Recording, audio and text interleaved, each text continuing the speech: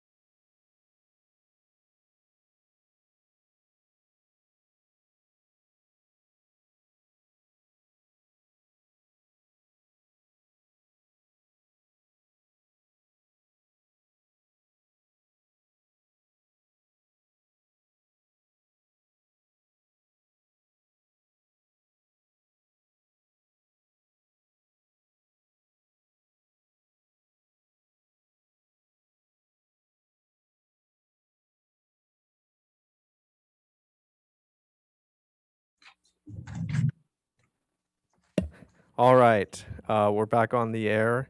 And I believe Mr. Commissioner Park has joined us now. Mr. Wilson, are you ready with the agenda status report and then the projection report?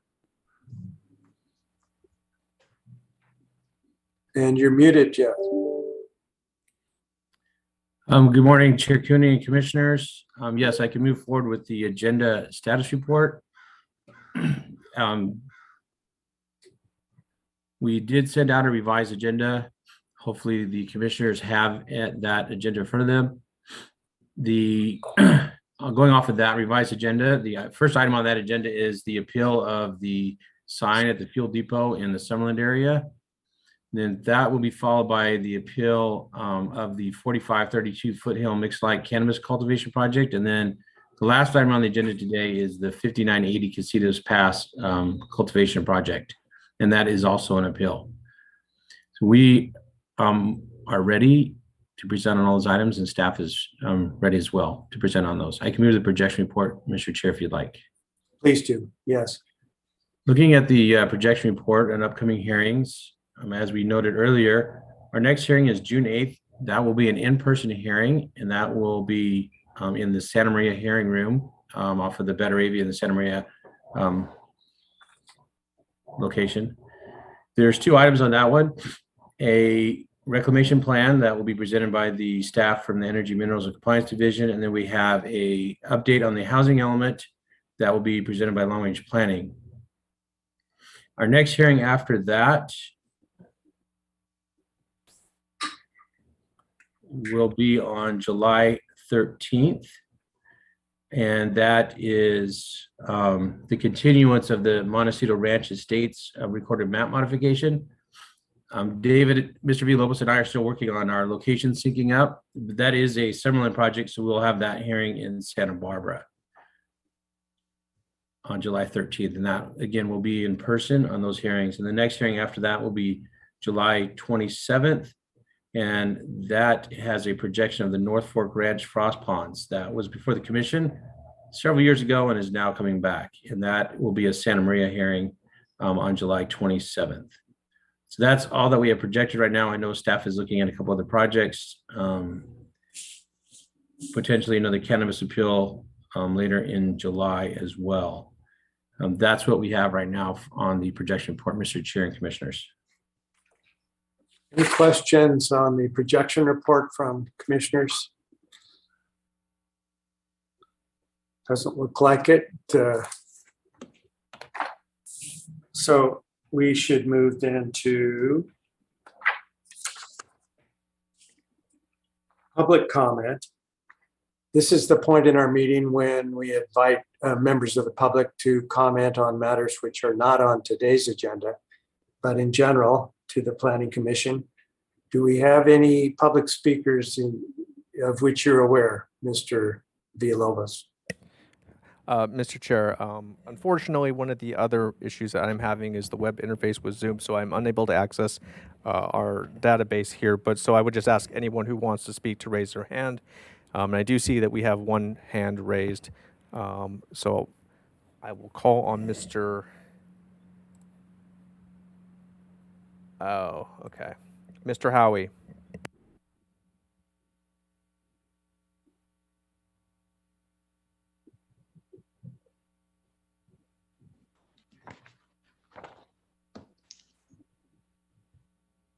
Mr. Howie? Mr. Chairman, if you can hear me, I'd like to have 3 minutes in total to raise two subjects not on the agenda. All right, Mr. Howie, as succinctly as you can, please proceed. Thank you. First subject, I filed a complaint with the planning department and I am unhappy with the response. I complained in April that a structure has been built nearly a foot higher than the permitted plans. This adversely affects the quality of life in the surrounding area. I'm not questioning the permit, I'm questioning why the building was allowed to be erected taller than the permit allowed. The planning department replied yesterday that the building inspector did not notice the discrepancy and approved the building. And therefore, as far as the planning department is concerned, quote, there is no violation, unquote.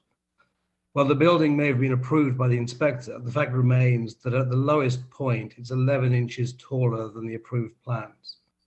The planning department is saying that my complaint is now outside their jurisdiction, so I'm bringing it to you. Please, can you tell me, how can we resolve this? Thank you. Second subject, on February the 5th, 2020, the Planning Commission considered a sound wall for Ocean View Park, Summerlin. There was some hesitancy about its design as a half stone, half transparent wall, but after a lot of public support, the commissioners approved it. Well, that wall is now being built. It looks beautiful and is perfect for the location. So I wanted to come back and say thank you for supporting it, and especially thank you for listening to the public comments. The work that you do, commissioners, makes a real difference to the lives of the people of Summerlin, and we appreciate it. Thank you. Thank you very much, Mr. Howie. We don't really have the ability to respond to public comments, so we can refer this matter to our staff and take it up at an appropriate future meeting. Okay, thank you. Thank you for your time.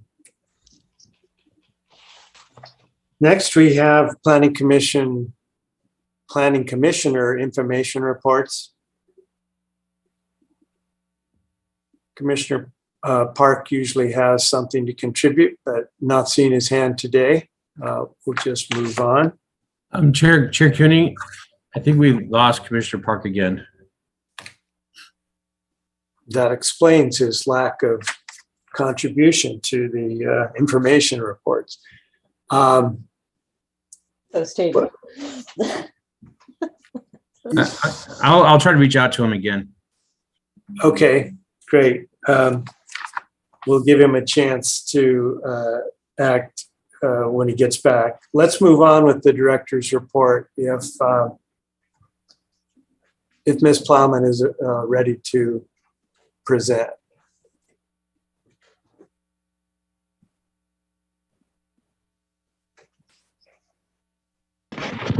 Good morning, you are. Mr. Chair. Hi. Good morning. So I have a pretty abbreviated report this morning. I don't have any new information regarding the status of the operations of the department. There was a board hearing yesterday, but that was a special board hearing and that was focused on ambulance service in the county. So I do not have anything to report from the board. I can tell you that we have upcoming hearings, and that is our budget hearings are on the 14th and 15th of June. As I've previously mentioned, we will be taking a fee update on the telecom ordinance to the board at the end of June on the 24th. And the cannabis ordinance amendment was continued, as we discussed last week, to August 16th. So I don't have any additional reports today. It's very short. I'm happy to answer any questions. Any questions from commissioners? The ordinance amendments, Ms. Plowman, there has been discussion publicly of tentative action by the board on that. And I take it that tentative action is all that's happened since that hearing. Mr. Chair, that is correct. And I'm happy to go through what that tentative action was. I believe I outlined it last week, but I'm happy to go through it again if the commission is interested. Well, maybe I'm the only one that didn't hear your presentation last week, Okay. but you don't need to repeat it at this time unless others want to hear. But I do have a raised hand from Commissioner Bridley. Yeah. So, you know, I'm a planner by trade, and every week I'm finding someone who's left your family at County P&D. It makes me sad, but it's all understandable. And so my question, actually, Director Plowman, is your staffing kind of at the point it was a couple of years ago before COVID, or are you feeling like it's less than what you're used to? In other words, I heard a report a couple of weeks ago, City of Ventura was down 40% of their planners. So this is not unusual. I'm just looking for your barometer. Yes, Commissioner Bradley, through the chair. It's been a real challenge, actually. We've had quite a bit of turnover, and since 2019, we've had a 43% turnover in our department. And just this year alone, we have had, I'm going to get this number right for you. We had quite a bit of turnover during the pandemic. And then I want to make sure I get the numbers right here for you.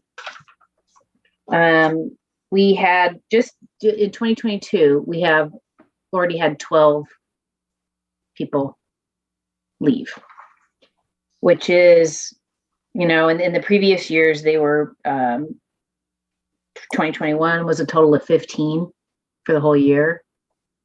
So it's up. And I know other planning departments and other industries altogether are experiencing a lot of churn and change. And it's been hard. And development review has been hit pretty hard. So we're trying to provide as much support to them as we can. So I'm sorry, Mr. Chair, and this doesn't have to go on too long because it's difficult for everyone to hear. A, we need to be patient. B, the public needs to be patient. C, how is the ability for you to backfill some of those things with contract positions looking? Is that because that sector is also stressed, right? Right. So yes, Commissioner Bradley, through the chair, we have on-call consultants currently that we use to help us, but we don't have a lot more that we can tap into at this point. So it's tricky. The case rates are really high because we've had people leaving, and they're all leaving for different reasons. Some people are moving back east to be with their families. Some people are realizing they can't afford to live here. Some people have partners that get jobs in other towns, and they decide to move. So it's a variety of reasons, but nonetheless, it's put a lot of stress on that division in particular. And we saw some turnover in our administration division that put a lot of stress on them as well. Well, I think you're doing a good job. I love the happy faces effort. And so I my heart goes out to you, or my my brain goes out to you. And thank you for the update, because sometimes as commissioners, we get approached about why is my project taking so long? And that actually helps. Those statistics will help. So I appreciate that. Yeah, sure. Of course. And Commissioner Cooney, I am happy to give you the briefing on cannabis because I don't want you to feel like you're in the dark on it. So I will just briefly share what the board did. They conceptually approved the concept of moving to the CUP. They, rather than excluding the projects on appeal, they wanted to push out the effective date of the ordinance. So that's what they're choosing to do. And I believe it'll be effective in mid-September. And then they did not conceptually approve the concept of having odor abatement for all cannabis grows. So they conceptually decided to maintain it in its current form, which is properties that are adjacent to EDRNs or urban rural boundary lines, or more than 51% of the site has cannabis on it. They are currently considering how they want to process permits for processing facilities that are being added to cannabis grows. So they have had an interest in helping to facilitate those. And so we are looking at options currently, which is why the item was continued. And we'll be bringing those options back to the board in August. And there's some questions about whether or not that would trigger a new CUP, or where there's an existing land use permit, it would be permitted with a land use permit, but all new ones on new properties would be conditional use permits. So there's a variety of options where we will be taking back to them. And I think that is a summary of everything that happened. Well, I really appreciate it. The power outage that we experienced last week in my office continued for the bulk of the day, and it was aggravating. But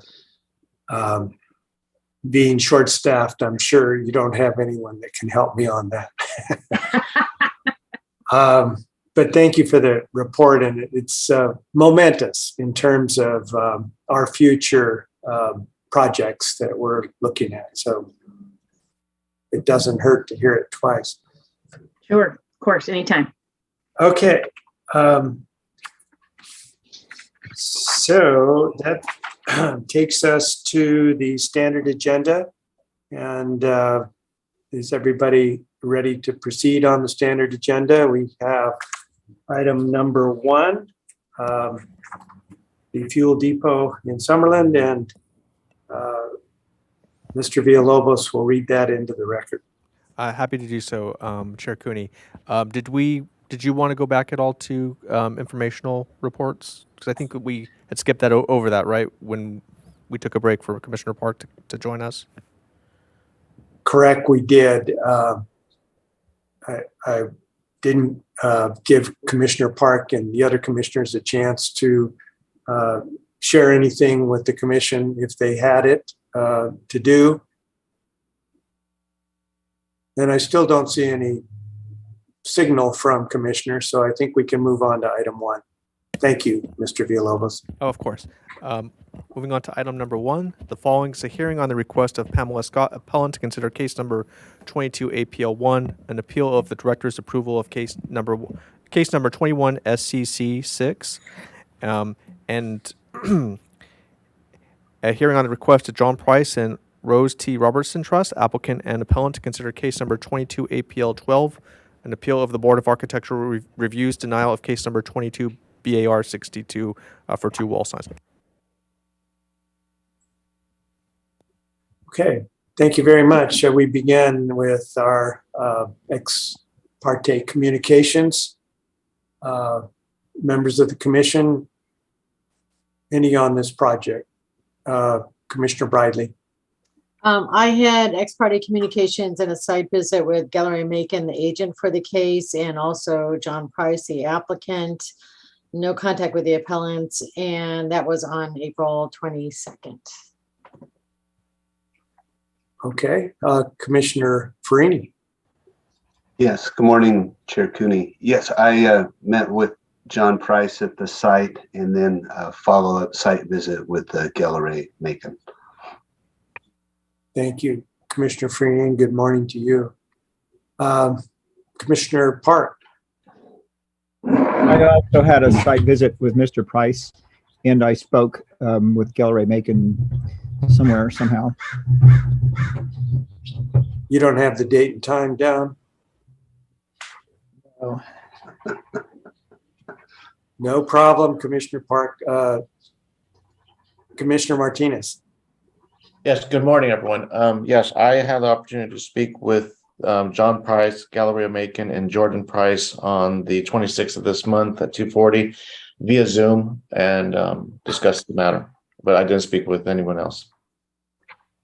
I was kidding about the date and time. But Oh, I did not. Martinez. I'm covering all my bases. He still fills out timesheets every day. So That's great. Well, I had the same ex parte disclosure. I had a meeting recently with Mr. Price, also Jordan Price. His daughter was present and participated, and Gallery Macon. So I think we all basically discussed the matter on site with those individuals, primarily on site. Okay, so Chair Cooney, yes. I apologize. Jordan Price was also present at my site visit, so I'm glad you reminded me about that. She was helpful. That's all. Great. Thank you very much. Mr. Tuttle, are you presenting on this item for staff? Mr. Chair, good morning. Yes, I am. Good morning. So yes, welcome, Mr. Chair, members of the commission. Thank you. I will be presenting the two appeals this morning of the Fuel Depot Point Market sign project. Here is a vicinity map, just to orient you to the project site, but it sounds like you all have been there. As you can see in this image, the project site is located in the Summerlin community, commercial core, in between Lilly Avenue and Highway 101. Just for a little background, the applicant, Mr. Price, submitted an application for a signed certificate of conformance in July of 2021. That initial application included 3 signs: a wall sign, chimney sign, and pole sign. After various revisions, including elimination of the pole sign, the BAR approved the project in November 2021. And the signed certificate of conformance was approved by staff on January 3rd of 2022. That approval of the signed certificate of conformance was appealed by Pamela Scott on January 11th, 2022. Subsequent to filing of the appeal, the project has been further revised to substitute the chimney sign for a second wall sign on the rear of the building. That revised project was brought back to the Board of Architectural Review for their review and approval. On April 15th, 2022, the BAR denied that revised project, and I will be discussing later in the presentation their reason for denial. The applicant subsequently appealed the BAR's denial, and so that's why before your commission today we have an appeal by Ms. Scott of the signed certificate of conformance, as well as an appeal by the applicant of the BAR's denial.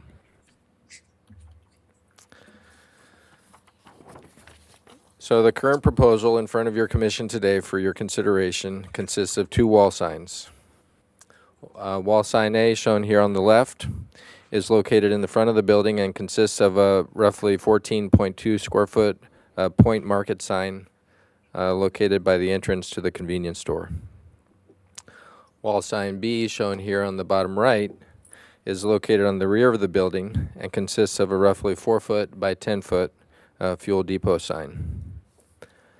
Both signs would be externally illuminated, consistent with ordinance requirements, with downward-facing gooseneck light fixtures with a maximum of 10 watts LED each, which is, for comparison purposes, about 100 watts of incandescent equivalent.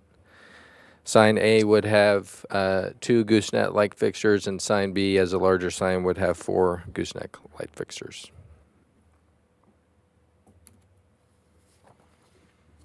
I'll just now walk through the appeal issues, followed by a summary of staff's response. A more detailed analysis can be found in the staff report.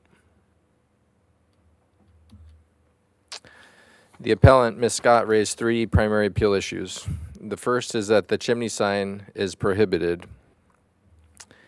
And as noted earlier in my presentation, the chimney sign has been removed from this project and therefore is no longer part of the proposal in front of your commission.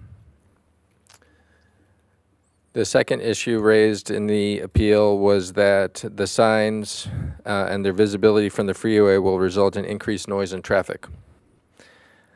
It's unclear whether this appeal issue is directed to the chimney sign, which was more visible, which is no longer part of the project. But that said, signs in Summerlin are reviewed for compliance with Section 35-138 of Article 2, which sets forth the sign standards for Summerlin. There's no regulations or standards in the sign regulations pertaining to noise or traffic. Additionally, the appellant did not offer any evidence to support the claim, more just an assertion. The signs will be affixed to an existing gas station and convenience store that has existed on site in various forms for nearly 60 years. Thirdly, the appellant asserts that the signs will result in increased crime due to their visibility from the highway when paired with the sale of alcohol, though again offer no evidence to support the claim. It's worth noting that the signs do not advertise the sale of alcohol. The sale of alcohol is not regulated by the zoning code, and the project only consists of a request for 2 wall signs pursuant to Section 35-138 of Article 2.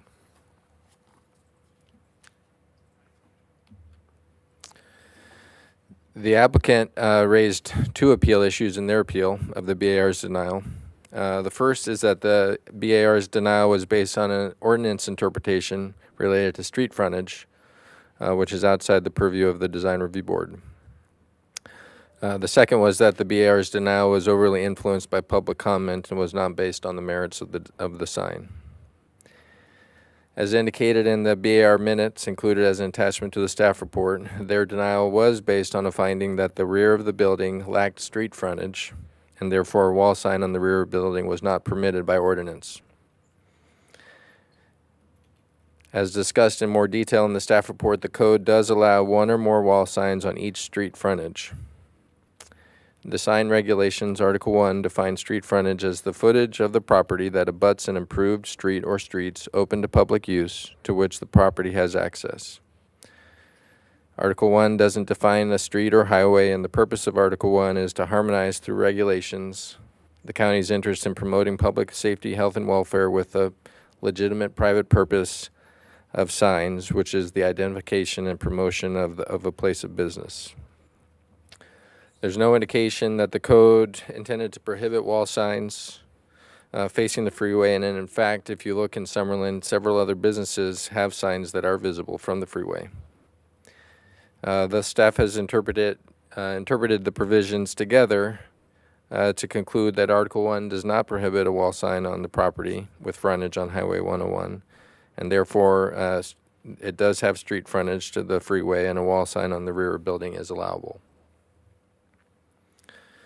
Lastly, in response to the second appeal issue, there was no indication the BAR's decision to deny the sign was overly influenced by public comment, though it is clear on the record, for the reasons I just outlined, that it was based on the issue of street frontage.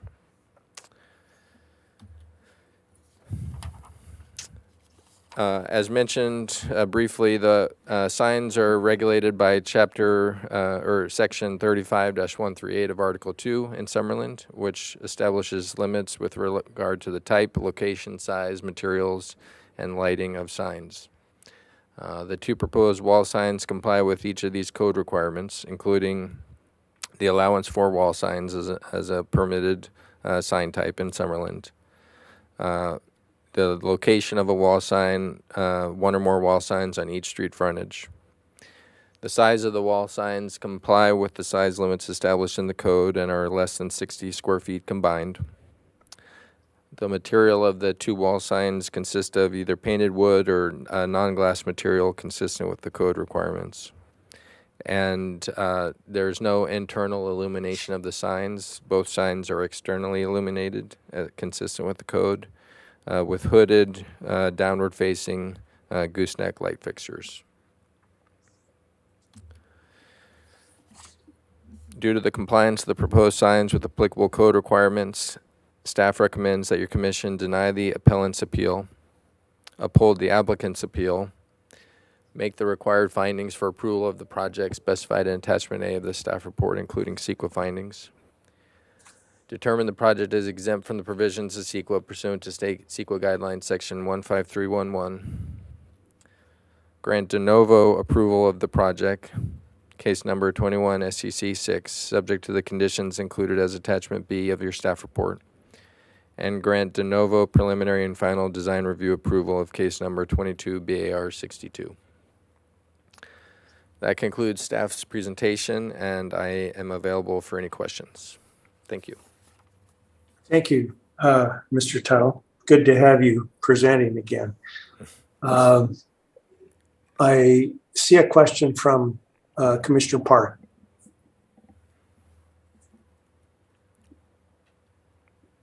John, you're muted.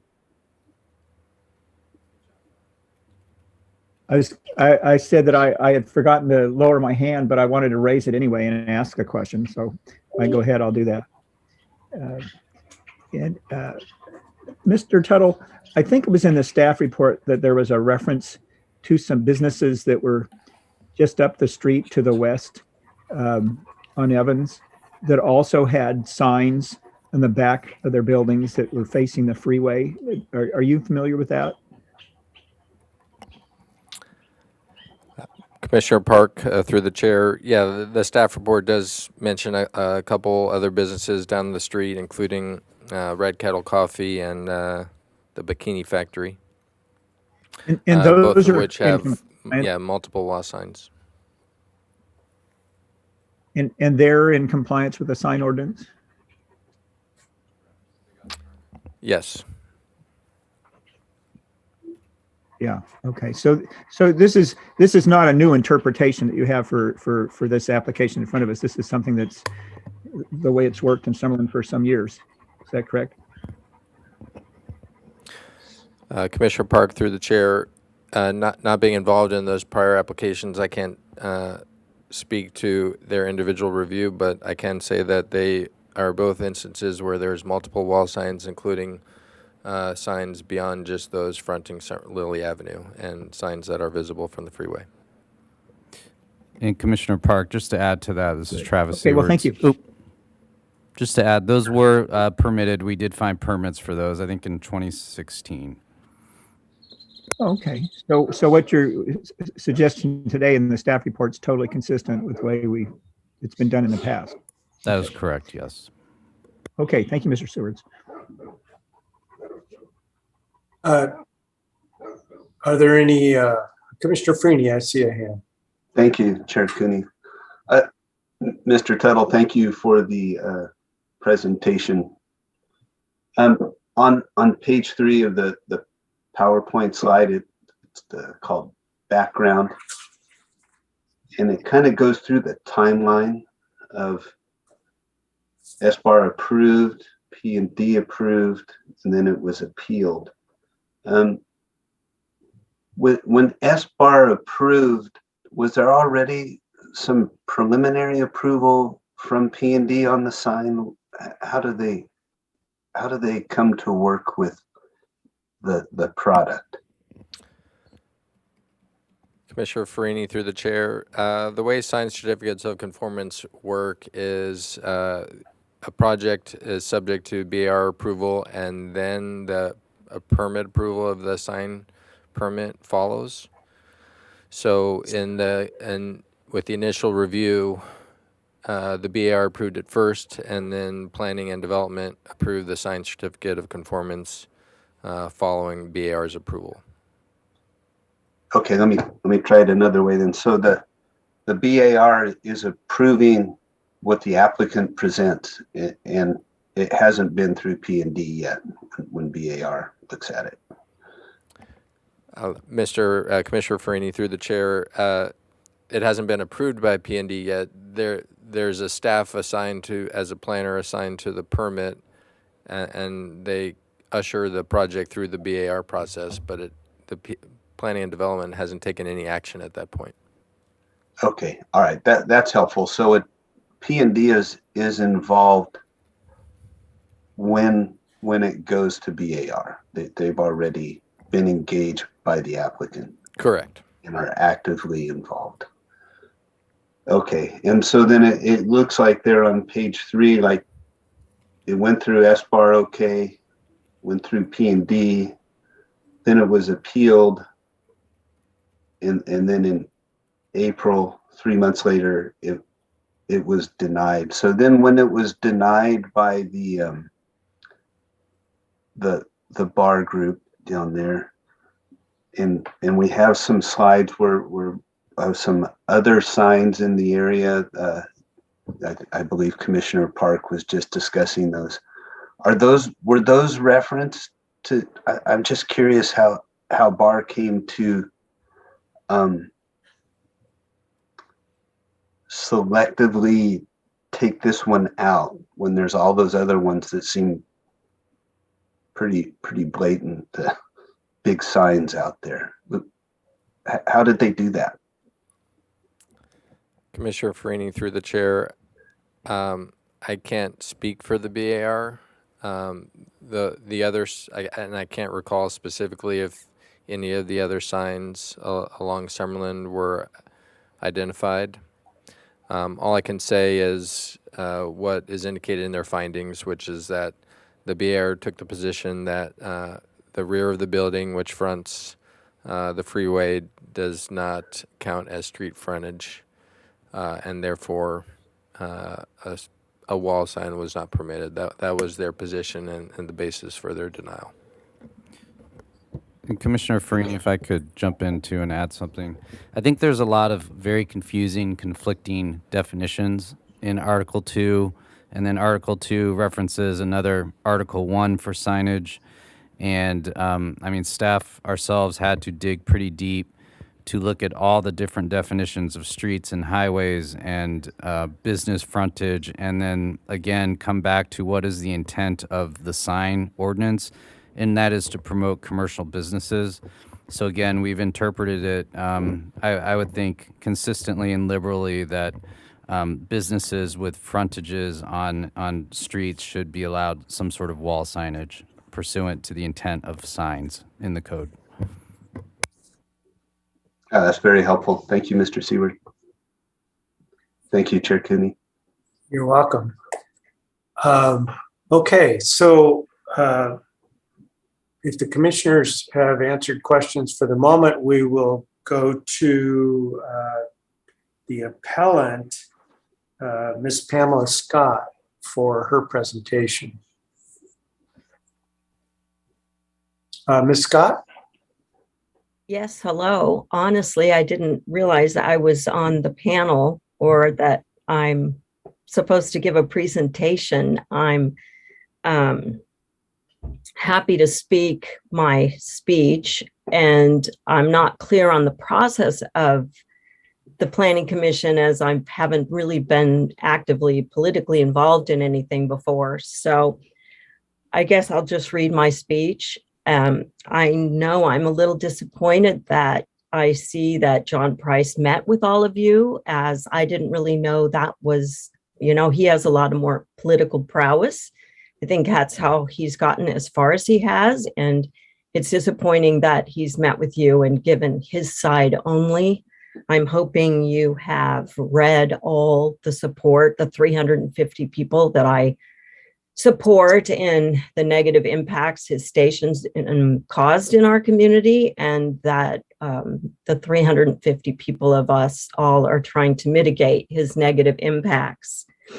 I did see his PowerPoint presentation. I wanted to point out he did not lay his sign onto that so that you could see the large quality of that sign as compared with the others.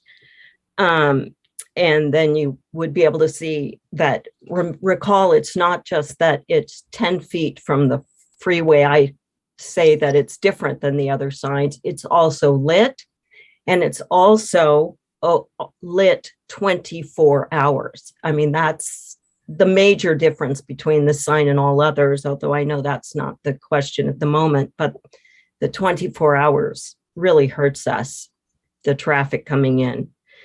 But I'll go ahead and read my statement. Primarily be aware that the liquor store sign is grandfathered and we can't do anything about it. So I ask why, when it's a sign everybody dislikes in the town, it's so unattractive. Why would we add a second sign? Isn't that adding insult to injury? And this sign is only to increase the applicant's sales a little. The previous decades of gas stations had no freeway sign announcing its presence. He has 15 other stations. He doesn't need the extra few dollars that will bring. This property never had a freeway facing sign, and it hurts the community in the fact that it's open 24 hours, lit, people coming off the freeway, driving into town, and we have residences right across the street. It's my understanding that the Planning Commission is a visionary body, It's able to look at the situation as an overview to the future of the community. If so, then the Planning Commission will see that Summerlin has an overall rural nature. It's darkened at night. With his already 2 bright lights deceivingly approved at the station, we are already impacted with destruction of our night sky. Why would anyone add to that for us? And approving the traffic it brings in all night long to our rural community. There's only one reason a sign faces the freeway, and that's to bring freeway traffic into the location. So how will a freeway sign affect traffic? That's all its purpose is. And we don't, like I said, he did well before. It's primarily the traffic at 2, 3, 4 in the morning that hurts us.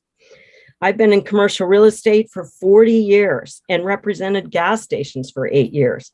They want the freeway signs to add additional traffic.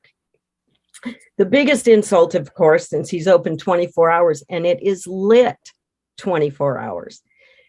The traffic comes off the freeway, it backs up, the big trucks, his big canopy does accommodate large trucks. Think when they back up, the beep, beep, beep at 2, 3, 4 in the morning. People are living across the street. I can hear the beep, beep, beep of a backup at the top of the hill, and I live in the top of the hill in Summerlin. Okay, the freeway sign isn't on a frontage road, which our SCA president has researched assiduously, which is a requirement of a wall sign. It is 4 times brighter. 10 LED is 100 LED, so he's got 400 watts of light on that freeway sign. He had found acceptable 100 watts on the chimney sign. Now he wants 400 watts. Same with the wall sign on the front. He wants 200. He had accepted 100 before. The applicant used 2 different facade elevations to get to his 42 square foot sign. I think that's a push again. It's 10 feet wide, this sign, and 4 feet high. That's really quite huge. I just say again, with your visionary, can you imagine how large a 10-foot wide, 4-foot high lit sign when no other business in our town is lit in the middle of the night? Perhaps that's why they didn't lay it into their PowerPoint. But, obviously, I am aware that freeway signs are very contentious in other communities, having been in the business for 40 years. Most communities won't allow these freeway signs directly on the freeway. I'm not talking about the signs you can see in the distance or anything. These are ones that directly face the freeway. Santa Barbara doesn't allow it. Please do not approve this applicant's disruptive freeway sign for all these reasons. Thank you for your consideration. Thank you, Ms. Scott. I wish we would have had a chance to meet with you. That's all I can say. I didn't know. No problem. We missed out on an opportunity ourselves. So thank you for filling us in this morning. Okay. Okay, commissioners, any questions for Ms. Scott? Not at this time, but we may. Okay. I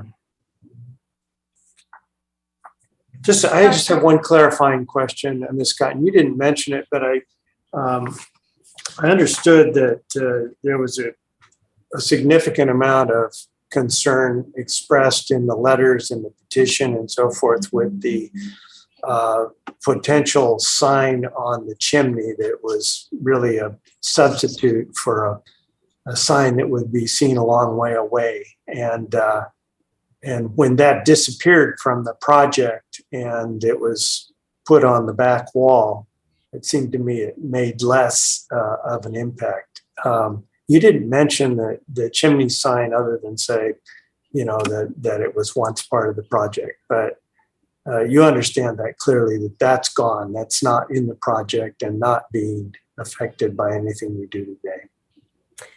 Yes, I do. It's that sign you could exit, you could see before you exit, which is the primary goal. He's got a couple trees, which if he cuts down, you'll probably be able to see this sign because of its 400 watts of light as well. Maybe not so clear. His canopy is so high, you can see that from the freeway, and that's lit too.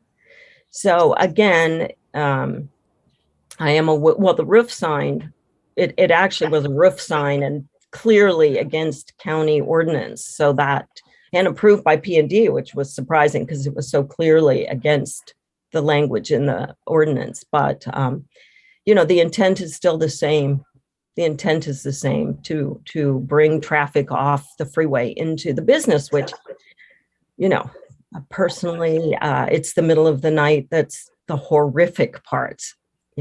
During the day, we tend to be a little bit of a freeway community anyway, because we're a tourist destination.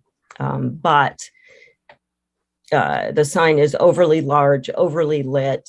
And again, all you can say is feel sorry for us because of his hours. Okay, thank you. Well, you've made your points very clearly. Okay, thank you. All right. Chair Cooney, I actually did have one question for Scott. So Ms. Scott, you made a statement that you said previous gas stations never had a freeway sign.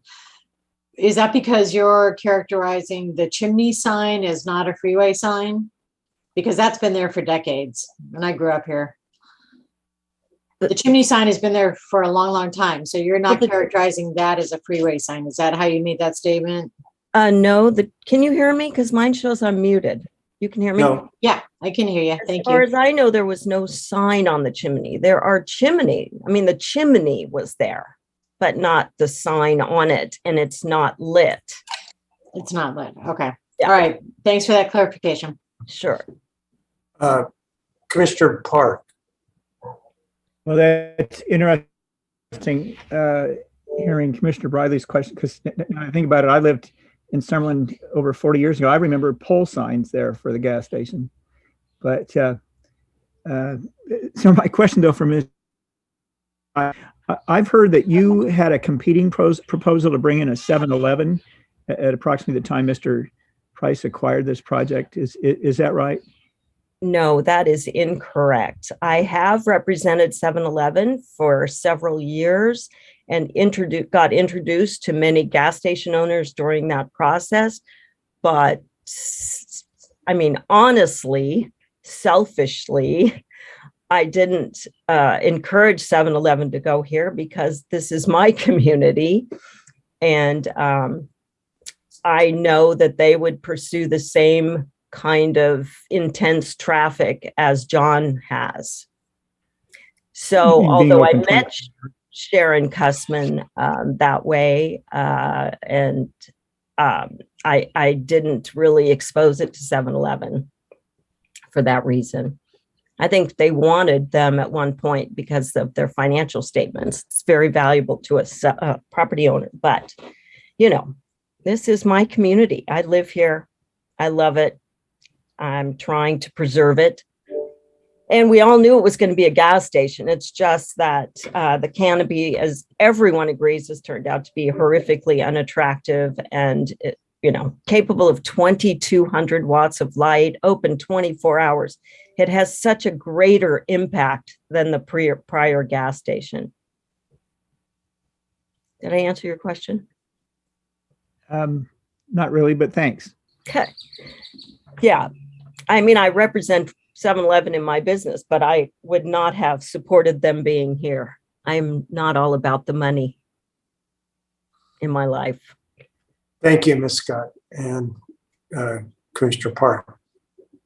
I don't see other questions, so we'll go to the applicant next. Who is appearing on behalf of the applicant this morning?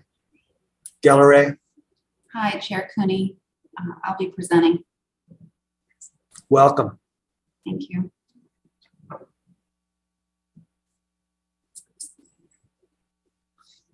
Just waiting for, oh, there it is.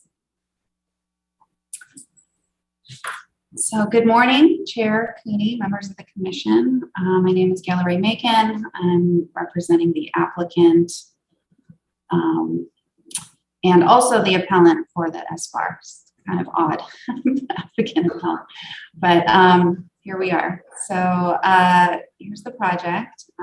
Next slide.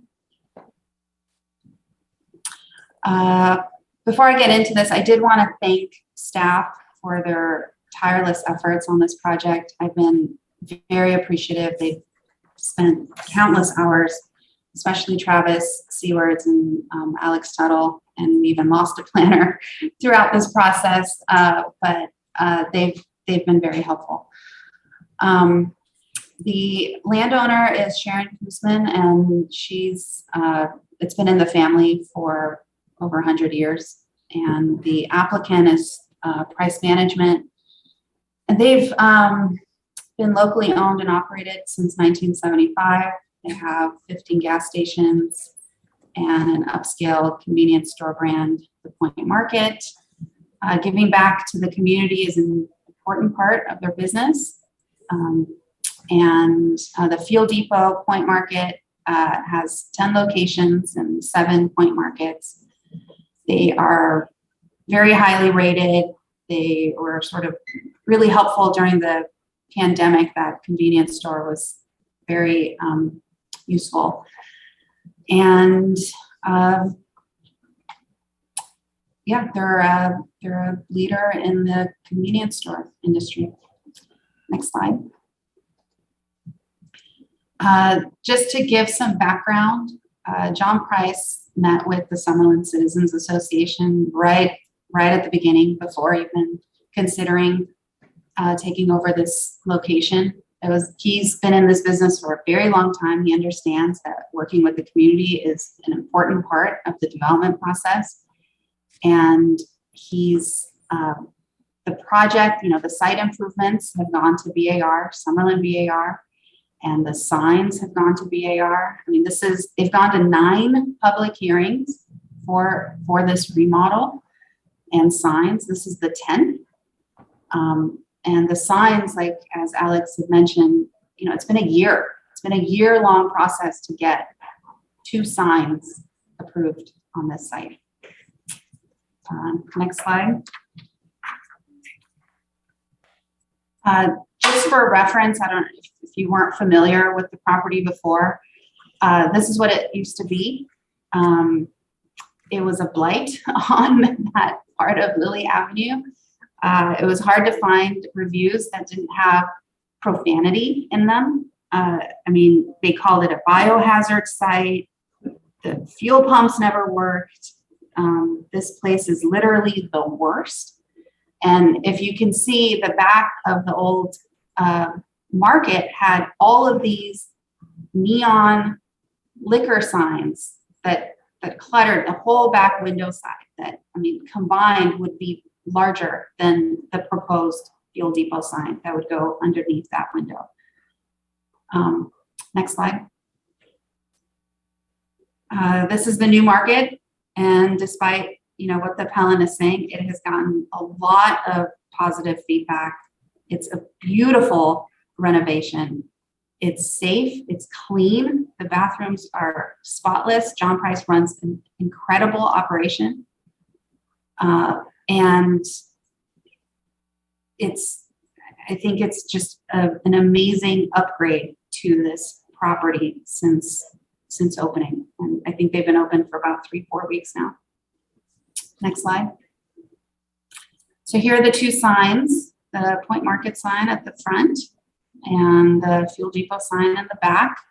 As Alex mentioned, it meets the code requirements. The Point Market sign is only 1.3% of the fascia, which is allowed to go up to 10%. The back sign is about 4%. Even if they cut out the whole other side of the fascia and just used the square footage of that one, it would still be less than the 10% allowed for the fascia. Next slide. We want to, in full disclosure, just want to let you know there is a price sign that's in the county. We applied for this last week. And so just letting you know, there is going to be another sign with fuel prices coming. And if it gets appealed, it'll probably be back at the Planning Commission. It's a replacement of the existing sign that was there. It's new, and it's going to have the same, gooseneck lighting, and it's wood, sandblasted. It's going to be a really nice sign, and it's supported by the Ag Commissioner for its location and visibility requirements. Next slide. These are the two appeal issues that we had made for the SBAR hearing. I'm not going to go into it again. I think Alex did a great job explaining why we appealed it and what staff's response is. The issue on that day was that staff wasn't present, and so we didn't have staff representing the street frontage definition and how they had arrived at that. And so because they weren't there, I think BAR had no choice but to make their own determination and vote accordingly. They knew that it was going to Planning Commission. And so I think they felt regardless, it was going to end up in your purview. Next slide. These are the neighborhood signs that are there. And really we performed our own independent study of 20 businesses along the commercial zone of Lilly and Ortega, and saw that only 30% actually had approved permits. There were 70 permits that were 70 signs that were 70% of the signs were either unpermitted or in violation or just lacked any information. And then there was a Summerlin Inn sign that is directly facing the freeway. That's how it was approved. And also the DDS sign was Mark Alexander DDS sign was also a freeway facing sign. Next slide. And then these are the other ones that we talked about: the Red Kettle Coffee, the Bikini Factory, the Big Liquor sign, and they have them on both sides of the freeway. We're only showing this side, but if you coming southbound as well, they're on both sides of the businesses. So this is sort of compatible with what has been approved and what this stretch of Summerlin looks like. Next slide. In conclusion, the developer has operated in good faith. They've taken all the appropriate permitting steps. They even changed the chimney sign and relocated it. It's been publicly reviewed to death, and we're just hoping that it sort of ends here and doesn't get appealed to the Board of Supervisors. Here for any questions that you may have. Thank you. Okay, thank you, Ms. Macon. Questions from commissioners?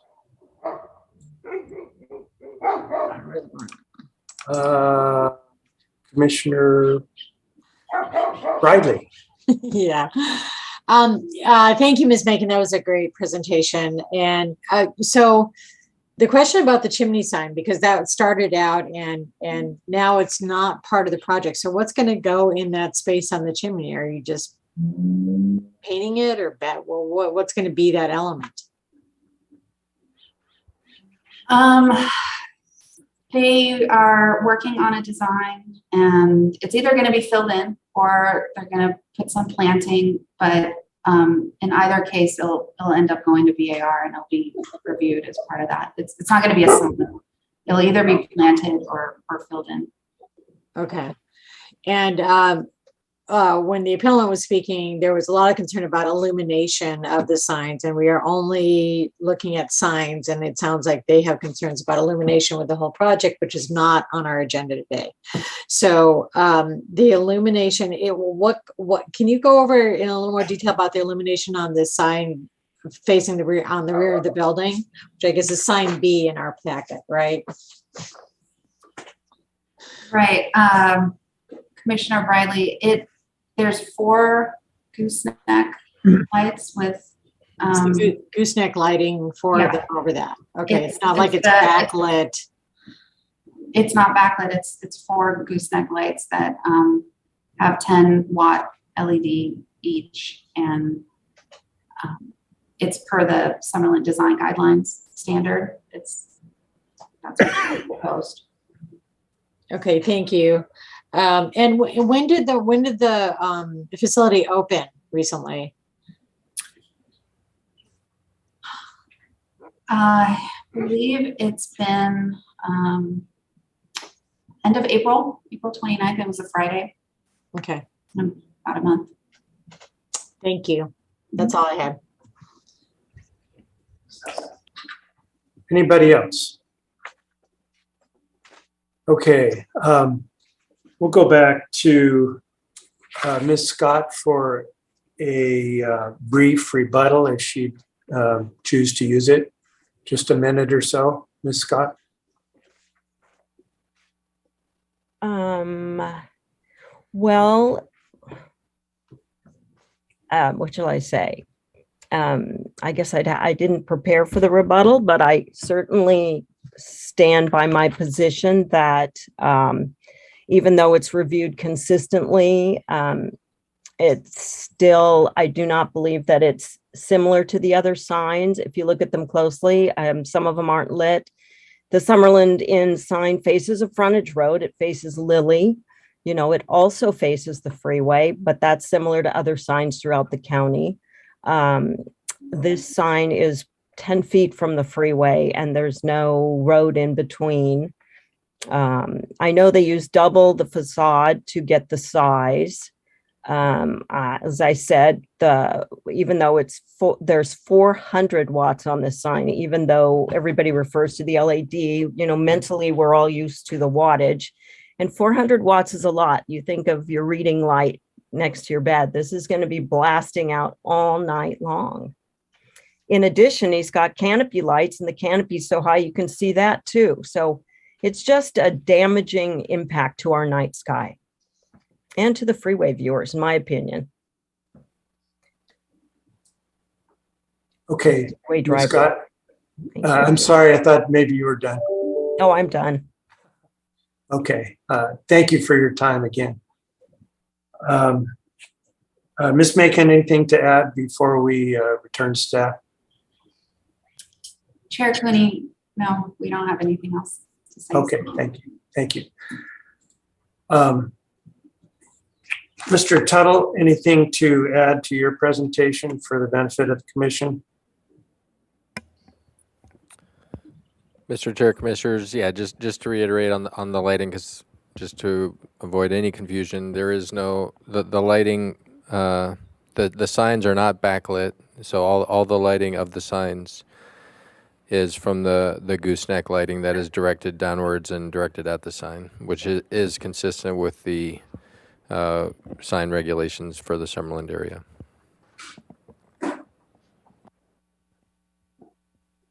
Thank you, Mr. Tuttle. Any commissioner questions of staff? Commissioner Farini. Thank you, Chair Cooney. Mr. Tuttle, on page 4 of the staff report, 5.1 is site information. So I heard from the appellant that Main Street is kind of mixed use. I heard her say residential, that there's residents on there. And yet I see that the area looks like it's zone C1 and TC, and it's like I can't find where it says that it's zoned residential. Can you help me with that?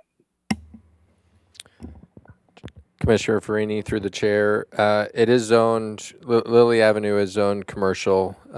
It's possible there might be some residential mixed in there. Residential is allowed as a secondary use in the C1 zone district, and there, it's possible there could be some residential along there, but it is zoned commercial. Okay, and then Commissioner Farini. Just- Oh, I'm sorry. Yes.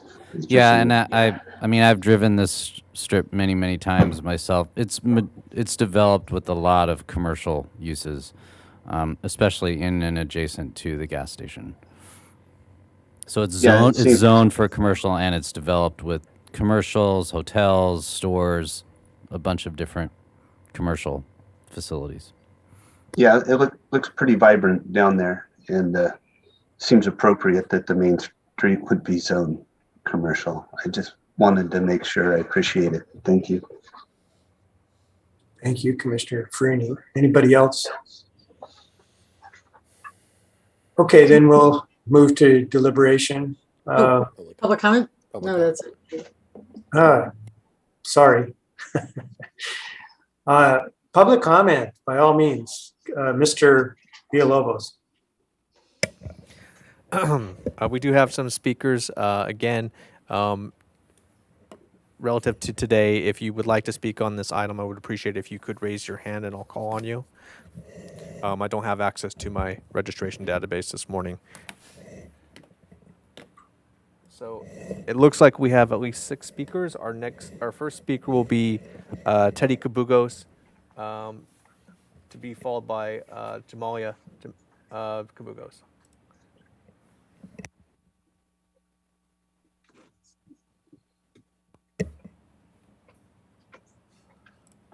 Mr. Kabugos.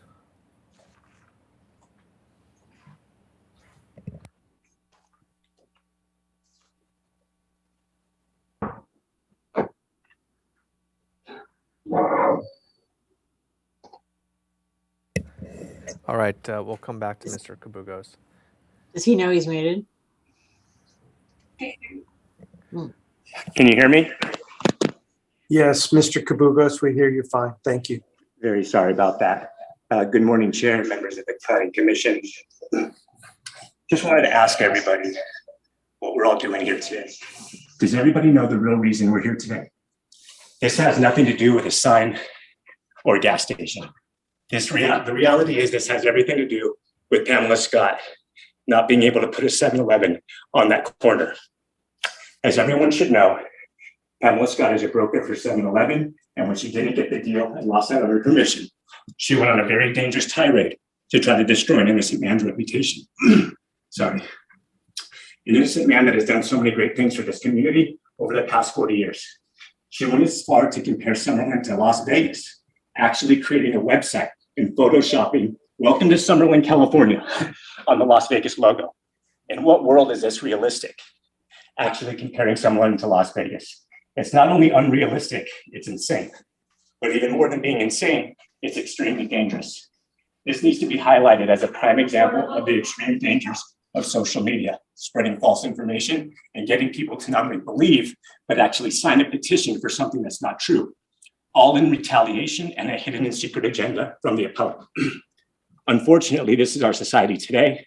This is an example that I will teach my children of what is dangerous and wrong in this world today, and then now in our beautiful community. This has created so much negativity, fighting, hatred, and so much wasted time and energy from so many people all over this hidden agenda. And that is the issue here. I leave everyone with this. Pamela Scott just told everyone on record she would never support a 7-Eleven in Summerlin, which is also a lie.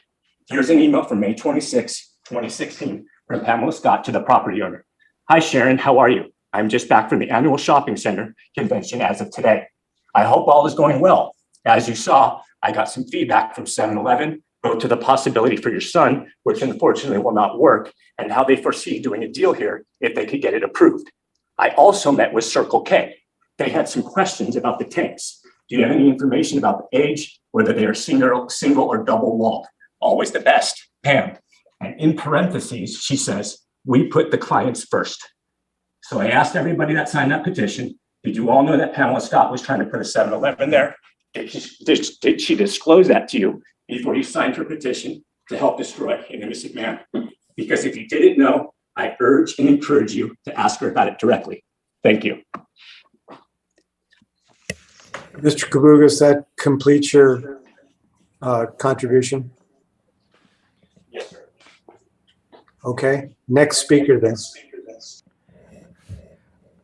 Okay, our next speaker will be Jamila Kabugos, to be followed by Sean Carroll. Good morning, members of the commission. Can you hear me? Yes. Great. My name is Jamila Kabugos. I'm a Santa Barbara business owner and mother of 2 young boys. I myself was raised in Summerlin and now frequently take my children to enjoy the town's restaurants and parks. I'm speaking today in favor of the project and against the appeal. Relative to the fuel depot and the point business in general, I frequently patron the business's other locations throughout Santa Barbara County. In fact, I make a point of filling up for gas at the fuel depot because compared to other gas stations, the experience at fuel depot and the point feels higher quality, cleaner, safer, and healthier.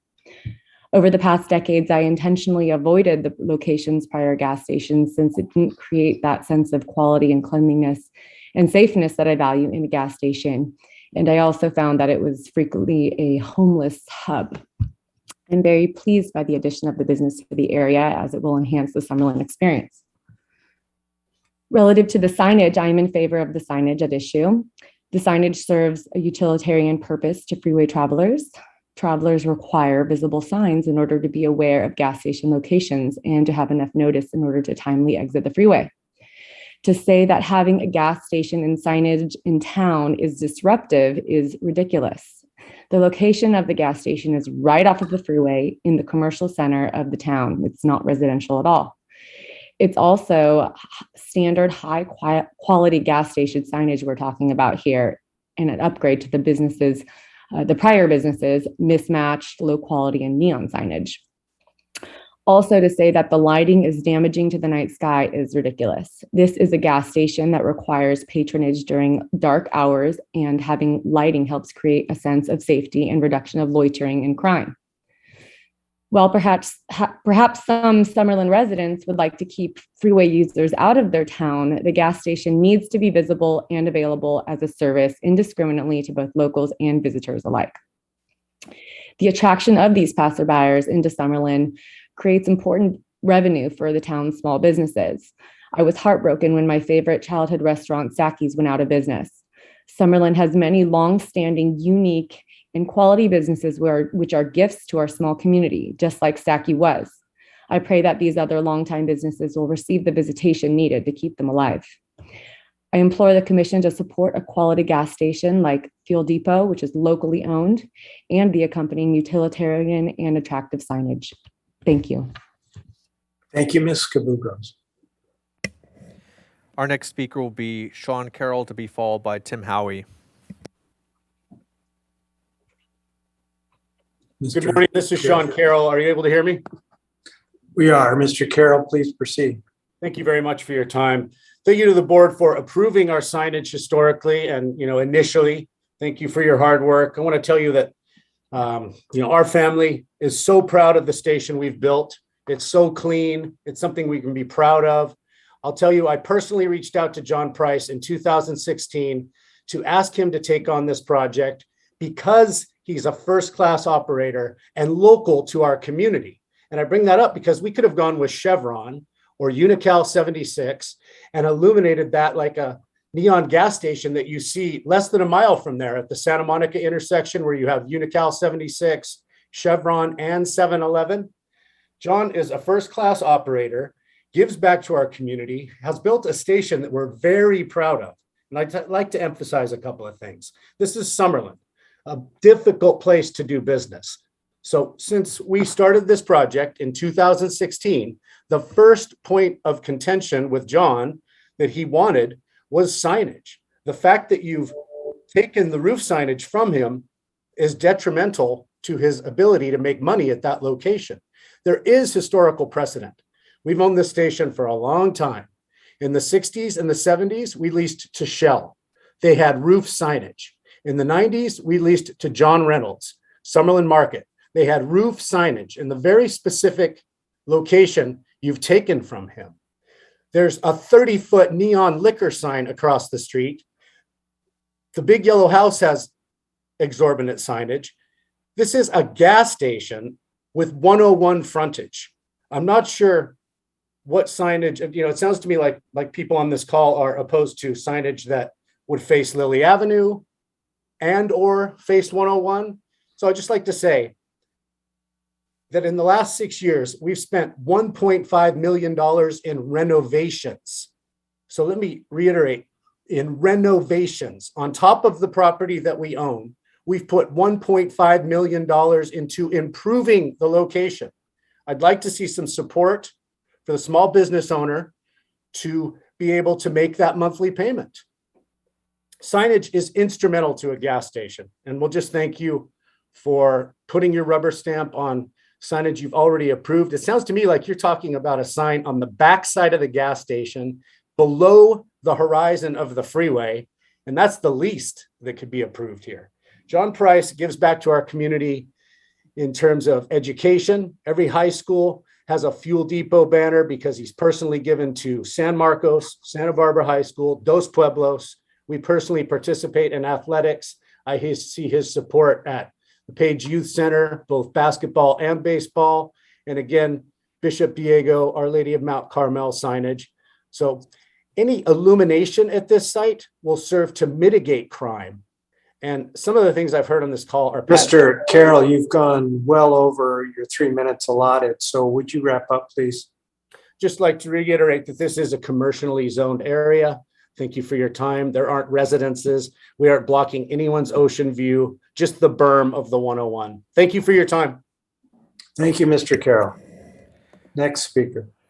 Our next speaker will be Tim Howie, to be followed by Travis Twining. Mr. Howie. Where I come from, a building's frontage is at the front. I object to sign B on the back of the building and want to make 4 points. Firstly, staff were represented at the April 15 SBAR, and they said that they had okayed sign B because the slip road was a frontage road. That is nonsense. From the overhead photo, you can see that a sign on the back of the building would not even be readable from the slip road.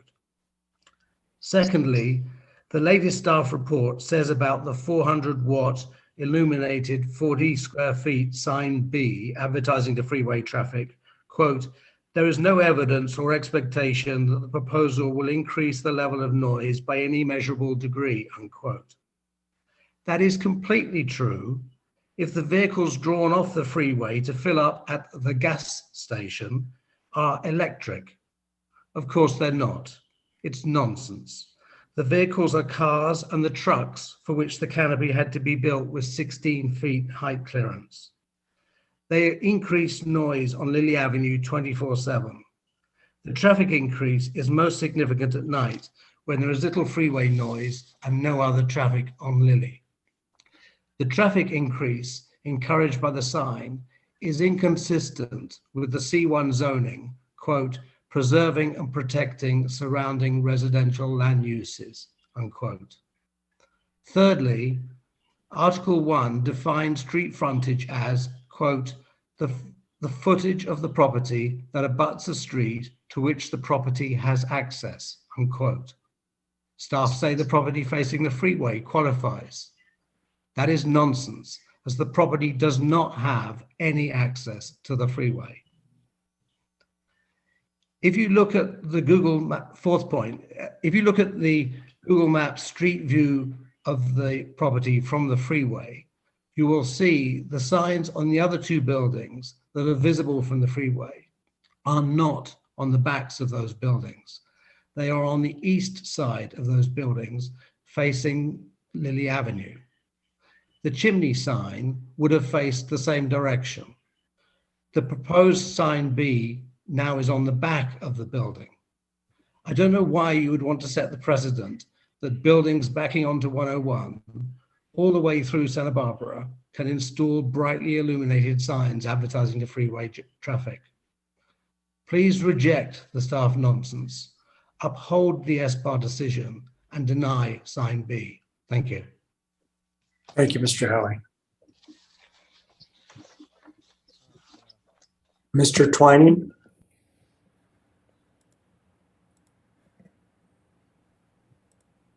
Hello, and thanks for taking my comment and taking the time.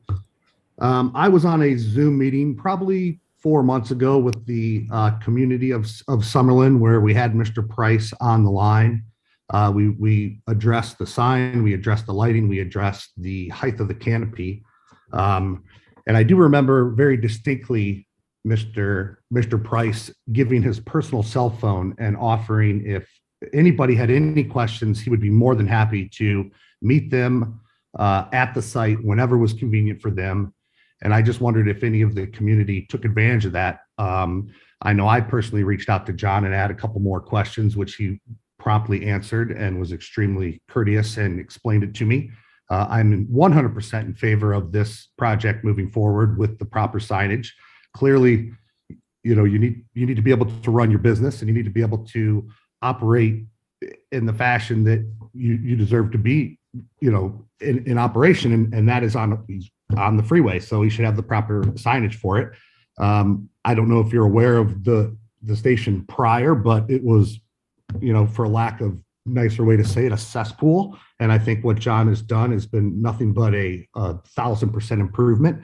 And I'm always amazed that the namesayers want to just jump on the bandwagon of trying to destroy a project where someone's worked so hard to make it such a nice part of our community and fix it up and make it a better situation for all of us in the community. And I'm 100% in favor of it. And also, being in the trucking business, I can guarantee you, I've heard some of the comments about this will increase traffic to that station. And that is absolutely ludicrous. You cannot get a semi in and out of that station. And anybody that actually operates a semi would know that that is not possible. So again, nothing but nonsense there. So that's really all I have to say. And I just wondered if anybody took the opportunity to reach out to Mr. Price when he was so gracious to give his personal cell phone number to everybody on that community meeting. Thank you for your time. Thank you, Mr. Twain. Chair Cooney, I had a question for the speaker. All right.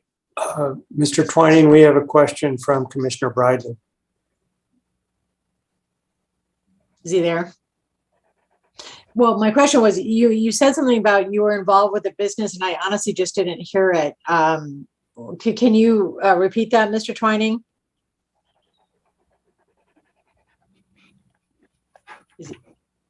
Can you hear me now? Yes, thank you. Sorry, my apologies. It keeps muting me. I operate a business here locally that we have 3 locations, one in Ventura, Goleta, and Santa Maria. We operate a rental equipment construction business, and we have 5 semis that operate up and down the 101 every day. And I can guarantee you, we would never be able to pull into that station with a semi and a trailer behind it. Thank you. That's great. I just didn't catch that earlier. Thanks. No problem. Thanks so much. Thank you. Thanks for asking the question. Our next speaker will be Phyllis Noble, to be followed by Brent Dill.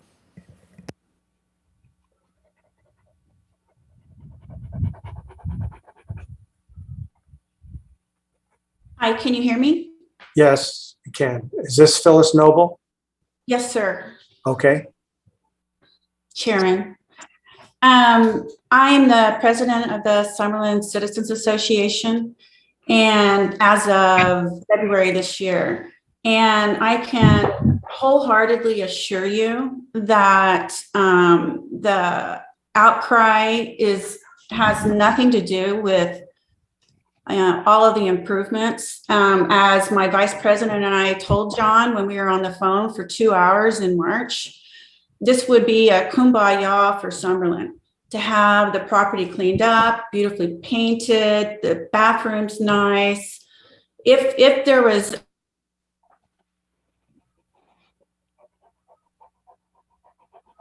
Ms. Noble, we can't hear you at this point. it said the host muted you. Can you hear me? Now we can, yes. Okay. So as my vice president, Kristen Tufel, and I told John on the phone in March, this project would be a kumbaya for Summerlin. People would be down there with their arms wide open saying, thank you, thank you, thank you. But what's happened is that we're finding that there are a lot of exceptions being made to, just plain out policy. There doesn't need to be 18 identification signs on this building. The section 35 says 1 identification sign. It's one identification sign. You can call it a wall sign. You can say one identification sign for a freestanding sign. And the canopy that is almost 20 feet high. It's 1,351 square feet. It's almost the size of the main structure. It took it over the FAR requirement of 0.27 to 0.38. It's way too big. And we said, John, if you would agree to close at 11 o'clock at night or midnight and open up at 6 a.m. in the morning, we don't have any law enforcement. This is a residential C1 zoning with 36 residences in it, one starting 96 feet away. I've been overwhelmed by phone calls. All we're saying is if you could please close all through the night and not have these lights on all night and dim that canopy, Pam will pull her appeal away and Summerlin will be happy. But don't litter and clutter this property with signage that's totally unnecessary. And we've been told by 2 people at the county that he has to have these signs in order to make his money back from his investment. But research shows that at night between 11 and 6 o'clock, only $200 is made. So the tax dollars to the county every day would be 50 cents. That's $3,600 a year. That's what he'll make in one day there.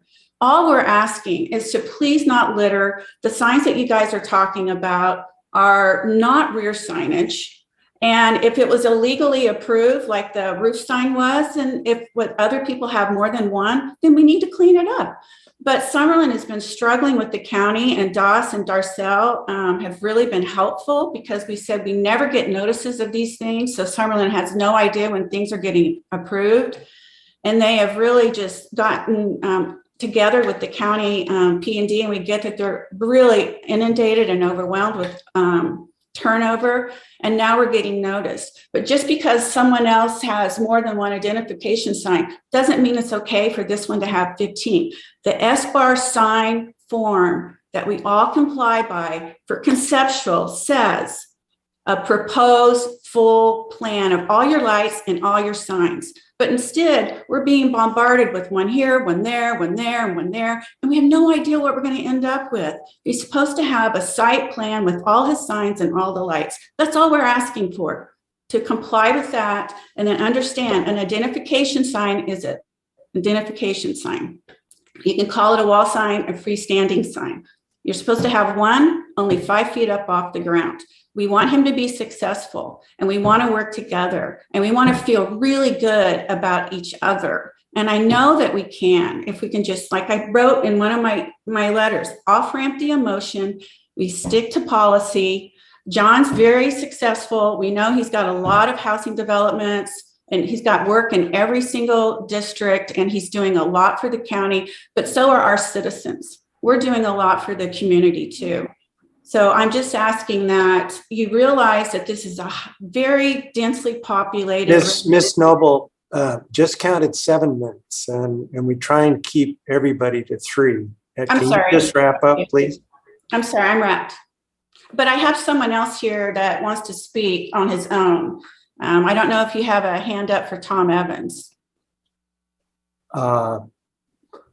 I don't have a hand up for Mr. Evans, but we'll give him the opportunity to speak.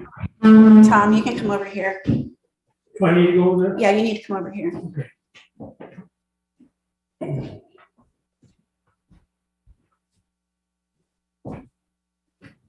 Good morning, Chair Cooney and Commissioners. My name is Tom Evans. I've lived in Summerland since the 60s.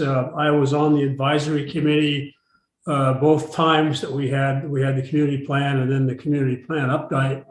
First, I'd like to say I was just about shocked to hear how little the commissioners and staff seem to know about the C1 zone. We were C2 previously, and during the community plan, we took a plan that was being worked out for Buellton, and they were stalled on it and developed it for a less intense commercial, but also mixed use. And so we have FAR considerations that are help with the mixed use. And this was a part of our contribution to affordable housing. So the C1 zone, if you really look, most of the commercial buildings, all the commercial buildings that have been built recently, and a lot of the older ones have housing upstairs. And if you are careful and walk up and down Lily Avenue, you'll see that they do, even ones close to the gas station, which is the most intense area of the town. As far as the approval of the, or the SBAR looking at the sign, before focusing on the legality of the rear sign, they had concerns about the actual sign proposal. They said that they talked about, had they looked at alternatives to that location, even on the rear of the building, because it's not where you'd normally put a sign. And, it should go up where the windows are or off to the right or something. It doesn't need to be that big. You could, if it was a little smaller, it'd still be easily read, and give more flexibility as far as a better location. But those are things that they talked about. And then they got into the issue of the legality of it. And so we have the two comments that focus on legality, and then the second comment in the minutes that talks about other issues to do with the sign. So they thought the sign, if it were to be legal on the back, needed work. They were not happy with it.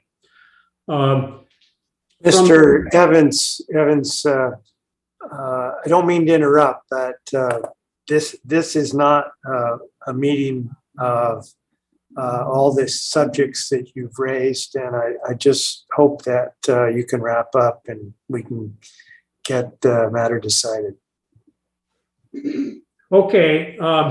Anyway, I'll just skip to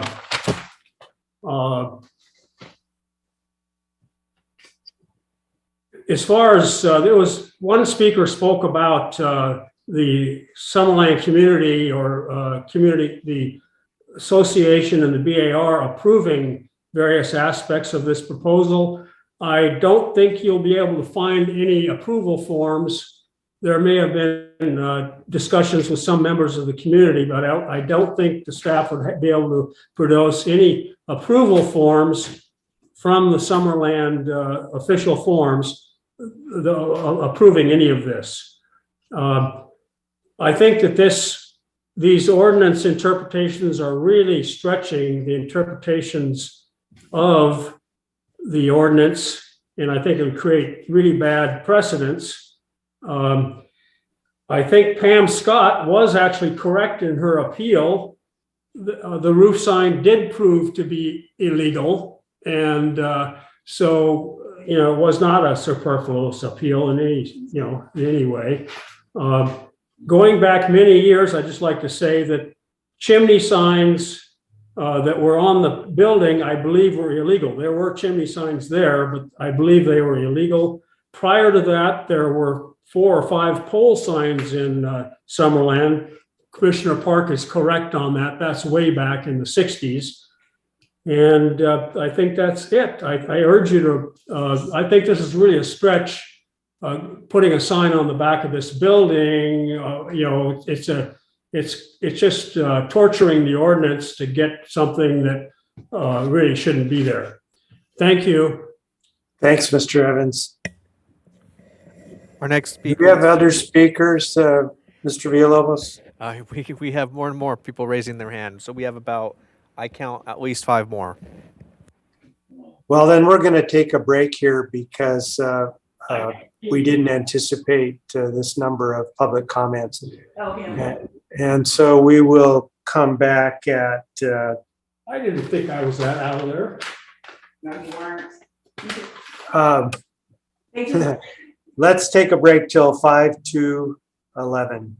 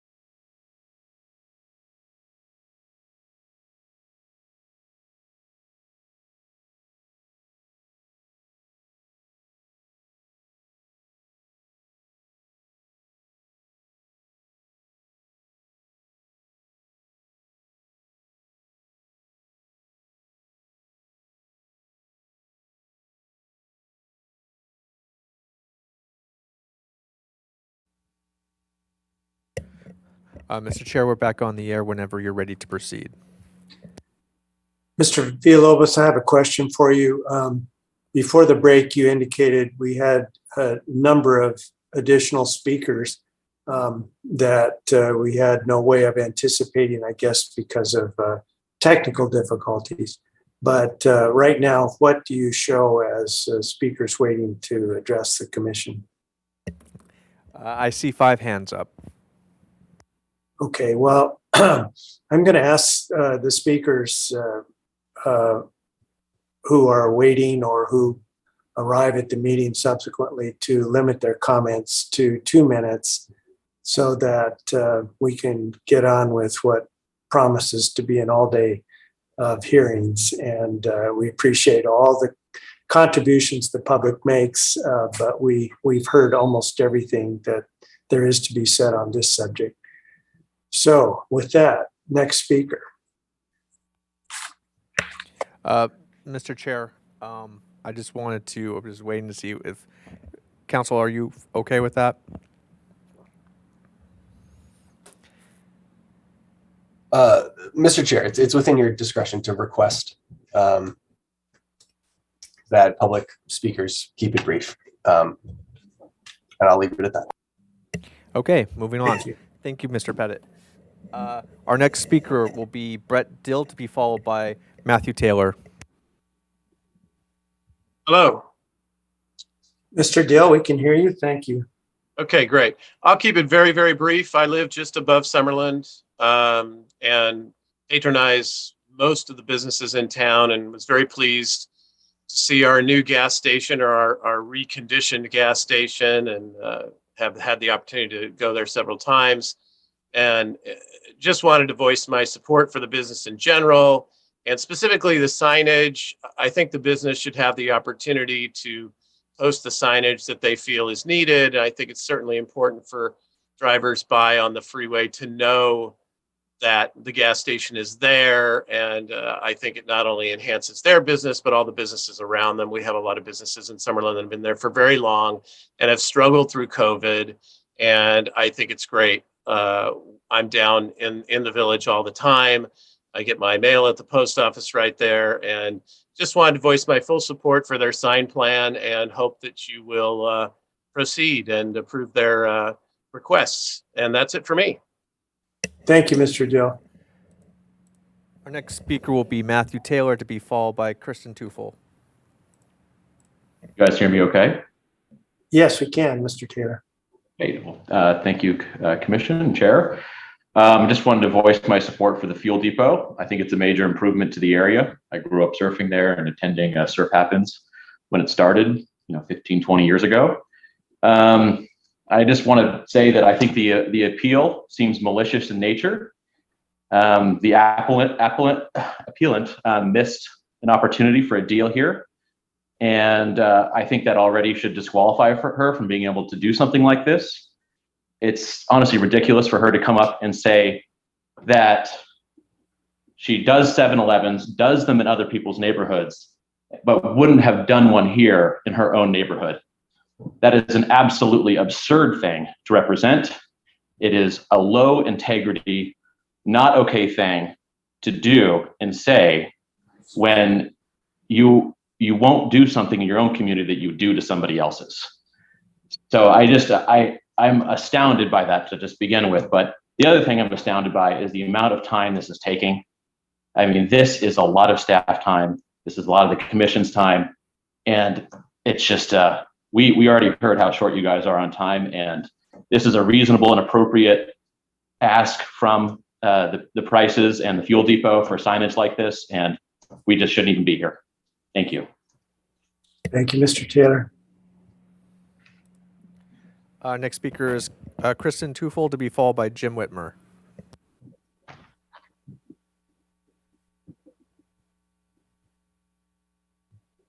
Ms. Tufel?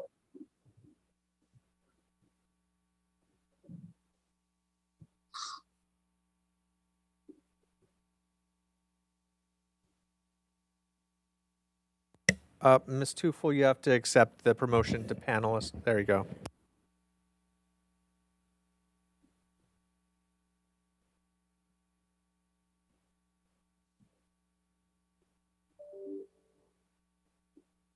Are you still with us, Ms. Tufel?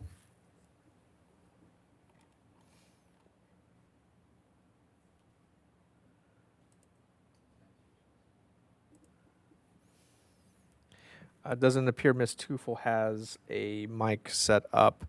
Ms. Tufel, if you would like, I can move on to our next speakers and come back to you. If you'd like, you could always call the hearing room, and I can put you on speakerphone. I'll give you the number twice: 805-568-2092. 805-568-2092. For the moment, I'll just move on to the next speakers, and then we can come back to you. Our next speaker is Jim Whitmer, to be followed by Kathy Shelburne. Hello, commissioners. If I'm on, thank you. I'll be very quick. I'm a director with the Summerlin Citizens Association. I think the community is very impressed with how nice the gas station looks. Nobody likes the canopies, I don't think, but the gas station looks like it could be a Hallmark card. But we're here to talk about lighting. There's been a lot of confusion of what's on the table right now. There are a lot of different plans. I think it would be nice to have one complete plan for the signs and lighting. I do not think the one facing the freeway is a good idea. As Tim Howe pointed out, the purpose of the sign ordinance is to draw business to businesses that have street frontage and access. In this case, facing the freeway doesn't seem like it's a street, and it definitely doesn't have access to the building. So I'm speaking against that sign. And I'll wrap it up. Thank you for all you guys do. Thank you, Mr. Whitmer. All right, I have Ms. Tufel on the line. Ms. Tufel. Ms. Tufel, can you hear us? Yes, can you hear me? Yes, go ahead. Okay, sorry about that. I am a Summerlin resident, and I just want to point out that the as-built of the front sign saying the point, the sign facing Lily, does actually not match the applicant at the application or the permit. On the application and permit, there was gooseneck lighting, and if you go down there today, there is no gooseneck lighting, and in fact, it is internally lit.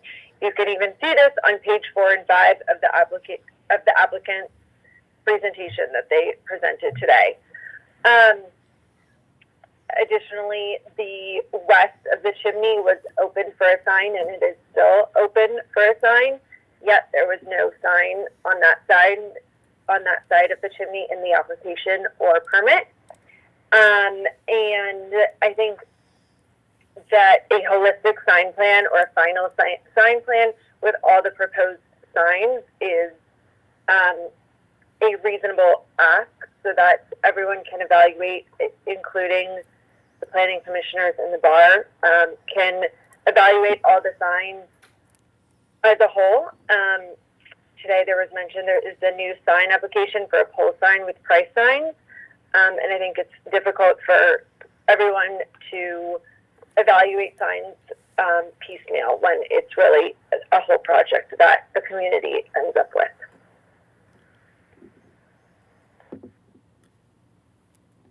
Does that complete your comment, Ms. Tufel? Yes. Thank you very much. All right, we have Kathy Shelburne, but just before we to get to Ms. Shelburne, I did notice that we have a telephone speaker. If you're here for this item, hit *9 on your phone to raise your hand. And if you're here for one of the other items, that's fine. *9 to raise your hand. If you're here on, if you're a caller, telephone caller, and you want to speak on this item. And if not, our last speaker will be Kathy Shelburne. Good morning. Can you hear me? Yes, we can, Ms. Shelburne.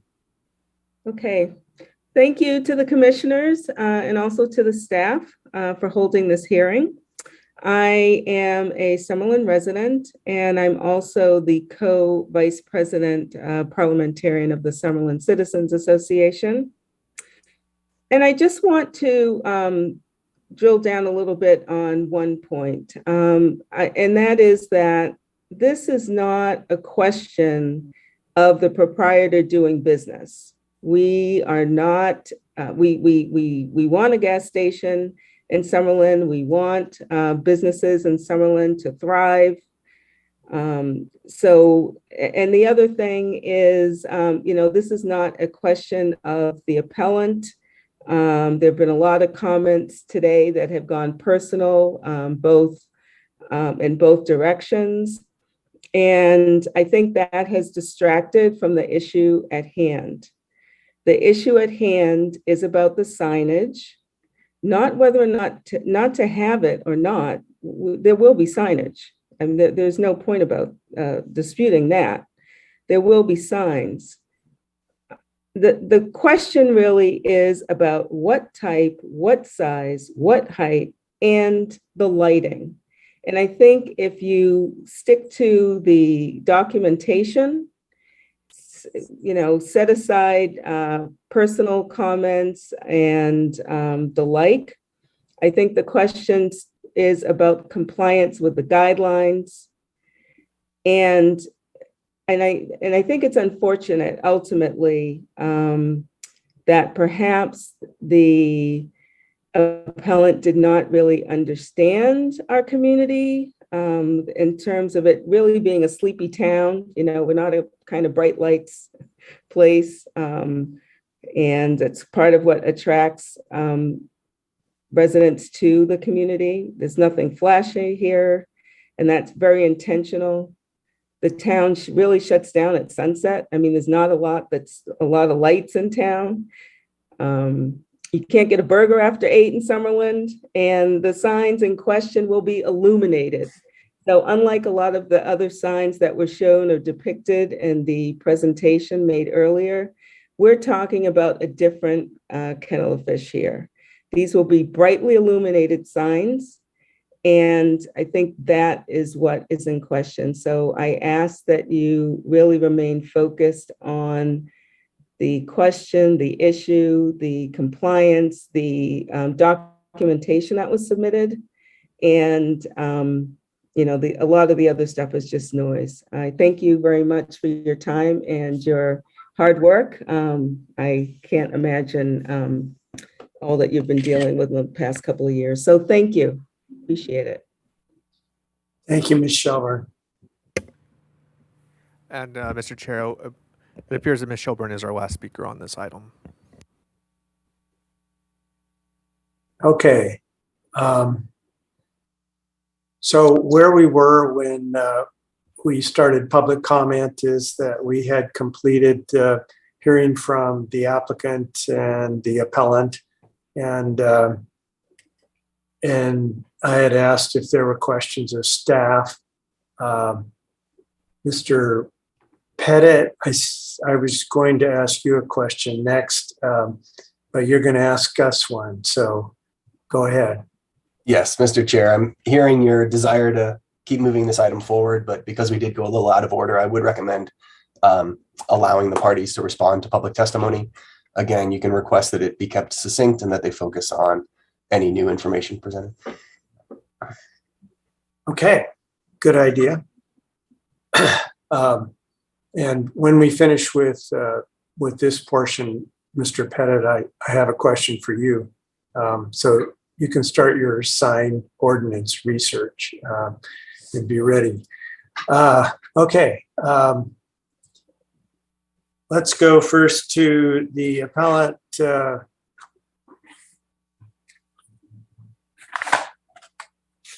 Ms. Scott, do you have any comments in response to the public comment? Well, honestly, I've just been completely demeaned as a human, a dishonest one. And I certainly, in 42 years of doing commercial real estate as a woman in a male world, you have to be tough, have, succeeded and always prided myself on honesty and trying to do my best job. And it's true that I met Sharon Cussman 6 years ago, and that was my business.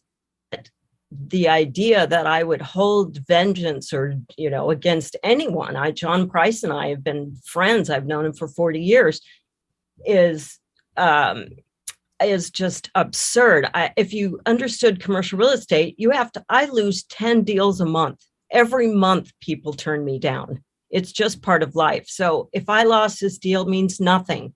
I have spent 6 months going door to door because we got deceived by the previous SCA, and now you see they're on board with us. They didn't share any of the details. We didn't have a chance to look at the lighting, the canopy, because the SCA held it within the small group.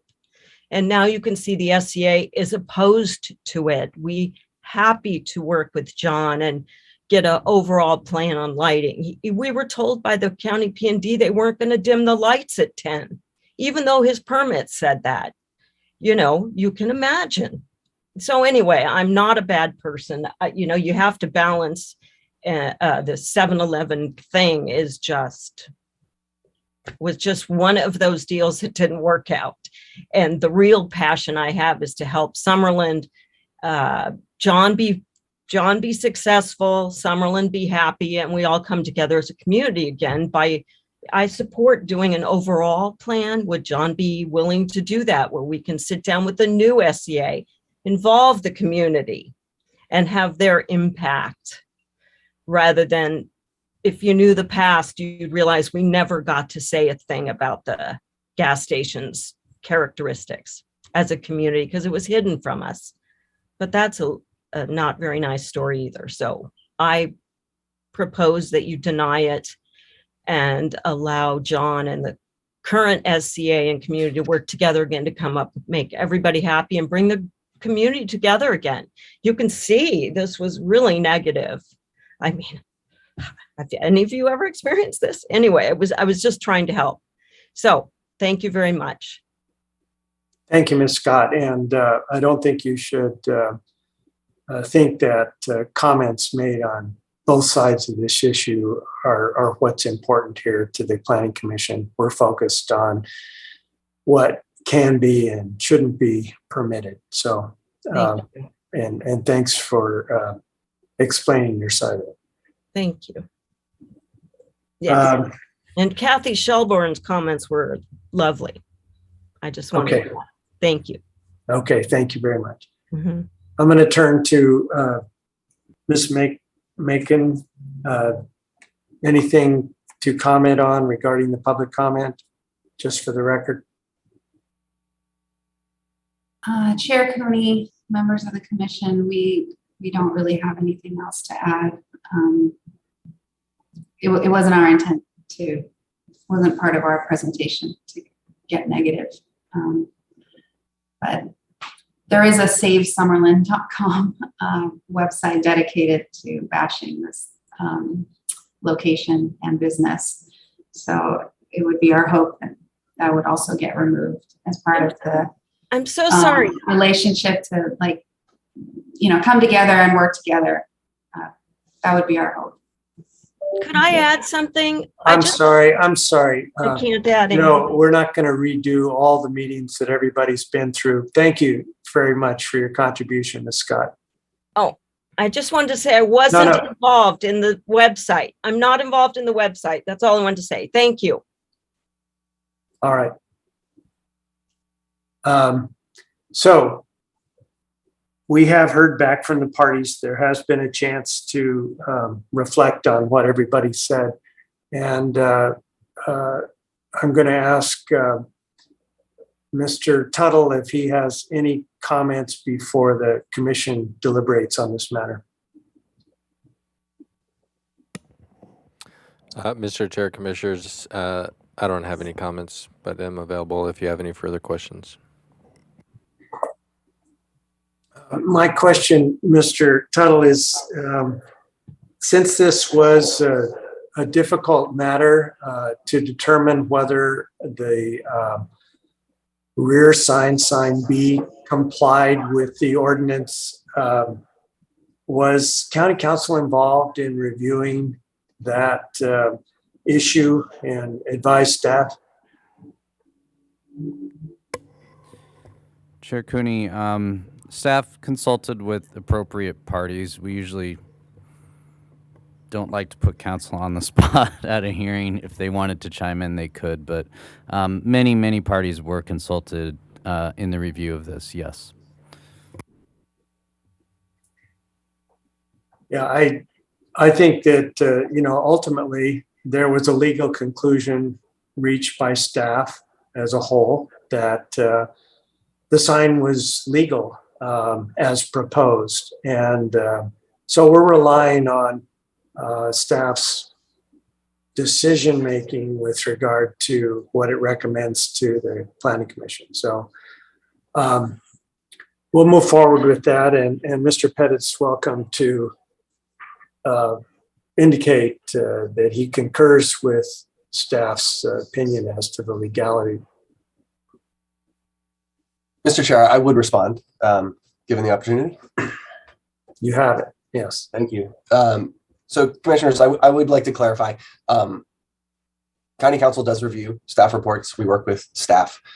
Just to pull back a little bit at a higher level, the issue here about the frontage road and whether a wall sign is permittable on facing the freeway is one that required a certain amount of interpretation by staff, now interpretation by your commission, and in reviewing municipal interpretations of their own ordinances, courts do grant a great degree of deference to the county or city's interpretation of its own ordinance. And so I do want to clarify that the commission does have a significant amount of discretion in how you interpret this particular requirement. Thank you. That's very helpful. Let's see, I have Ms. Scott's hand up. Ms. Scott, we're not going to recognize you right now, but don't leave. Commissioner Farini. Okay, thank you. I thought I saw Commissioner Bradley ahead of me. Oh, okay, Chair Cooney, I need to go back to staff for verification. Is that all right with you? Absolutely. Oh, okay, thank you, sir. Mr. Tuttle, earlier I had asked you a question about the C1 zoning, and then someone in public comment said that we have it confused. Can you or Mr. Seward perhaps go back through the C1 zoning for me, please? Commissioner Farini, through the chair, certainly. As I indicated, the area is zone C1. C1 does allow for mixed use, commercial and residential, with residential being a secondary allowance or secondary use within the C1 zone. Staff hasn't done an inventory or walk by building to figure out what the breakdown is of residential versus commercial. Commercial is clearly the primary use of that corridor, but I have, not doubting that there isn't residential component along there as well. Thank you, sir. I appreciate it. Commissioner Bradley. Yeah, I just had a couple questions that came out of public comment, and I don't want to reiterate, go down the rabbit hole too bad. But Ms. Noble actually said that there's something like they're being bombarded with 15 signs on the site. And I guess the commission is only asked to be opining on the rear sign and the frontage points sign. So there's just two. But could staff clarify what we're talking about with this allegation of 15 signs? Or, I mean, are there other ones on the case that haven't been appealed and therefore we shouldn't pay attention to? Commissioner Bradley, thank you for the question. I did want to clarify, staff, including Ms. Elkurdy, who's no longer with us, Mr. Tuttle, myself, we have sent dozens and dozens of emails to community members, including the community association. To just be completely transparent, we've had to send the same plans multiple multiple times. I think there's been a lot of confusion. We've tried to work with the community to clarify. We tried to, tell them there was no chimney sign anymore. We've been telling them that for months. That the only thing before the commission today was the rear sign on the rear wall. So I just wanted to clarify that for the record for the commission. And Commissioner Bradley, through the chair, to more directly answer your question, there aren't other signs that we're aware of that have already been approved or weren't appealed or that.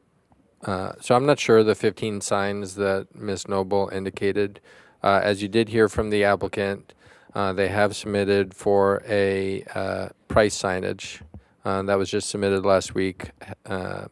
Staff has not had an opportunity to look at that application yet. But that's the only other formal sign that staff is aware of. So I'm not sure what those other signs might be. Thank you. That is really helpful because lots of comments were thrown out today. The other comment was by Ms. Tufel, and I drive by this site quite often during the daylight hours. I'm not there after sunset very often. So there was a suggestion that the sign on the front of the building is now backlit and not with gooseneck lighting. I had asked the applicant if the gooseneck lighting was the only illumination, and she said yes. So has staff gone by there lately, or maybe it's just a bright sign? Can anyone help me understand that allegation?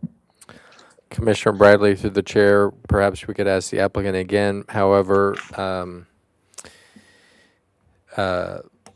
staff has not been out there at night to verify that. I'm looking at the photo that was in the applicant's presentation, and the sign is present, and there is no gooseneck light above it. So the applicant might have information, and that's certainly something we could look into further. Okay. But I will say that what's before your commission is a sign that is externally illuminated. So if in fact there is an alternative illumination, that would be a violation and would have to be remedied. I think we can leave it at that. I don't need to hear from the applicant, and that's a very helpful reminder, Mr. Tuttle. I appreciate it.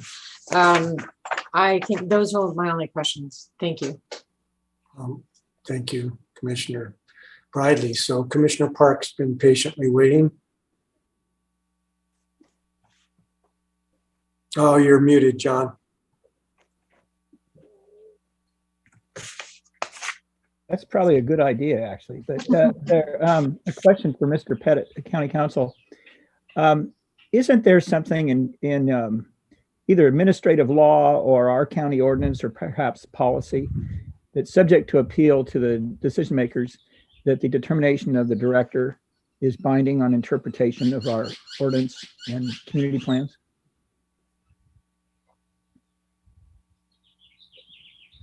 Commissioner Park, through the chair.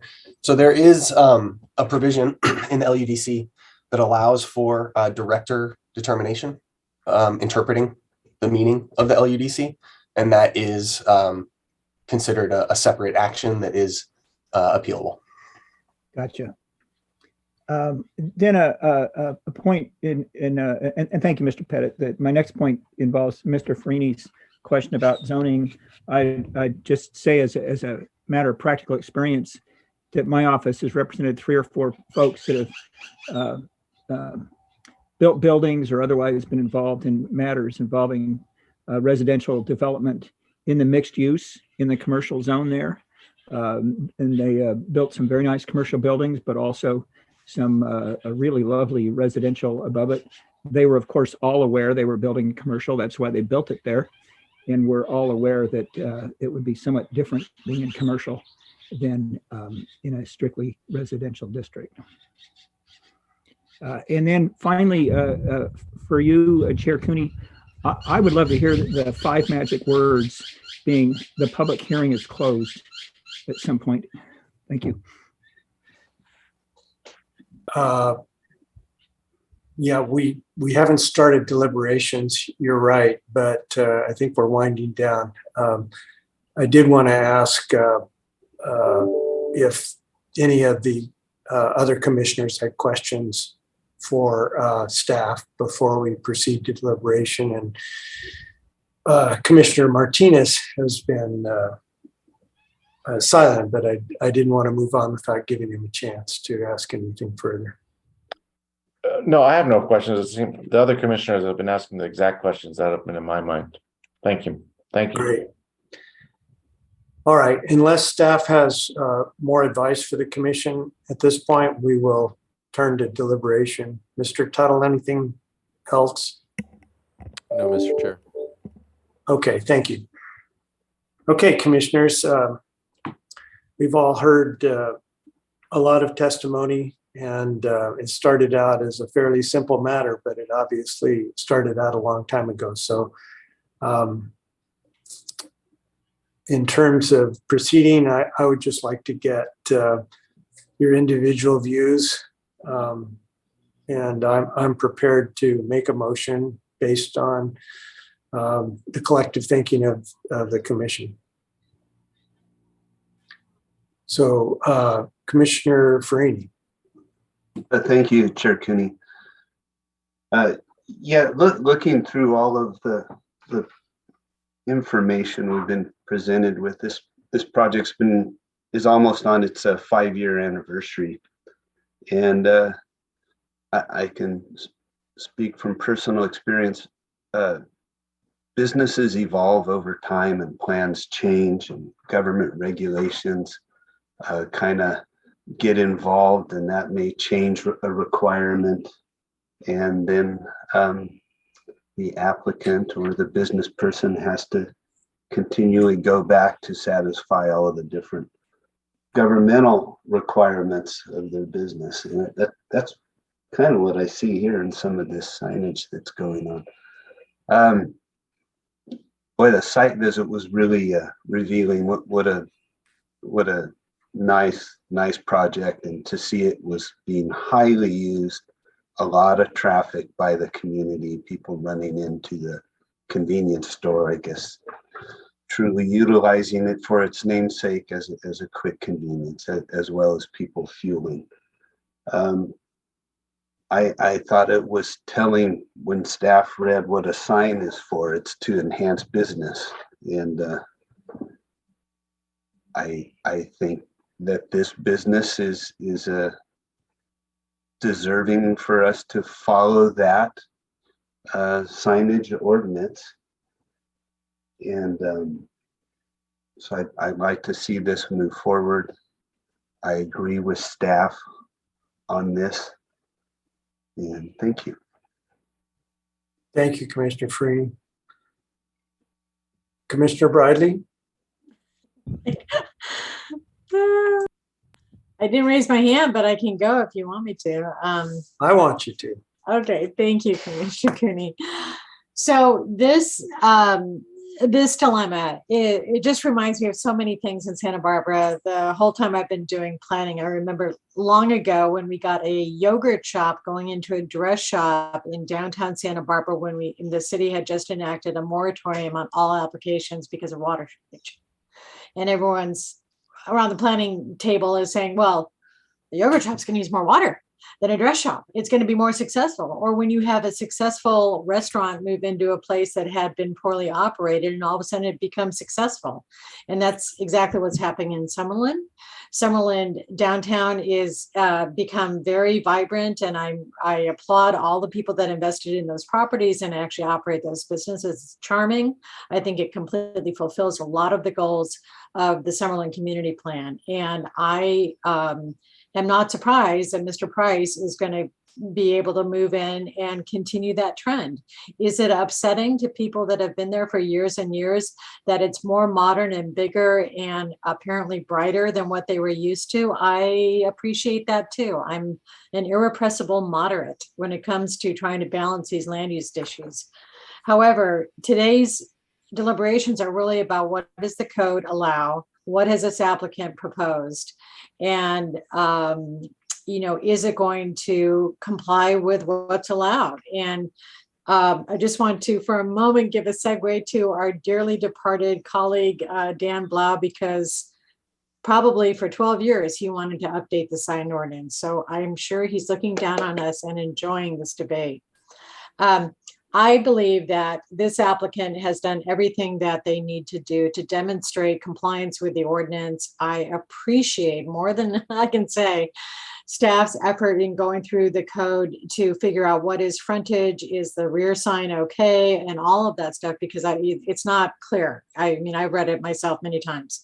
So I believe that what is being proposed, as long as it's not backlit on the front of the building, that's an important thing for me. As long as it's really only going to be lit by the gooseneck lighting and not by any illumination within the sign, I believe that what they're proposing is very reasonable for that site. It is a gas station site. It's always been a gas station site. It has always relied on drive-through traffic getting off that very hook ramp right next to the gas station to load up on gas before it continues on 101. So I find it curious that a lot of folks in the town say, oh my gosh, it's going to increase traffic. The whole town was built as a pit stop on 101 in many ways. So I'm not being disrespectful to the folks in Summerlin, but I am saying that everywhere in California has to move along with changing conditions, whether it's density in our residential neighborhoods or an upgraded gas station. I believe that that's what has to happen. And I think that this applicant in particular has done a very good job of compromising what he was trying to go for. The lack of the chimney sign, that's a big giveaway, and he didn't fight that fight. And then coming up with a sign that's only going to face the freeway, I don't understand how that is harming people on the opposite side of Lilly Avenue. And the Point Market in front, well, that's a reasonable sign for a gas station, you know, or any kind of business. And just as a side note, I live on the Mesa, and Fuel Depot moved into a similarly sleepy gas station about, I don't know, 10 years ago. Mr. Price could correct me, but it was much bigger and much more active. They put in a gas station, you know, a car wash, and it was very intense compared to what was there before. And now everybody is very appreciative that it's there. I mean, we sort of got to roll along with it. So my opinion is that I can make all the findings outlined in the staff report, and I support the applicant's proposal. And I don't want to discourage Summerlin from being so active in it, but this, I think, kind of went too far, you know, too far off on a personal level. So those are my thoughts. Thank you. Commissioner Martinez, how do you feel about this application? Yes, thank you, Chair Cooney. Yeah, when I looked at this application and I saw that it was actually just continuing what it was existingly meant for. This is a fuel station / market, and I read the concerns about possibility of crime and so forth, but the purpose of this station is continuing. And in fact, I would think that the signs that were originally on there where it said market and fuel versus fuel depot is mainly highlighting the fact of a fuel station. To simply advertise or signage of identifying who they are, what they are, and the way that it's being presented within, especially with the gooseneck lighting, I find that this is, I really feel that this is something that's within the parameters of what the staff has found, and I agree with, I'm finding what staff's rationale behind it, and the compromises that historically have been done within this project have been, on both sides, I would say, have been amicable, but I'm surprised that it's reached this heated moment, and those are my comments regarding it. Thank you. Thank you, Commissioner Martinez. Commissioner Park. Yeah, let me address the general first and then the specific, because I think your question was, well, how do we feel about this? That's a little more touchy-feely, right? And a general impression I have is that this hearing has kind of grown to look more like a community workshop than a planning commission hearing on a specific issue, and that's just the way it's grown. So it feels sort of microscopic. And it seems as though most of the issues we've been hearing about don't really address this particular issue right in front of the Planning Commission. In fact, I think a very sophisticated planning people could have watched most of this hearing, but perhaps missed the staff report at the beginning that defined that issue and not understood what's even before us. And that's a little troubling. On the other hand, I'm all about public outreach. And I'm the person who made a comment a few weeks ago about how we have communities, Orchid, Isla Vista, Gary, Sisquoc, Venicopa, Cuyama, New Cuyama, Summerlin, that are towns by every definition except legal. They're not incorporated. And they don't have a city government to work through these issues for them in microscopic detail. They have us, they have the county. So we kind of need to hear this. I'm disappointed that with the sophistication of the Summerlin residents in planning issues, and it goes way back, and it's admirable, their involvement in issues. I can remember Mr. Evans being involved in so many things, and Reeve Wolpert and others. But I'm disappointed to hear that Ms. Scott wasn't aware that she could speak with planning commissioners prior to the meeting. I would have thought with all the folks she was talking to there, somebody would have told her about that. And just in case this matter might go further, and given the emotions, perhaps it will, regardless of our decision today. You know what? I'm willing to make a site visit even after the hearing if you want to talk to me and talk about this. Maybe that can help. And I'll do that. My phone number and email are right there on the county website. But getting to the specific, all we're really talking about is a front sign on a wall next to a door. It is so inobtrusive to me in terms of comparison with any other site, such as a 7-Eleven, that there would be a sign by the door. I didn't even notice it. I did notice what's in the back. I walked in the back. We're talking about a sign with, what was it, 400 watts equivalent of illumination. I look at the patio I'm on right now, I have 500 watts. So that's, it's like a patio light. And I don't think it'll really affect the community. What Ms. Scott, who is the appellant, suggested is that it might bring in more traffic off the freeway, and that traffic could disturb residential residents. Maybe that's the case, maybe not. I don't know. There's commercial there. Frankly, most folks, they see that there's a gas station on the Caltrans signs and they pull off thinking it's going to be open all night. And even if it wasn't, they'd still get off and drive there. So I don't know. This is really a legal issue. There's 3 attorneys on this commission, but we're not here to act as superior court judges. We're here to look at overall planning issues. The interpretation of the ordinance by staff, including planning and development and county council, seems very plausible to me. I don't want to argue with them. I think that if it was a matter of first impression on the interpretation of the ordinance, I might look at it with a little more rigor.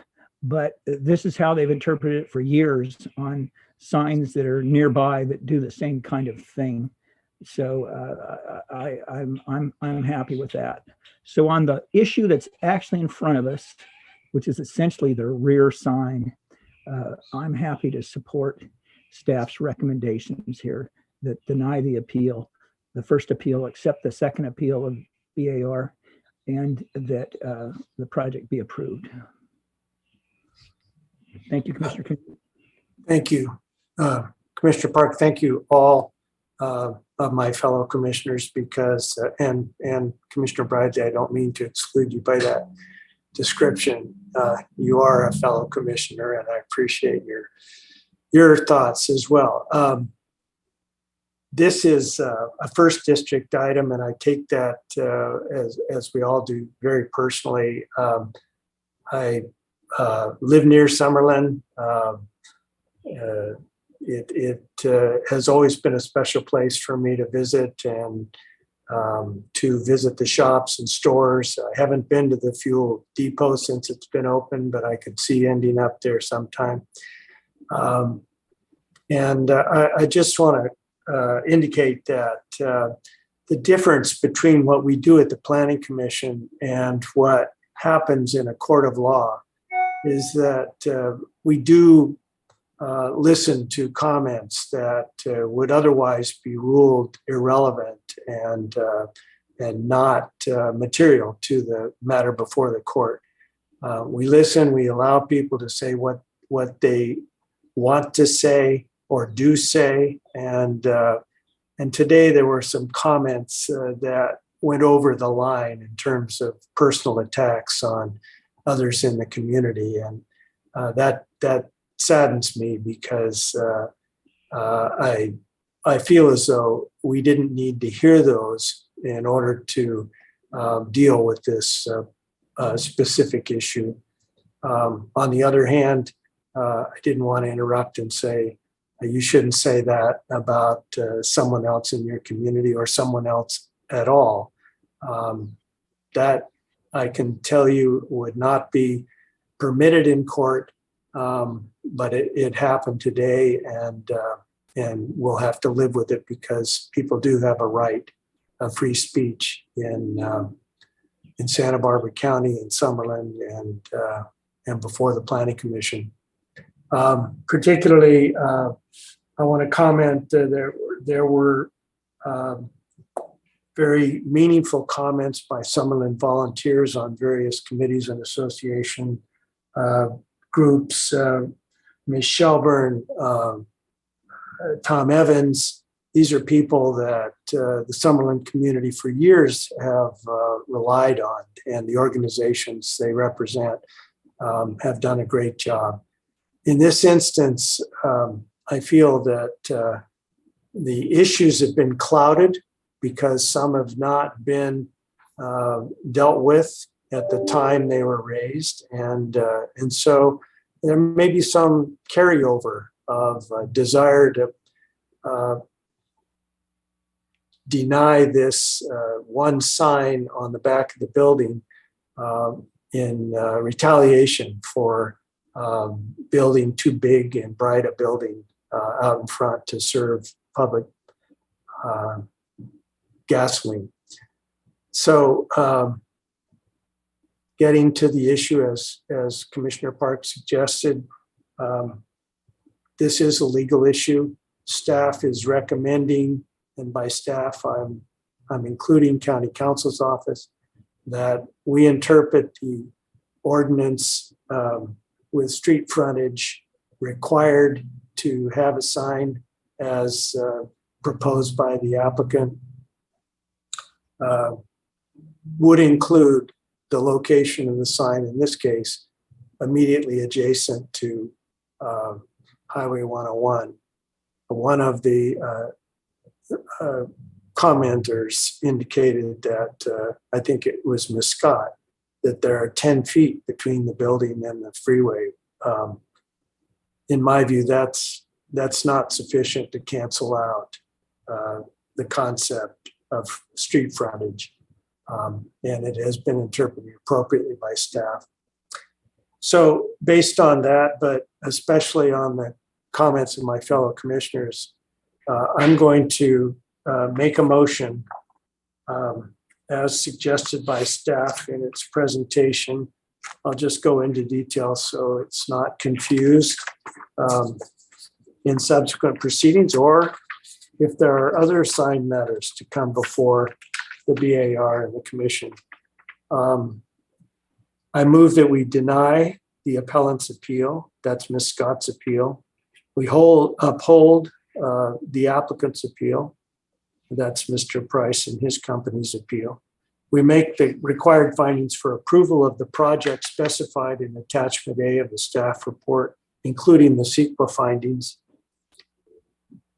We determine the project's exempt from the provisions of CEQA pursuant to state CEQA guidelines section 15311, and we grant de novo approval of the project, case number 21 SCC 6, subject to the conditions included as attachment B, and grant de novo preliminary and final design review approval of case 22 BAR 62.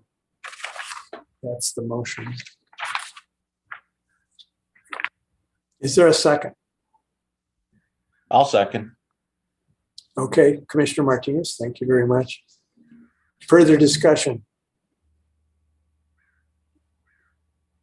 Commissioner Park, your hand is up. Is that intentional? No, nothing's intentional today. Okay. We're ready for the roll call. Mr. Villalobos. Commissioner Brightly, Aye. Commissioner Park, Aye. Commissioner Farini, Aye. Commissioner Martinez, Aye. Chair Cooney. Aye. Motion passes 5-0. Thank you. Thank you all very much. We have just about 10 minutes before noon, commissioners. We have two cannabis appeals pending on our agenda for today. So do you want to take the break at this point or get started on item 2? I think we break now. Break now, yeah. All right. Can we be done by 12:30 or should we go a full hour? Commissioner Martinez, you might have some clients to consult. No, 12:30 is fine with me. Okay. All right with everybody else? All Yeah, right, okay for that. good.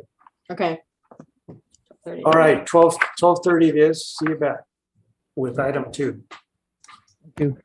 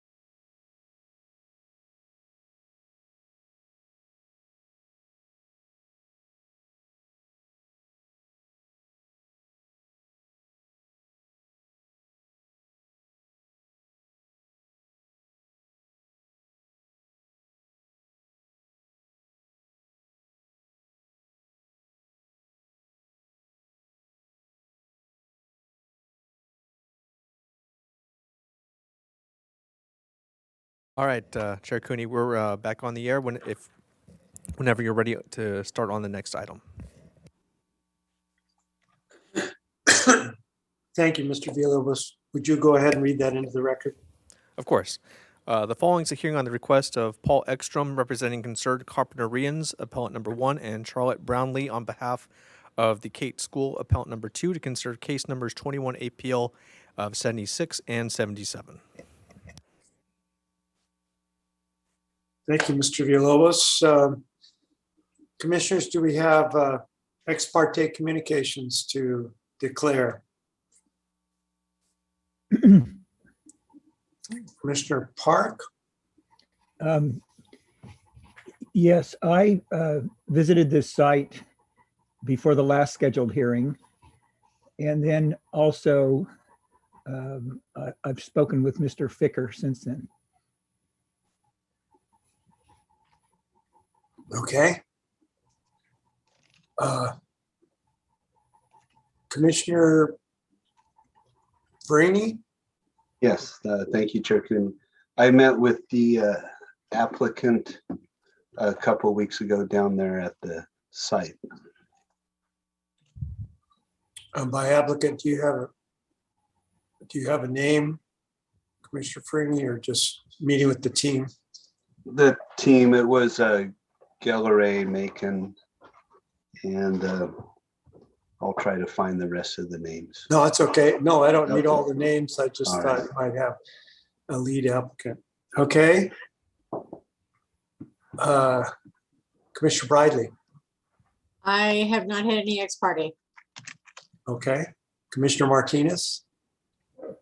I have had no ex parte communications. Thank you, Commissioner Martinez. I met with the applicant team at the site, did a site visit before our May 4th hearing. I can remember that Jay Higgins was there, Mr. Ficker, and several other members of the team. Also, I this morning had a telephone conversation with Nicholas Tart, who is the attorney for Charlotte Brownlee and Kate School. Commissioner Park. You know, I forgot to report that I also had a phone conversation with Ms. Brownlee and Mr. Tark, but I believe that was just the day before the last hearing, the May 4 hearing. Okay. All right. So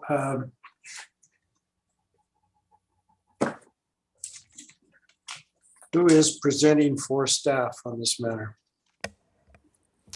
Mr. Chair, I wanted to take a moment before we begin staff's presentation and make a quick introduction and welcome to one of our new staff members. We have Sean Archbold, who is joining us today. He'll be presenting the item. He recently joined us in the Development Review Division and on the Cannabis team. He's coming from Monterey County with additional experience in cannabis permit processing. So we want to welcome him. And with that, I will turn it over to Mr. Archbold. Thank you, Mr. Dago. Thank you. It's very nice to meet you all. And through the chair, I can begin whenever you're ready. We are. Go ahead. Good morning, Mr. Chair and members of the Commission. My name is Sean Archbold, and I will be presenting the appeals of case number 19 CDP 22, a coastal development permit for the 4532 Mixed Light Cannabis Cultivation Project. As shown on the vicinity map before you, the project site is located at 4532 Foothill Road in the Carpinteria area. The project is bounded on all sides by existing agricultural operations. The project site is approximately 650 feet west and 1,300 feet north of the city of Carpinteria. The coastal development permit approved 239,915 square feet of mixed light cannabis cultivation and nursery on a 12.31 acre parcel in the Ag 1 zone district.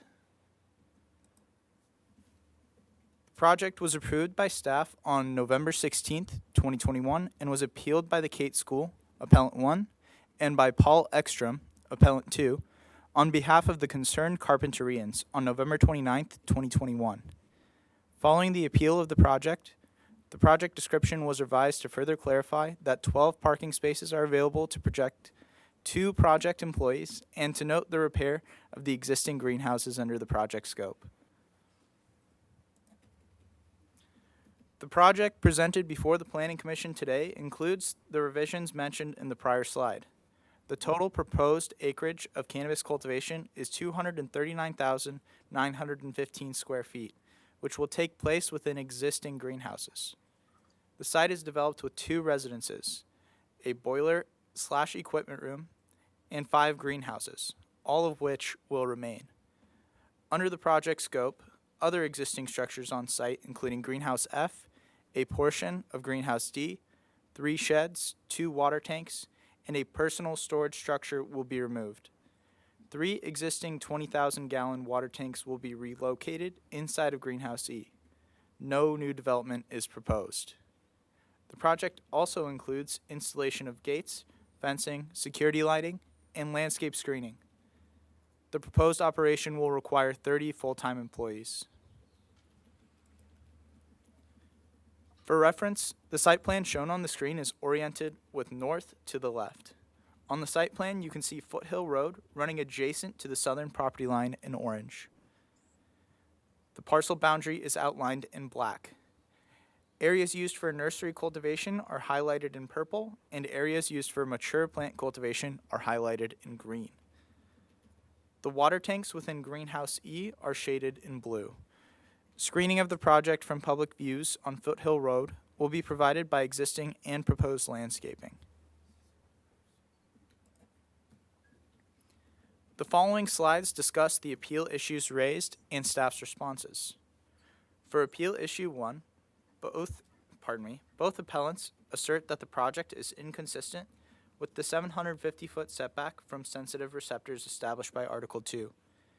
The appellants state that the setback should be measured from the property line of the sensitive receptor to the property line of the cannabis operation, rather than to the premise of the cannabis operation.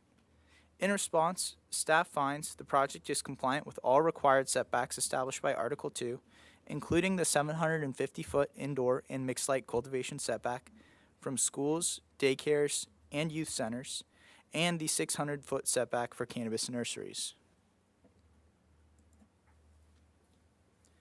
The 750-foot and 600-foot setbacks are measured by the horizontal distance measured in a straight line from property line on the lot on which the sensitive receptor, an example, the school, daycare, or youth center, is located to the cannabis premise without regard to intervening structures. Article 2 defines the premise as, quote, the land and structures specified in the state application that is owned, leased, or otherwise held under the control of the applicant where the commercial cannabis activity will be or is conducted, end quote. As shown on this site plan, the 750-foot setback is demarcated in red and goes to the portions of greenhouses B, C, and E. Here, the cannabis nursery premise is shaded in purple. The nursery premises in greenhouses B and C are within the 750-foot setback, but isn't allowed use, as these are non-flowering plants.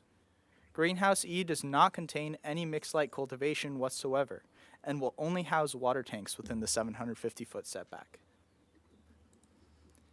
And here the mixed-light cannabis cultivation premise is shaded in green. The premises containing mixed-light cultivation activities are clearly shown as being outside of the 750-foot setback from schools, daycares, and youth centers. Staff followed up with the state and confirmed that a premise on a state license can be a portion of a structure.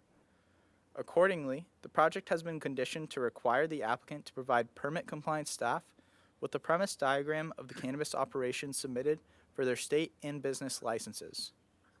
The diagram must demonstrate compliance with all required setbacks, including the 750-foot and 600-foot setback. For Appeal Issue 2, Appellant 2 states that at the Board of Supervisors hearing on February 6, 2018, regarding the proposed cannabis program, the board made the decision to measure the 750-foot cannabis setback distance from the property line of the sensitive receptor to the premises of the cannabis operation without allowing for public input. In response, staff finds that the Board of Supervisors accepted written public comment regarding the proposed cannabis setbacks, as well as provided an opportunity for public comment during the Board of Supervisors meeting on February 6, 2018. For Appeal Issue 3, Appellant 2 asserts that the odor abatement plan prepared for the project is inadequate to control emissions. In response, staff finds that the OAP is adequate.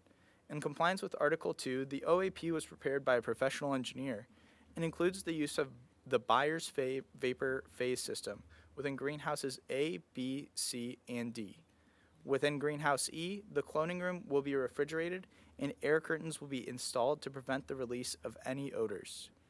The OAP also calls out the potential transition to a regenerative carbon scrubber system within the greenhouses should odor complaints remain unresolved. For Appeal Issue 4, Appellant 2 asserts that the Byers vapor phase odor abatement system will result in adverse human health effects, which were not studied under the PEIR. In response, staff finds that the vapor phase odor abatement systems and their proximity to sensitive receptors were analyzed under the PEIR. The project proposes use of EcoZorb CNB100 in the Byers system. As stated in the safety data sheet for CNB100, there are no effects known with regard to potential adverse human health effects and systems. Additionally, the Santa Barbara County Air Pollution Control District reviewed the formulation and did not find any toxic air contaminants as identified by the state of California. For Appeal Issue 5, Appellant 2 asserts that cannabis odors generated by the project will result in human health impacts and that Carpinteria High School must tell visiting sports teams that cannabis odors are from nearby cannabis operations. In response, staff finds that cannabis plants produce a type of biogenic volatile organic compound called monoterpenes, which are the same kind of terpenes found in other plants such as roses, orange trees, and pine trees. These monoterpenes are not known to create any significant human health effects. For Appeal Issue 6, Appellant 2 asserts that the project was improperly noticed. In response, staff finds that the project was appropriately noticed. Mailed notices of the application were sent to neighbors located within a 1,000-foot radius on March 21, 2019. Upon CDP approval, all interested parties were provided with a courtesy notice of the approval and provided with the deadline to appeal the project. A notice placard was posted at Foothill Road and remained posted during the entire 10-day appeal period. For Appeal Issue 7, Appellant 2 states that the project will expand the cultivation area beyond what is currently being grown on site under state provisional licenses. In response, staff finds that Article 2 does not restrict proposed cannabis cultivation acreages. The applicant will be required to obtain a cannabis business license from the Santa Barbara County Executive Office and state licenses. Cultivation areas will be limited to the acreage permitted under the CDP, and any additional acreage will be considered a violation of the CDP. For Appeal Issue 8, Appellant 2 asserts that the condition of approval number 9, which requires the OAP to prevent odors from being experienced in residential areas, should specifically mention schools. In response, staff finds that the intent of the condition is to execute Section 35144U of Article 2, which limits cannabis odors from being experienced within residential areas. This section does not specify schools, however, as previously stated, Article 2 does include the 600-foot setback for nurseries and 750-foot setback for mixed light or indoor cultivation from schools. For Appeal Issue 9, Appellant 2 states that there is a discrepancy in the approved cannabis acreage between the square footage listed in the CDP and the OAP. In response, staff finds that the approved cannabis acreage for the proposed project is 239,915 square feet, as stated in the CDP. This figure excludes the areas of the greenhouses that are not used specifically for mixed light cultivation and nursery propagation. The project description in the OAP, dated August 2021, included the total acreage of the 5 greenhouses, which is 244,077 square feet. Since project approval, the applicant submitted a revised OAP consistent with the CDP. For Appeal Issue 10, Appellant 2 states that the students attending Carpinteria high schools may have a family member employed by a Carpinteria cannabis grower and may be unwilling to file a complaint about the cannabis operation. In response, staff finds that any member of the public may submit an anonymous complaint about a cannabis operation through the County of Santa Barbara Cannabis Regulation and Licensing website. Cannabis enforcement staff will inspect the facilities that receive complaints to ensure compliance with their approved permits.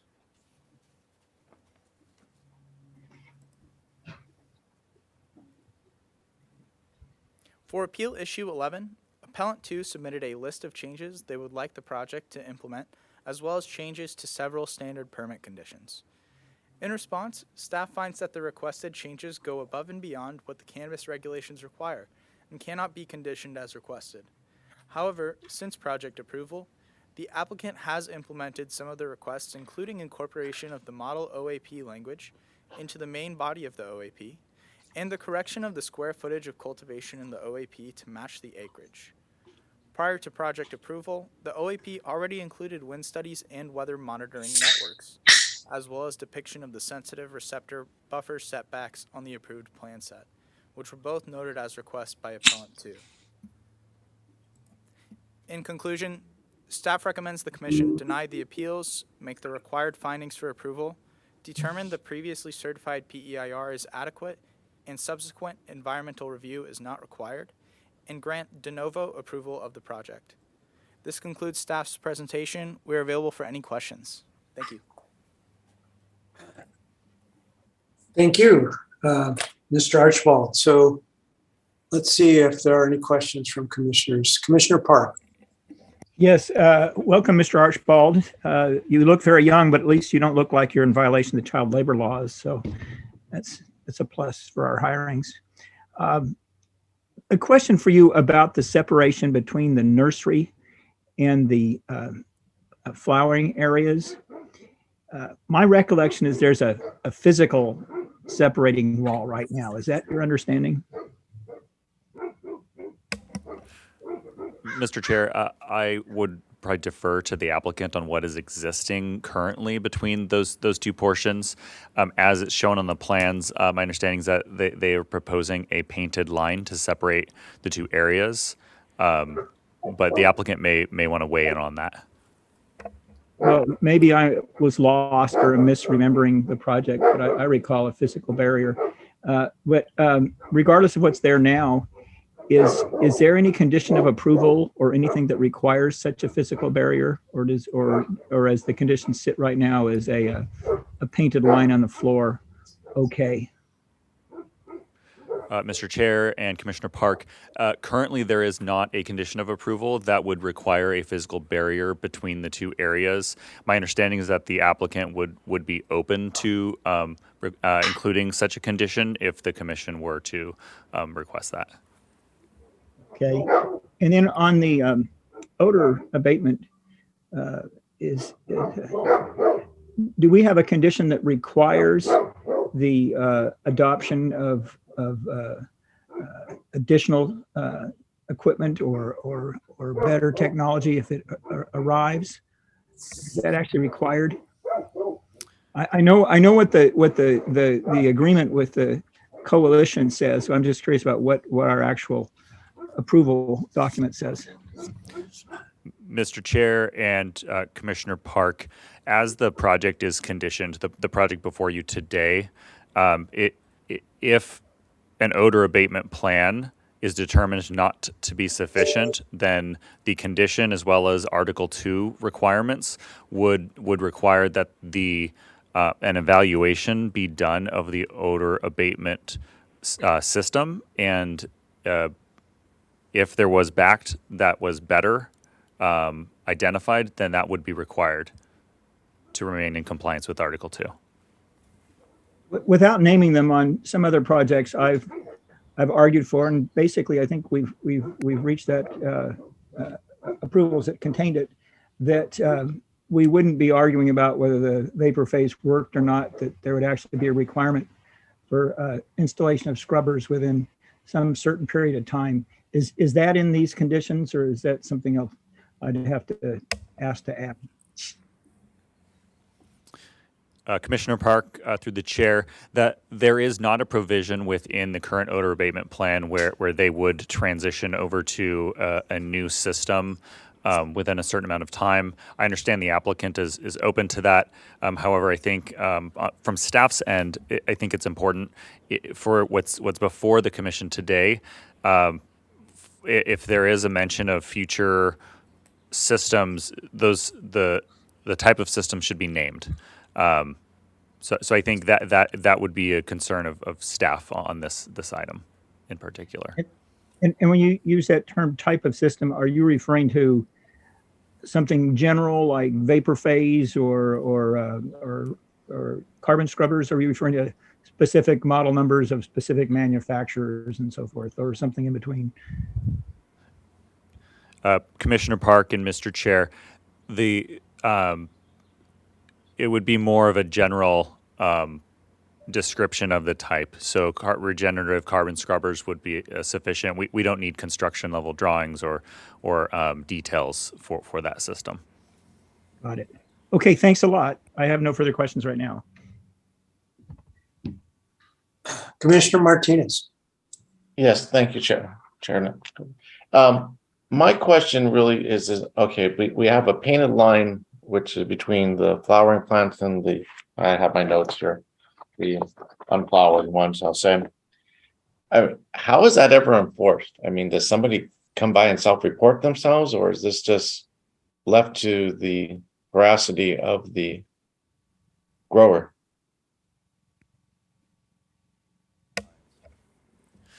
Mr. Chair and Commissioners, for this enforcement question, really,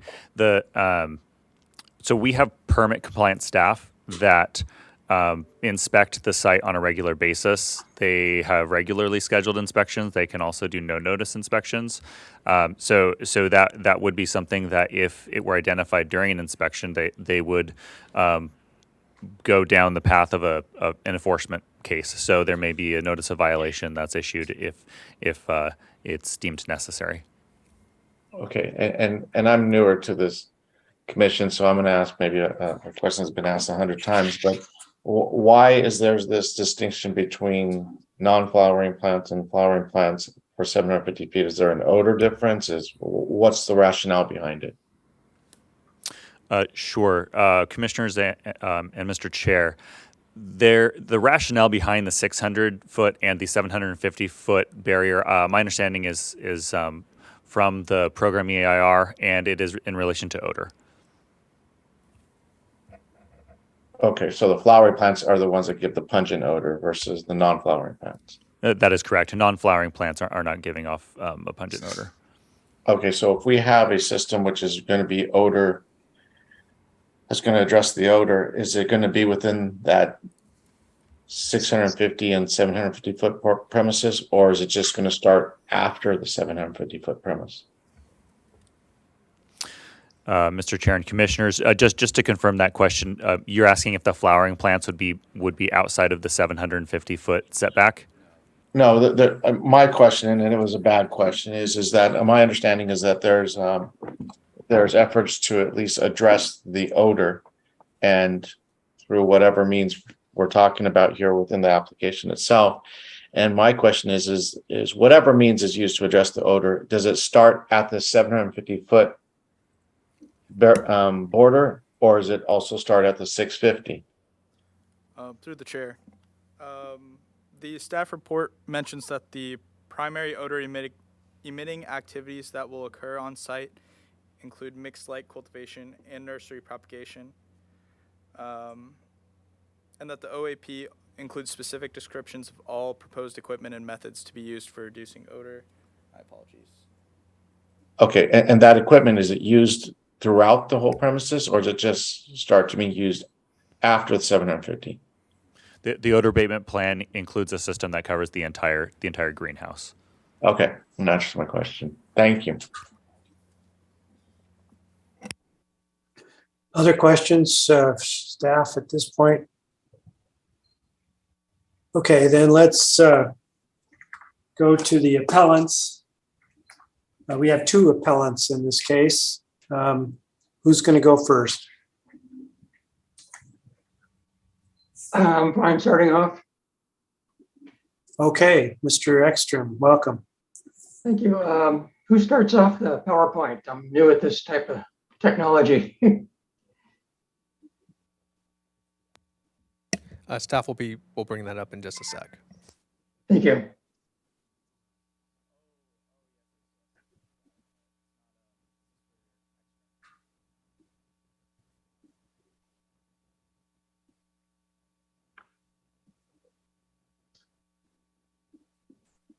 All right, looks like we're ready to go. Could we go to slide 2, please?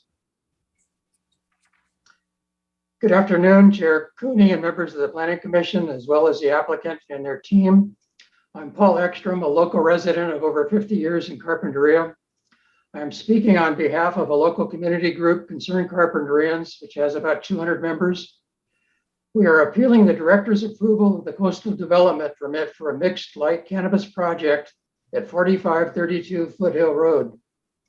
This property under discussion is approximately 650 feet away from the Carpinteria High School, and that is a sensitive receptor.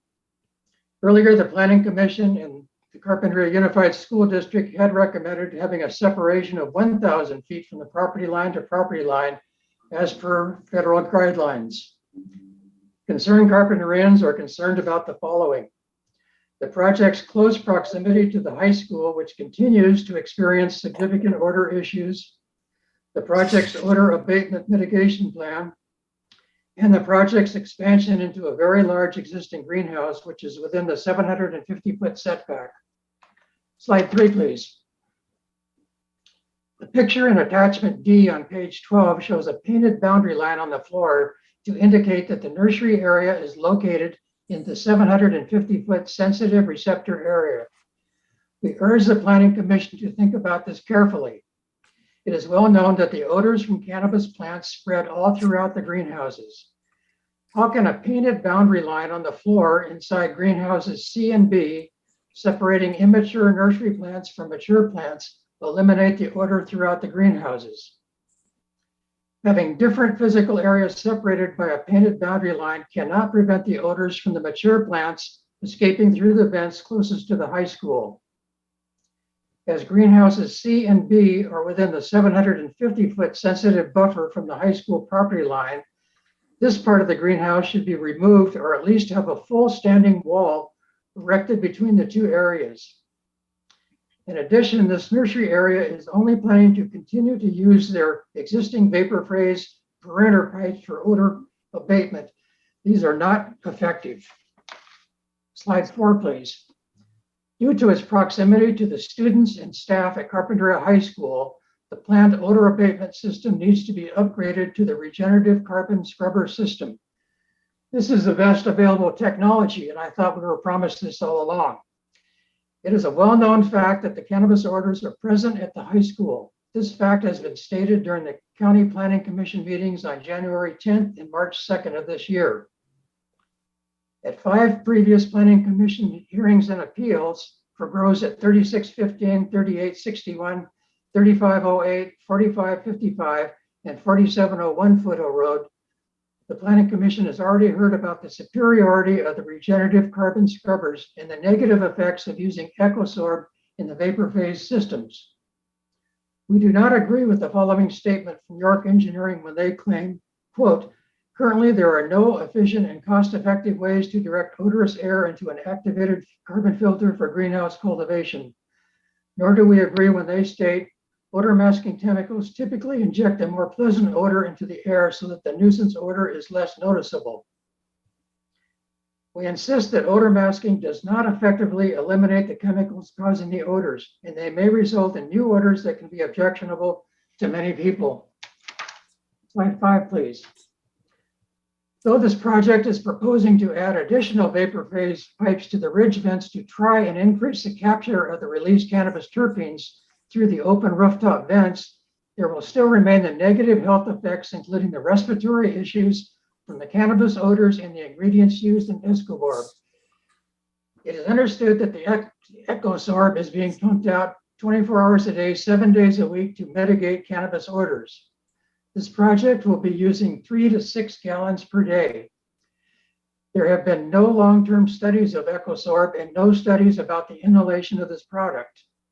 Vapor phase technology presents an unprecedented, gravely irresponsible, and unscientific experiment on human health. This is not good for the students nor the staff at Carpinteria High School. Slide 6. Cannabis VOC emissions can create ground level ozone and contribute to respiratory issues. Ground level ozone can reduce lung function and make asthma worse. This particularly affects children and their development of healthy adult lungs. This is from the Air Pollution Control District website. Low dose long-term exposure has not been studied. Please do not use Professor Vizvetla's small study in Denver as any kind of proof. According to the American Academy of Allergy, Asthma, and Immunology, allergy to cannabis can occur from inhalation. Breathing or inhaling cannabis allergens can result in nasal and ocular allergy symptoms. These include runny nose, sneezing, itching, swelling, and watering eyes. Asthma with the development of wheezing and shortness of breath can also occur. In addition to the above, there has been no long-term testing of the long-term cumulative effects of inhalating EcoSorb. 7, please. At the March 2nd Planning Commission meeting, when 4701 Foothill Road was discussed, the president of the Teachers Union spoke about the need to protect the students and staff at Carpinteria High School from occurring odors. He added that the results of a survey conducted in 2020 showed that the administration is not listening to staff's concerns about the odor nor the health issues occurring. Because no one at the high school is comfortable in filing complaints to the county due to fear of retaliation, one solution would be for the 5 cannabis sites around the high school to work together and hire an odor monitor specialist that will check the high school grounds daily for odor problems. Slide 8, please. 5 grow sites near the high school have received their coastal development permits but are operating only with state provisional licenses. The operation at 4994 has not even had their CDP approved as of yet. All of these sites are operating without state licenses. Until they are fully permitted, they are not even on the county's radar to even check odor emission. At this time, the county is still unable to pinpoint specific sources of the cannabis odors. Yet, one of the conditions of a permit states, the odor abatement plan must prevent odors from being experienced within residential zones as determined by the director. We strongly believe the high school needs to be an included area for the director. Slide 9, please. Until the odor abatement plan is upgraded to require regenerative carbon filters, we ask that you do not permit new expansion into Greenhouse B, which will then be their largest operation at over 80,000 square feet, with 47 feet deep across the full length of the structure located in the sensitive buffer zone. In addition, Greenhouse C already has a 44-foot inclusion into the 750-foot sensitive buffer zone. There are 2 separate operators on this site. They currently have 1 state provisional nursery license and 7 provisional medicinal cannabis licenses. How many more licenses will there be? With the denial of our appeal, these 2 operations will expand their grow without upgrading their odor control to the best available technology, which is the regenerative carbon scrubbers. Slide 10, please. We ask that you uphold the appeal based on the following. 1, 2 greenhouses are within the 750-foot setback from the high school. There is an inadequate solid division separating the nursery section with immature plants from the mature plant section. 2, there is an inadequate odor abatement plan for this project. We insist on the carbon regenerative system, not just an expansion of the vapor phase into the ridge vents.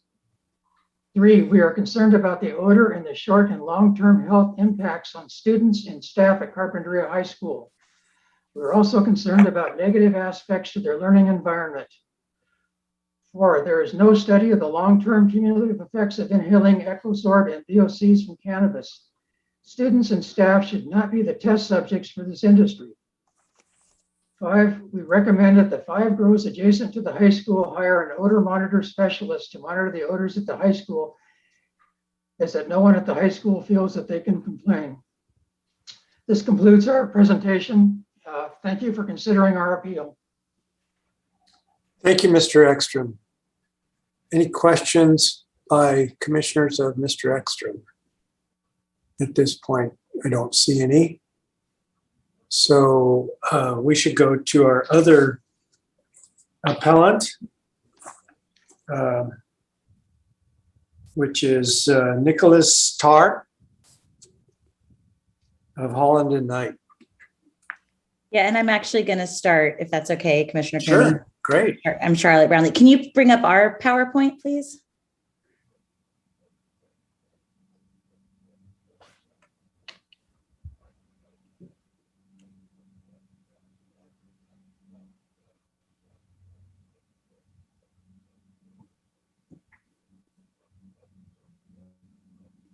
Great. That's weird. It's sort of missing part of the language. You want to go to the first slide? That's sort of odd. It looks like it's missing part of the. Maybe it's loading really slowly. Great. If you could go to the first slide, that'd be terrific. The next slide. Commissioners, thank you so much for hearing our appeal today. My name is Charlotte Brownlee, and I'm one of the assistant heads of school at Kate. We are a 9th through 12th grade boarding and day school in the foothills of Carpinteria, and we've been part of the Carpinteria community for more than 100 years. We have 300 students, about 120 employees, most of whom reside 24/7 on our 150-acre campus. If you could go to the next slide. We want to be here today for 2 primary reasons. One is that we regularly experience and intensely experience odors from the cannabis cultivation that's near our campus. These, the levels vary in intensity, but they continue to be problematic. And while we've been filing complaints for the last 5 years, we have yet to see any relief in this. And I wanted to note particularly that we experience these odors even without having a facility located in our buffer zone anymore. These odors travel. The second reason why is that we really do believe in this appeal process. We're grateful for the planning and development staff's work around the facility that was in our buffer zone at 6460 Casitas Pass Road. And we are very relieved to not have a grow in that zone. And so we want to make sure that we are doing our part to support other educational institutions in our town whom we feel perhaps may not be able to express the level of concern that we are as an independent school. So could you go to the next slide, please? We are advocating for schools because we believe that this is a standard, the standard of protecting the buffer zone, the standard of having 0 odors detectable in your school. That should be upheld at all schools. So we are not against the cannabis industry existing in Carpinteria, but we firmly believe that no student should have to experience cannabis odors while they're trying to learn. And again, we worry that if a grow is allowed to operate in the sensitive receptor zone for one school, Carpinteria High School, this could become a precedent for other schools. And so that's not a path we'd like to see unfolding. So that's sort of the context for why we're here. And I was going to pass it over to our counsel, Nicholas Targ, to talk a little bit about the specifics of our appeal. Thank you very much. It is good to be with you, Chair Cooney, members of the Planning Commission. Thank you very much for your time and attention to these important issues. If I can have the next slide, please. So we've got 2 issues primarily that we're going to be reviewing. I'm going to be addressing the first of these, the distance of the structure used to grow the cannabis from the school. And my partner, Jessica Laughlin, who is also on this call, will address the issue of the best available control technology in the odor abatement plans. In the first instance, we will present the argument, as has been already made and alluded to by others, that the greenhouses the two greenhouses are permissibly located within the buffer zone. We'll also argue that both the best available control technology is in all likelihood the regenerative carbon scrubbers, but there's also inadequate analysis contained within the record to be able to assess what the best available control technology is in the event that the determination is made that our regenerative scrubbers are not. So if we can have the next slide pertaining to the distance of the scrubbers. We've all agree that there's a issue of proximity here, that there are two greenhouses which are located within the 750 foot buffer zone. And there's no dispute as to that. Next slide, please. The question is whether a greenhouse that is partially used for cultivation, where the plants physically sit, can extend within closer than 750 feet. And to look at that, it's important to look very closely at the language of the coastal zone ordinance.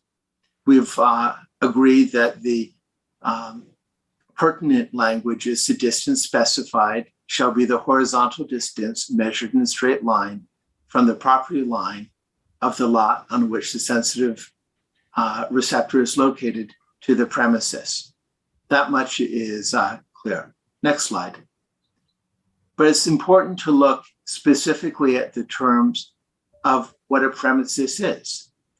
And it is a designated structure or structures and land where the commercial cannabis activity will or is conducted.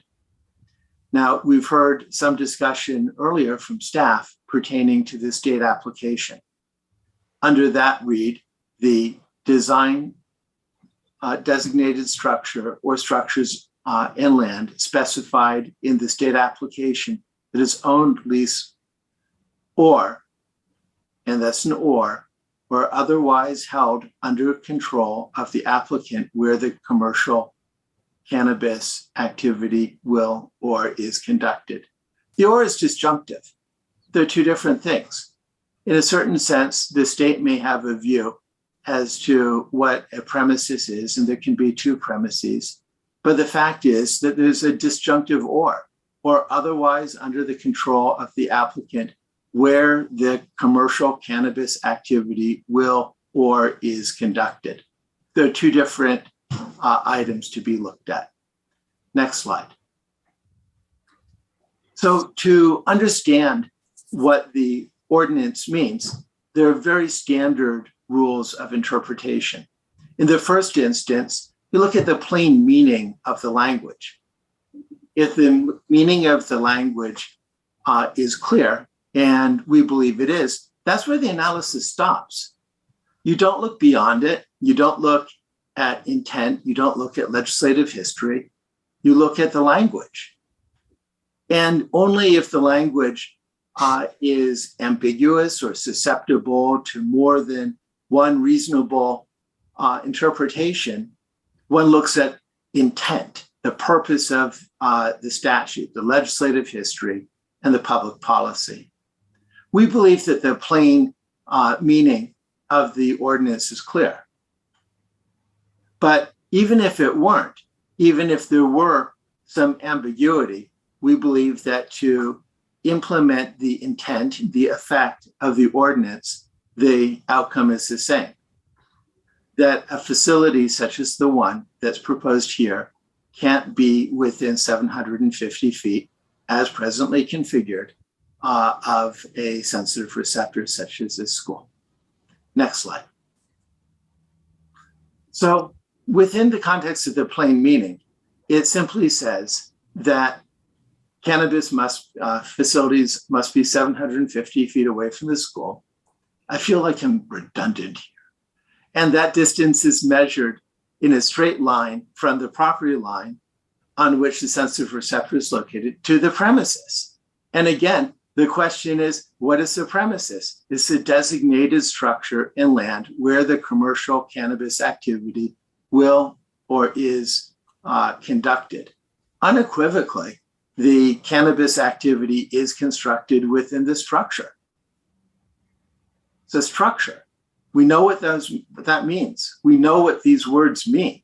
The cannabis activity, the growing of cannabis, the intake of air of the cannabis is taking place within the structure. In a certain sense, looking at the commercial cannabis activity will or is conducted, we now have two premises within the structure. But the term that we're looking at is the structure or structures in the land. And here, the plain meaning is if you have the structure that is serving a particular function or the growing of cannabis, that is within 750 feet of a school, it's prohibited. Unambiguous, there's no question. But let's assume that there were some ambiguity. Next slide.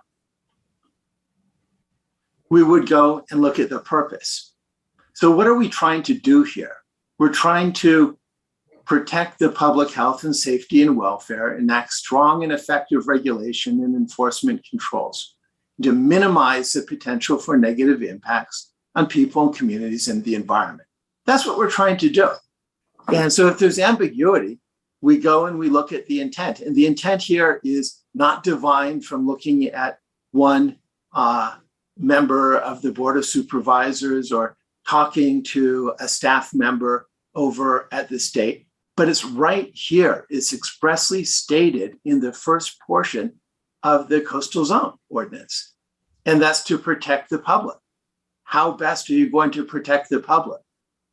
How are you going to establish strong and effective regulatory and enforcement controls? Are you going to have sufficient staff to do compliance inspections to make sure that the baby plants are on one side and the grown-up plants are on the other side? Is that what we're going to do? Is that a strong and effective control? I don't think so. The other question that we have, and to minimize the potential for negative impacts on the community and the public, in interpreting it, would you end up with a stronger regulation if you said, nah, the whole thing can really be segmented up into different pieces? And you can have the mature plants on one side and the infants on the other. Would that be stronger than saying, no, it's one structure and you're growing mature plants in an area within it? I think that that's a stronger, more protective position to take. I think one of the other things is to consider, and maybe this is really to look at the to look at it in an analogous situation. If you're in a airplane, and I think that most of us are old enough, I'm certainly old enough to remember sitting in an airplane that has a smoking section and a non-smoking section. And we all remember how well that worked. Regardless of where you sat, you ended up smoke coming out smelling like tobacco. And maybe that's okay if what you want to do is smell like tobacco and you're smoking on the flight. But if you don't want to, you come out kind of stinky. And in this case, we have a cannabis grow operation that has a smoking zone and a non-smoking zone and no division between it. For the protection of public health, wouldn't you at minimum want to have a division between it, sealing the two? And in this case, we have a ridgeline venting system that allows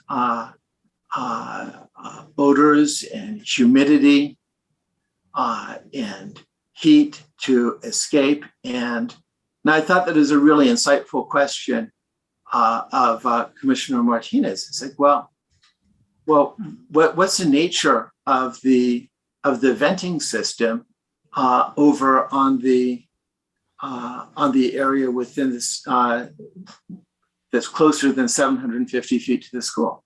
And the answer is that it's part and parcel of the same venting system. Much more is part and parcel of the same odor control system. And we learned that infant plants don't emit an odor. So what is it doing? We're in the first instance emitting odors, terpenes, in the area that's within 750 feet of the school, because the vents extend within 750 feet of the school. And much more, we recognize that there are venting, not from the baby plants, but from the grown-up plants, the stinky plants that are emitting from within 750 feet. And to address that, we need to go and have an odor control system, not for the infant plants, but for the mature plants.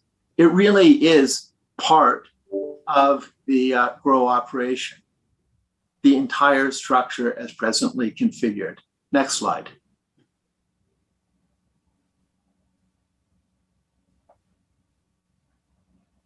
Further to the point, the exhaust from the, as stated in the OAP, exhaust from the greenhouses A, B, C, and D, which are expected to carry higher concentrations of odorous compounds with housing flowering plants, will be released from the ridgeline vents. First instance, they're being released within 750 feet of the school, and in creating a public welfare. I'm not sure how many of you have stood out on the field on a hot day and whether you have the experience, but it's an experience of being proximate to mature flowering cannabis plants that are being emitted from within closer than 750 feet. And then we have, again, as Commissioner Martinez observed, we have the entire structure established so that odor controls are in place within 750 feet of the school, not for the benefit of the infant plants, but for the benefit of the mature flowering plants as provided in the OAP. Next slide, please. So in this context, I also want to just ask a very practical question. So we've looked at the issue of the plain language. We've looked closely at the language, and we've seen that there's an or, looking so that the issue of the grow activity is the operative language. We've looked at the intent of the language. We've considered whether enforcement is made stronger by creating a wall or a dotted line, or maybe having a completely separate greenhouse, and what the function of the greenhouse is. But even besides that, as a practical matter, let's assume that the rule is really right. So long as you're not growing cannabis, infant cannabis, mature cannabis, doesn't that mean that you can extend your greenhouse all the way, not just within 600, 750, not just within 600 feet, but couldn't you extend your cannabis structure, your premises for yet another purpose, like a boiler room, and continue your vent lines all the way out until you're nose to nose with the school, so long as you don't have flowering plants? Does that make sense? I think that it leads to an absurd conclusion. I think that the conclusion is really pretty clear, that the plain meaning is that if you have a plant, if you have a structure with mature plants in it, that structure needs to be for mature plants. And it's not for anything else. And maybe we can talk about putting in walls. Maybe we talk about removing vent lines from beyond 750 feet. Maybe we talk about removing odor control over 750 feet. But what we're not going to do is we're not going to allow a greenhouse to be nose to nose with the school. That doesn't make any sense. For those reasons, the idea of the greenhouse structure is laid out in the plan as submitted and within the project description needs to be revisited. We don't need to deny it, can be withdrawn. It can be sent back for further consideration. Kate is not opposed to cannabis growing activities, but the law needs to be followed. And the law really isn't very complicated here. Next slide, please. And I believe this brings us to the issue of BACT and my partner, Jessica Laughlin. Jessica? Thanks, Nicholas. I'm going to take on the second issue, which is the issue of BACT.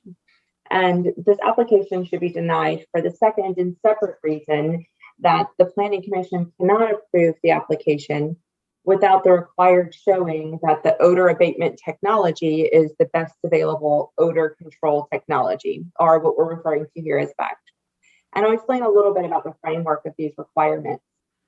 First, under the coastal zoning ordinance, the Planning Commission cannot approve a project that does not meet the requirements of local ordinances. Second, the coastal zoning ordinance requires applicants to prepare and submit an odor abatement plan, or an OAP. Section 6 of the coastal zoning ordinance is entitled Odor Abatement Plan, and it governs the requirement there.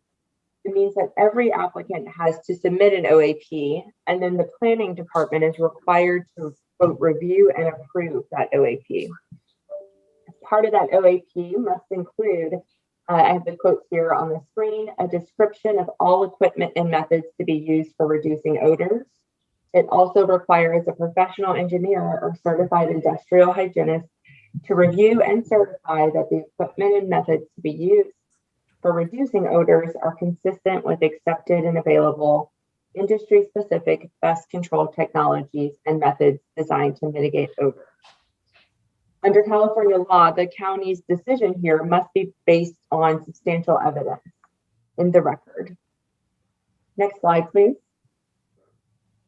Finally, the programmatic EIR for cannabis land use for Santa Barbara County, mitigation measure AQ-5 is also designed to handle residual odors, and it's designed to, quote, reduce potential effects of nuisance odors to the extent feasible. So we have this framework here that's set up in order to prevent the impact of nuisance odors. Importantly here, under California law, BACT is known to be what's called a technology forcing standard. This means that it's designed to compel the development of new technologies to meet public health goals. It's not something that is developed at the time of the regulation and then everyone after that can use this, what can be a dated technology. The idea is that as time goes on, the concept of BACT will force new technology to keep developing in order to protect the public health. Next slide, please. One of the BACT technologies you probably heard about today, and I'll tell you a little bit more about here, is regenerative carbon scrubbing technology, also RCS, RCSS. RCSS, I have a diagram here that's from, it is taken from the Everbloom odor management plan, but just an example here showing what the regenerative carbon scrubber system looks like and how it would be set up in an example grow facility. The technology is intended to sustain a substantial reduction in detectable cannabis odors within greenhouses prior to the fresh air exchange, which occurs when greenhouses are deliberately roof vented, such as here, or when air escapes during opening and closing of access doors, or even through fugitive air losses, which occur even if the greenhouse is predominantly sealed. Here in the instant application, RCS technology was rejected because, and the basis for that rejection was that it is, quote, still an emerging technology. Instead, the OAP states that it will be using odor neutralizing technology. To the argument that it's an emerging technology, That's not a basis to reject a BACT. And the very concept of BACT, as I said before, under California law, is that it's technology forcing. It must evaluate BACT technologies. Factually, the argument that it's still an emerging technology is incorrect as well. If you could go to the next slide, please. The argument that it's still an emerging technology is contradicted by the facts in the record. The county in the last year has approved 5 different grow operation permits relying on RCS technology. Thus, RCS technology is not so new that it can't at least be evaluated as a potential bacteria. In the face of this evidence, the application has to show something more than just a conclusory statement that it's emerging technology. This one statement can't constitute substantial evidence in the record that the county can rely on to approve the permit. We know for sure that there are these 5 grow facilities that are using RCS. In the face of the counter evidence, there must be something more in the record. The county has to evaluate or look a little bit more closely at this and determine whether or not RCS is a BACT in this instance. And next slide, please. And Nicholas, I could turn it back over to you for our conclusion.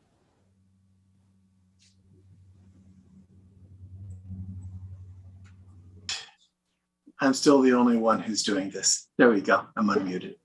So the issue again is here, and that is in implementing the CZO and in considering what the words mean. We start with the plain language, and we look at the term, the distance from the structure, from the sensitive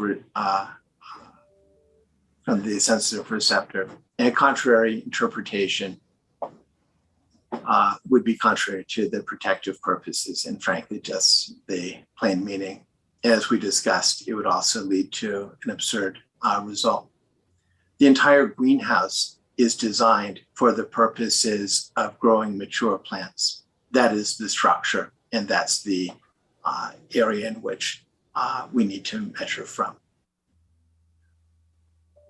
The regenerative control carbon strategy is proven. The county not only evaluated it, the county agreed that that is or can be a BACT, and it's done so 5 times in the last short period of time.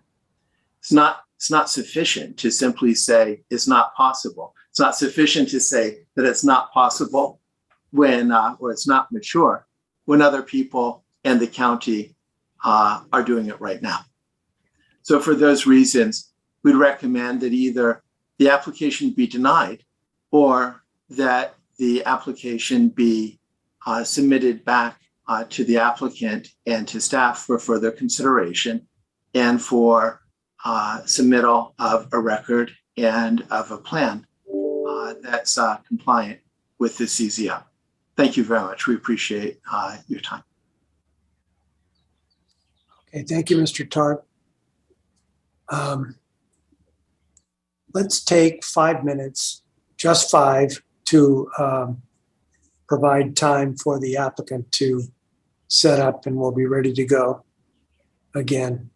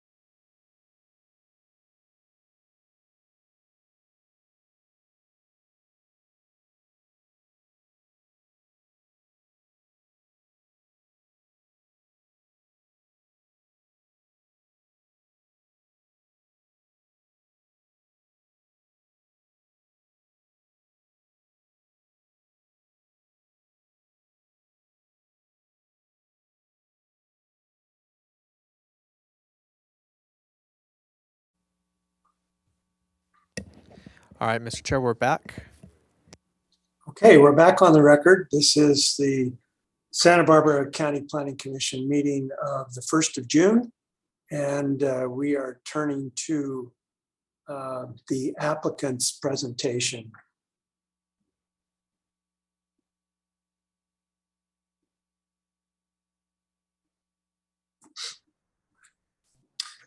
There we are. Who's going to be presenting today, Mr. Pfister? Commissioner Cooney, we'll start with Francis Brandon. I think we have a presentation on file with you all, if you could bring that up. We do, I've just seen that. Okay. All right. Good afternoon, commissioners and staff. My name is Francis Brand, the Director of Operations of Pacific Dutch Group, and manage both licensed entities at International. The project team here with me includes Chad McKenzie, our co-president, myself as operations manager, David Billsbach, our land use project manager, Polly Espinazas, our director of compliance, Jay Higgins, our land use consultant, Craig Cogminus, our land use consultant, Paul Schaefer, next slide. Paul Schaefer for our odor consultant, and Jared Faker, our consultant. And there's the names of everybody here. If you can go to the next slide again. We are proposing 239,915 square feet of mixed light cannabis cultivation and nursery within 5 existing greenhouses, no processing or manufacturing proposed. The portions of greenhouses C and B are located in the 750-foot setback receptor buffer and will be used exclusively for nursery. We will be planting additional nursery beyond the buffer to guarantee compliance with all setback requirements. Unique to this project, specifically are 2 employee housing units. Next slide, please. My family has been farming for a total of 7 generations and has been farming in Carpinteria since 1986. We take pride in calling Carpinteria our home, and we still farm in many of the same greenhouses that I grew up in. When the cut flower market crashed around the 2008 recession, my family's long-lasting agriculture legacy almost came to an end. We continued to grow cut flowers, operating at low costs with hopes that the market would bounce back, but it never did. We tried farming alternative crops like chives and basil, but were unable to turn a profit. We were about to close our doors for good, but decided to give flower cultivation one last shot. The flowers we tried was medical cannabis, and it has allowed my family business to survive into the future. I am a father of a 2-year-old girl and have another one on the way. Thanks to cannabis, I'll have the opportunity to pass along my family tradition to the next generation, like my parents passed along to me. Next slide, please. The transition from cut flowers to cannabis has preserved jobs in the Carpinteria Valley. Many of our current employees are the same employees who previously grew or cut flowers. Thanks to cannabis, our employees now earn higher wages for the same amount of labor in the same greenhouses. Our head grower has been working with our family farm for over 33 years. The site manager and 3 other employees at International have been working with us for 20 plus years. Here's a picture of the crew from International. Next slide, please. We love living and working in the Carpinteria Valley, and cannabis has allowed us to give back to this amazing community. We were the title sponsors for Girls Inc.'s An Evening in Bloom fundraiser. We have also donated to the Carpinteria Skate Park Foundation and actively participate in Lions Club activities. As a founding member of Carp Growers, we have been working towards resolving community odor issues from the beginning. To improve upon the science of cannabis odor control, Pacific Dutch Group has conducted 2 separate studies on cannabis odor technology used to help determine that. Along with other Carp Growers members, we have worked closely with the Coalition for Responsible Cannabis to address community odor concerns. Next slide, please. We grow, process, and package our branded product locally in Carpinteria. Branded product sales from Santa Barbara County have additional tax revenue generation. Next slide. Yep, I'll pick it up from here. Good afternoon, Chair Cooney and members of the Planning Commission. My name is Craig Minus. I'm the land use planner for the applicant and today's representing H&H Environmental. Together with the applicant team, we've worked very closely with county staff to ensure a complete application. In fact, we've been processing this application for over 2 years, and throughout this period, our team has procured all services required to fulfill the needed studies, technical documents, plans, and such. I'd like to commend the P&D staff on a very thorough staff report, which clearly describes compliance with land use development standards, including security fencing plan, landscape screening plan, lighting plan, noise plan, and OAP. Over these 2 years, and as a result of a very constructive and interactive plan check process, this project is better than it is today. Next slide, please. It includes site, access, aesthetics, and greenhouse improvements, which in part helps better operations and compliance with the local development standards. For the purpose of not being repetitive here, I want to illustrate my concurrence with the well-written staff report and its responses to all of the land use appeal issues. Notably, the staff report concludes that the project is required to comply with Section 35, 144U of the Cannabis Regulations of the Coastal Zoning Ordinance, and as proposed, is fully compliant. I'm available for any questions and I appreciate your time. Thank you. Next slide. Continuing on, my name is Jared Ficker with Axiom Advisors, been a long-time consultant on this project and many others in Carpinteria. Chair Cooney and members of the commission, just wanted to touch on a few additional points. On the compliance side, each plant here is tracked and tagged all the way from seed to sale. Pacific Dutch Creek has a full compliance team that manages regulatory compliance with both the local ordinance requirements, both the land use ordinance and the cannabis business license ordinance, and of course all the state rules, and has regularly participated in on-site inspections both from the local jurisdiction, Santa Barbara County, and the state on a regular basis.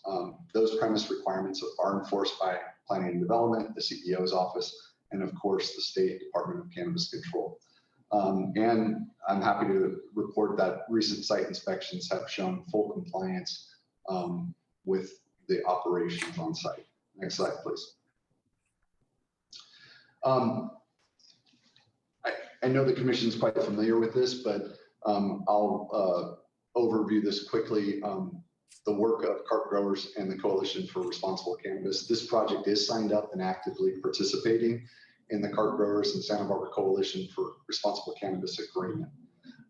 That includes, what we did with that is we amended the odor abatement plan to include the model provisions for odor monitoring and most importantly, a tiered response program that was very important to the coalition in order to address complaints or odor events. The OAP and the agreement with the coalition references the R&D work currently being completed on carbon scrubbers and other filtration technology, and it envisions updating the OAP with a future amendment required when best available control technology is established. We'll talk about that a little bit further, and Paul Schaefer from SES Engineers, I know he's had a couple other meetings, but we're going to try and get him in possibly at the end of this presentation or during the rebuttal to give a state of where things stand related to the research and development work that both carp growers and the coalition has participated in. Next slide. So the current odor abatement, currently the site operates the buyer's vapor phase system, as was outlined in the staff presentation. The vapor phase system has been optimized to reduce the use of EcoSorb. There's actually unique to this site, and not many sites have essentially vapor phase systems that also are along the ridge vents that are a more direct application of exiting air from the greenhouses. And so it's a more targeted way of addressing odor reduction. There's also been on-site designation and training of an odor management specialist, regular maintenance scheduled for the vapor phase system to confirm it's in working order. Workforce-wide training regarding odor control and best management practices. And as I said before, the comprehensive odor abatement plan in place has a tiered response program that fully incorporates the model odor abatement plan provisions negotiated between carp growers and the coalition, which I would note is above and beyond the requirements of the cannabis land use ordinance requirements and the business license ordinance requirements. Next slide, please. Finally, just on our odor control commitments, participating in the Carp Growers Coalition and the coalition agreements has been a long process. And I would encourage more and more members of the community to become members of the coalition, to learn, participate, and get actively involved in understanding what is essentially some pretty robust research and development work that is going on related to carbon filtration systems, along with a whole host of other control technologies, filtration systems and others. In fact, I think in the commissioner site visits, we had mentioned that several carbon filters were tested on this site as part of the carp growers effort and found to be less effective than the vapor system. There are currently carbon systems that were just recently approved on some other sites in Carpinteria that are in their research and development phase.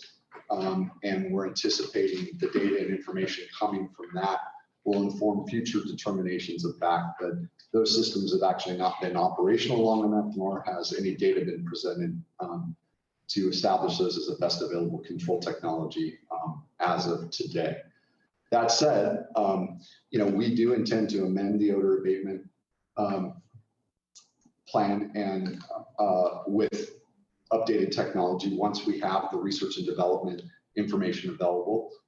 I think on this site alone, we're on a second generation of odor abatement systems. These are very expensive systems. And I think as a desire to get this right, we're actually trying to do the research and development work to understand what is going to work best for controlling odors. Finally, I think it was mentioned, and there seems to be some confusion about how to address nursery versus flower and canopy area. Currently there is a physical separation between those on site, but nonetheless, our odor abatement plan addresses all odor from the site in totality. So this differentiation that was mentioned by one of the appellants of the smoking and non-smoking areas is sort of irrelevant because we have an odor abatement plan that addresses the totality of the site. So I think that concludes my remarks here. I'll reserve some time for rebuttal. I will ask if Paul Schaefer from SES Engineers is available online. Maybe we can move to him and he can give you a little bit more on the status of the research and development work that's been underway with carp growers and the coalition for looking at carbon scrubbing technology amongst other filtration technologies. So I'll stop here and hopefully Paul is available and back online. I know he had some meetings also. We were expecting this to come up earlier. So I'll stop here and hopefully we can turn it over to Paul. I'm not seeing him on. Hi, Jared. There we go. I am in. I snuck on about 5 minutes ago. I had to leave a meeting early, but thank you. I appreciate the opportunity to talk to the group and chairs and commissioners. Currently SES is doing quite a lot of extensive research at several of the CARP members' farms to assess various different technologies for odor control. I think it should be known that, SES and, the growers aren't the people who determined BACT. We generate data sets and generate information so that others can determine what the best BACT is available. We have a lot of promising research showing that some of these filtration units, should they be situated properly and aligned and put in the appropriate locations, have the potential for very quality odor control and significant reduction in the odor potential from these sites. The greenhouses that they operate in and how they operate are incredibly complicated, and the odor loads change in a dynamic fashion from certain regions of the greenhouse and based on operations and the degree of maturity of the plant. So we're figuring out how to situate different types of odor control technologies in areas so that they have some flexibility for odor control and could treat the areas that are most necessary. This research is continually ongoing, and there still is more work to be done. And we look forward to presenting this information to the county in the future so that they can determine whether or not this would be backed for greenhouses moving forward. This site has signed the memorandum of understanding, and it would be required to install the best available control technology as it becomes available due to the memorandum of understanding. So I'm here for questions from the county and commissioners, should you have any, and appreciate your time. I'll just leave it at that. And Commissioner Cooney, this is Jared Ficker. That concludes our applicant presentation. I know you'll probably go to public comments. I do know if there are subsequent questions for Mr. Schaefer from SES, I know he has some other engagements, so it might be a good time to ask some of those questions before you go to public comment, if you so choose. Otherwise, we'll reserve some time and come back after public comment with any rebuttal comments and conclude our presentation. Thank you. I do see questions from commissioners. I imagine specifically for Mr. Schaefer, but let's find out. Commissioner Park. My questions are of anyone who wants to answer them. And I'm going to cut to the chase because it's been a long day already. It's hot where I am, and we got another matter to get into. You know, from watching prior hearings that I'm very unlikely to support a project that doesn't refer to the regenerative carbon scrubber system. I did vote against Autumn Brands. I did vote for the other 5 that you mentioned had carbon scrubber systems. That's Everbloom and Maximum and Creekside and Cresco and CW. My push for including that was one reason those were approved. And those people are going to spend a lot of money with those systems that they put in. I think Creekside's estimate was over $1 million. I think CW's was over 500,000. Who knows what it's going to be, but it's going to be a lot. And I know that's tough for an industry where prices are poor right now, and these are asking for a lot of investment. What are you willing to do by way of condition or revision of your project description so that there's a specific reference to carbon scrubbers or something better? Because I'm personally not satisfied with referring to the vapor phase system on the one hand for the approval documents, or going to rely on the private agreement between the coalition and Carpinteria growers. By the way, if I am asking for something beyond the Byers system, that does not mean I'm disparaging Mr. Byers. I like him a lot personally. I think he's done more than any other individual to mitigate odor problems in the Carpinteria Valley because he's developed a system and he's made it available. It's just that we want to look for something better, and we have a community that wants something better. And I keep telling that community we're improving things, we're making progress, and we have to do that. So that's question number 1. What will you do with respect to revising your project description or otherwise so we can make specific reference to carbon scrubbers? And 2, on the issue of physical separation, I'd like you to describe what is the physical separation right now and whether that's something that you will also be willing to include in your project description or the conditions. I recall seeing one. In fact, I recall opening a door to get through from one side to the other. I think it's important. I don't want to get into all of the ins and outs of interpreting that statute as though I was a Superior Court judge, but there had to be some reason for the definition of premises. Cynically, I could say, well, the cannabis industry had a lot to do with writing the ordinance, and maybe that's why. But no, there's got to be some reason. And whether it's odor or keeping people so they don't notice some activity like a dirty bookstore or a liquor store, whatever the reason was, one would think there ought to be some physical separation. So can you answer those two questions, if you can recall what they are from my long-winded asking of them?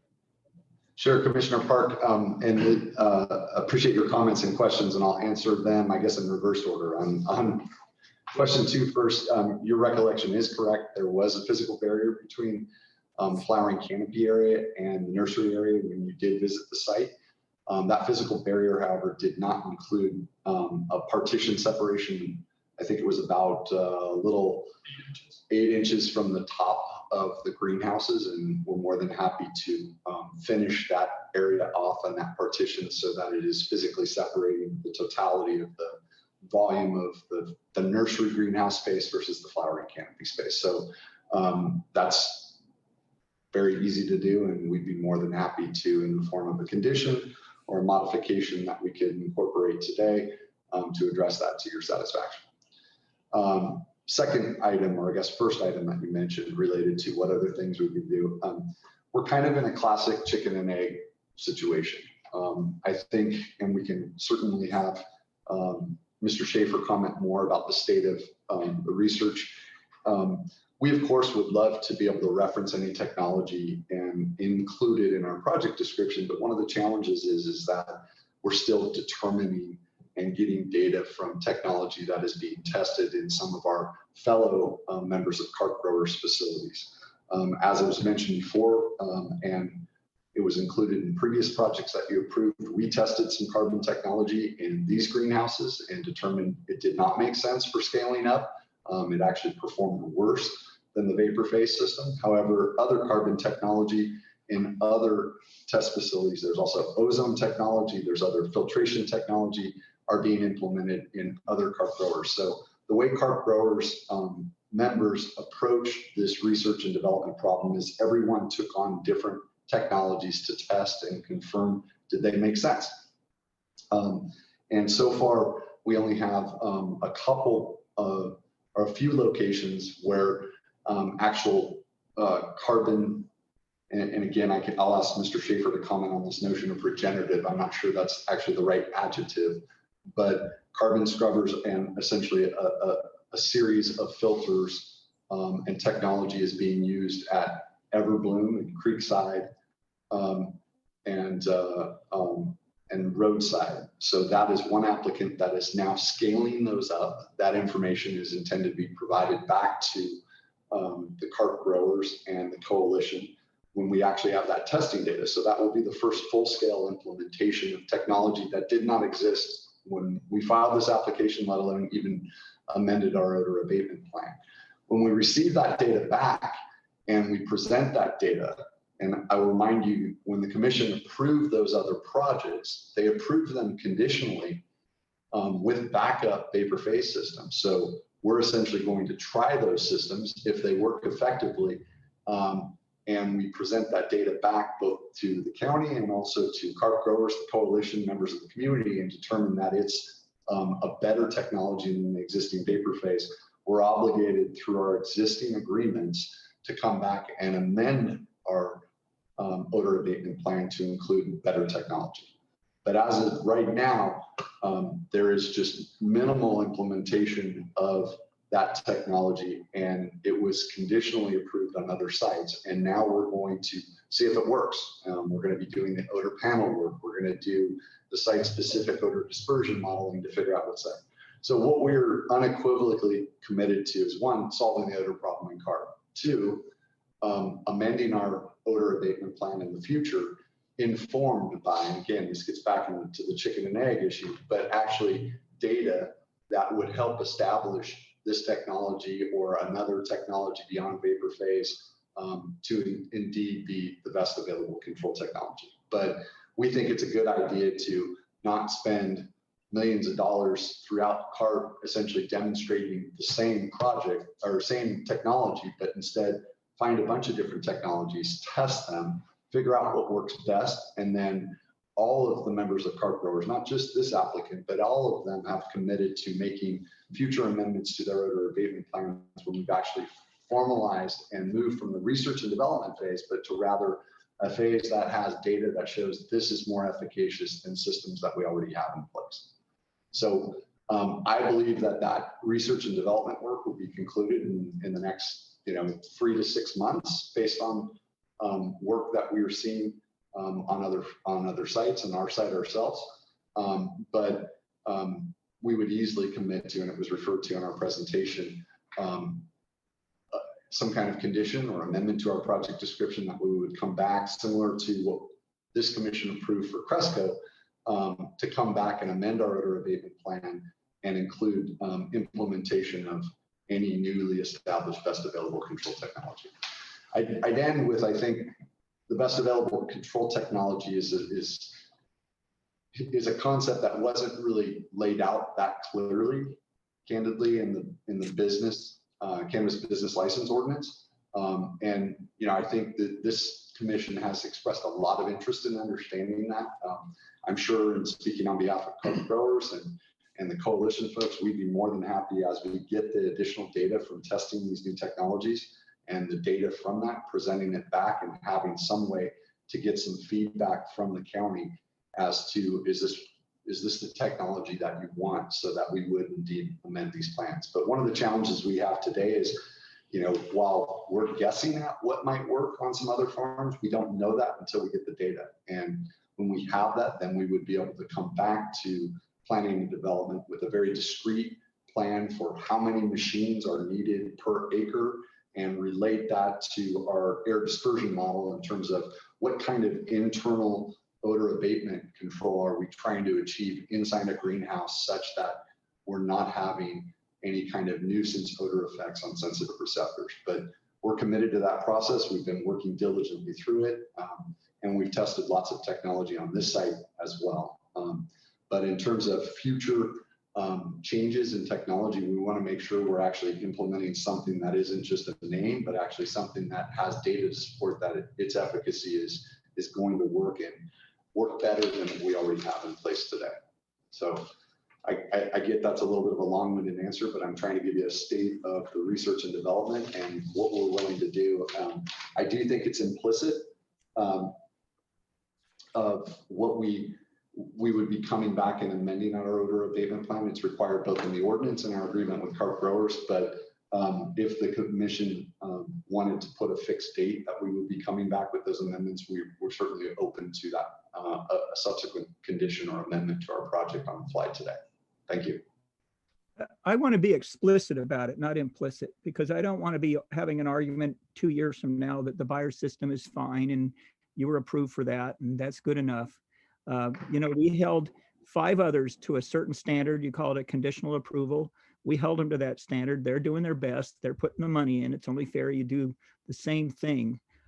I get all the arguments about there's not enough R&D yet and there's not enough data, and that can go on forever. And certainly we aren't not sure exactly what the density of these scrubbers is, how many per acre they're getting there, or exactly which models, because probably the manufacturer's improving them as we speak, and how often you change the filter or whether they're cost effective. No one wants to talk about cost effectiveness industry, because then we're going to be getting into all your revenues and what you spend. You don't want to be having that discussion. I just want to know if there's something today that you will accept or you will propose for language that puts you in the same position as those 5 that I've already voted for approval, as opposed to the one where I voted along with Commissioner Bridley against it. As I said, Commissioner Park, we're committed to amending our project when we have the results from the data analysis on the existing implementations of carbon scrubbers, which this applicant, as well as all the other members of carp growers, are supporting the research and work related to that. One of our challenges in working with planning and development is any amendments need to specify the actual technology and its location. And so I don't know how to craft a commitment or an amendment for specific technologies when we actually don't have the technology developed enough to do it. We would be guessing. And that's what's been done on some of these other projects. When we got research and development back from that, the data, they would also be amending to modify their programs. So we are supporting and fiscally supporting that work and that data analysis. And when that concludes and says, here's the specifications of what machines should be installed in each greenhouse and at what density, then we would present that plan back. But I will note that the planning commission staff or planning and development staff were quite specific. We actually tried to work on some self-executing provisions without specifically designing where we would lay out this technology. And they said that would not be acceptable and we would have to come back with a subsequent amendment. So we find ourselves in a difficult situation because I can't actually spec a product without just guessing. And I don't think we want to essentially approve projects with just research and development up and down. That's why carp growers banded together. We tested technology at this site, found it wasn't as effective. Other sites are continuing scaled up technology implementation. When that information comes back, we'll come back and amend our plan. And we're committed to doing that and making that specific amendment to this approval today to make sure that will fall back. But I'm troubled in that I don't know what to actually propose here because we don't have the specifications as a result of the research and development being done on other sites. I will note you have approved other sites, but only a few sites actually have physically put these machines in or are in a point where they're just commencing testing and information on that. So everyone's kind of looking to that. I think some of the other applicants that had said they'll do carbon scrubbers, just like we're saying here too, are going to have to ultimately be informed by data from the research and development activities underway to actually put in a project amendment that specifies where machines are going to be installed and how that system will actually work for transparency. But at least those 5 that we approved made the general commitment to carbon scrubbers or better, and they made it now when they got their approval. And you could go back, and so could staff, because I adore staff and I appreciate all that they do, but we sometimes disagree, and we've disagreed on all of these cannabis projects so far, frankly, because there's duties that are imposed by these kinds of conditions of approval. But you could go back and look at Cresco and Creekside and Roadside and Everbloom and Maximum, and you would see exactly what language we approved, and so could staff. And if people want to continue this, I'll go look it up and I'll draft it. But I don't want to be the person who has to do that. That's not really my job. But I'm not going to vote for it unless I see that kind of language. So I hope you find a way to do it. And I know you showed me some when we had our site visit. Yeah, Commissioner Park, I will say, I did go back and look specifically at some of the language on all those approvals. As you know, some of those are conditional because it recognizes the research and development activity going on.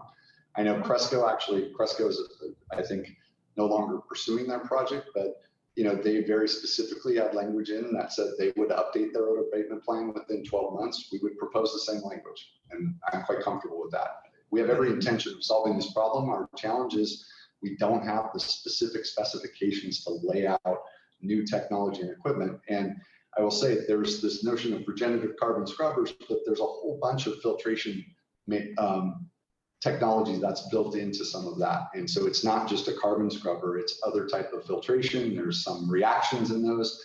All of that is being tested, and we're trying to figure out what's most effective in that.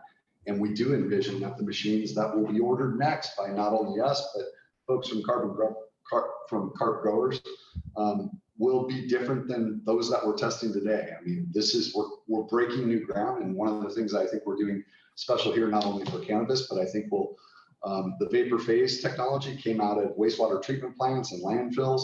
We're now coming up with, I think, better technology, and hopefully that will have application in other places in this community as well. So we're doing our best to go and address this stuff, and we're committed to making those amendments. But right now, I don't know how to amend something for which we do not have the data that shows this would be an effective implementation here, unless we just simply said, hey, we'll try this and we'll come back and amend it when we perfect it later. Well, the other 5 were willing to do something like that. They didn't have the data either, and they came up with something. And I suggest that if you've got some language, that you should share it with the commission. You can share it right now. Otherwise, we might just as well say, you know what, let's all wait a year and not approve anything until we get all that data. I'm kind of tired of hearing this. I do hear you on that, Commissioner Park. I will say we should not lose sight of one of the things that you were one of the staunchest advocates on the commission as well, is the tiered response system. And we can put that and offer members of the community a much more robust complaint system that's responsive to addressing complaints and other things in the interim as well. to make sure we're doing that part of it. So there's a lot of things to be had if you look carefully in the odor abatement plan. And again, we're committed to making those changes. But again, we want to do it with understanding exact technology and understanding what works best. I think we have to move on, Commissioner Park. Yep. Let's we go. have what the applicant's willing to do. So let's see, Commissioner Bridley, I thought you had a question too. You know, I probably had all my questions answered as a part of that discussion. I appreciate Commissioner Park asking the same questions. Okay. Thank you. Okay, we need to move to public comment. So we'll turn to you, Mr. Villalobos. How many speakers do you expect? Mr. Chair, so I would just ask anyone who wants to speak to actually raise your hand for this item, and I'll call on you. I see currently 2 hands raised. I can start with Peter DeGray, to be followed by Ana Carrillo. Good afternoon, Chair Cooney, Planning Commissioners. Can you hear me? We can, fine, Peter. Okay, Thank great. you. Thank you. Yeah, it's another postcard day in Carpinteria today, and I can't smell cannabis anywhere. I'm here today on behalf of Carp Growers. That's the Cannabis Association for Responsible Producers. We have 10 members operating at greenhouse farms that all, as you know, formerly grew cut flowers in a very well-established agricultural area. International and Pacific Dutch Group are founding members of our association and have been longtime leaders in modeling responsible farming. Tad McKenzie, co-president at International, is our board treasurer, and the Brand family has been just great ambassadors for local agriculture, both with cannabis and now more and more so with gem avocados. That's an alternative to Hass avocados. You might hear more about that in the near future. Carp Growers, also, it's noteworthy, works very closely with parents for Carpinteria High School. Most recently, we funded their after prom party at Zoto's, which I can say our board of directors got behind very quickly to have a safe alternative for after prom. And in general, the cannabis plants brought vast improvements to our agricultural valley. Santa Barbara County Cannabis Ordinance, strict by design, and it's leading to great updates to make farms more environmentally sustainable and have more curb appeal on our country roads. Farmers have been working diligently toward compliance with all the rules set forth in the ordinance for over 4 years now. When projects reach this stage, they're in total compliance and have gained staff approval. International submitted a great project. In addition, in this case, and as with all Carp Growers member farms, members are proud to have earned the trust and approval of the Coalition for Responsible Cannabis, which also supports this project. And we thank them for being able to overcome our differences and to be constructive community voices alongside farmers. All of our members operate under the terms of the agreement with the Coalition, which includes the odor abatement plan submitted as part of this project. The plan ensures that the Coalition is at the table for every stage with odor control research and development for both odor control and monitoring. And it ensures that we use data and science to advance best available technology. That's all written in the agreement and all part of the odor abatement plan. It's part of this project. It's clear that cannabis odors have improved. And International, as mentioned earlier, has been a key player testing carbon filtration systems within this greenhouse that's under review today. But we have to quit moving the goalposts. Between our agreement with the Coalition, with the Coalition, number one, and number two, the County Cannabis Ordinance, farms have a clear path forward to farming in a way that fits in with Santa Barbara County and within Carpinteria Valley, according to those community guidelines. So those are the two goalposts, clear markers for a project that is compatible with the community. So any referee looking at this project with those two markers in mind clearly sees that it's good. 3 points. So thank you today for supporting local agriculture and for your time and consideration. Thank you, Mr. DeGray. Our next speaker will be Ana Carrillo. Hello.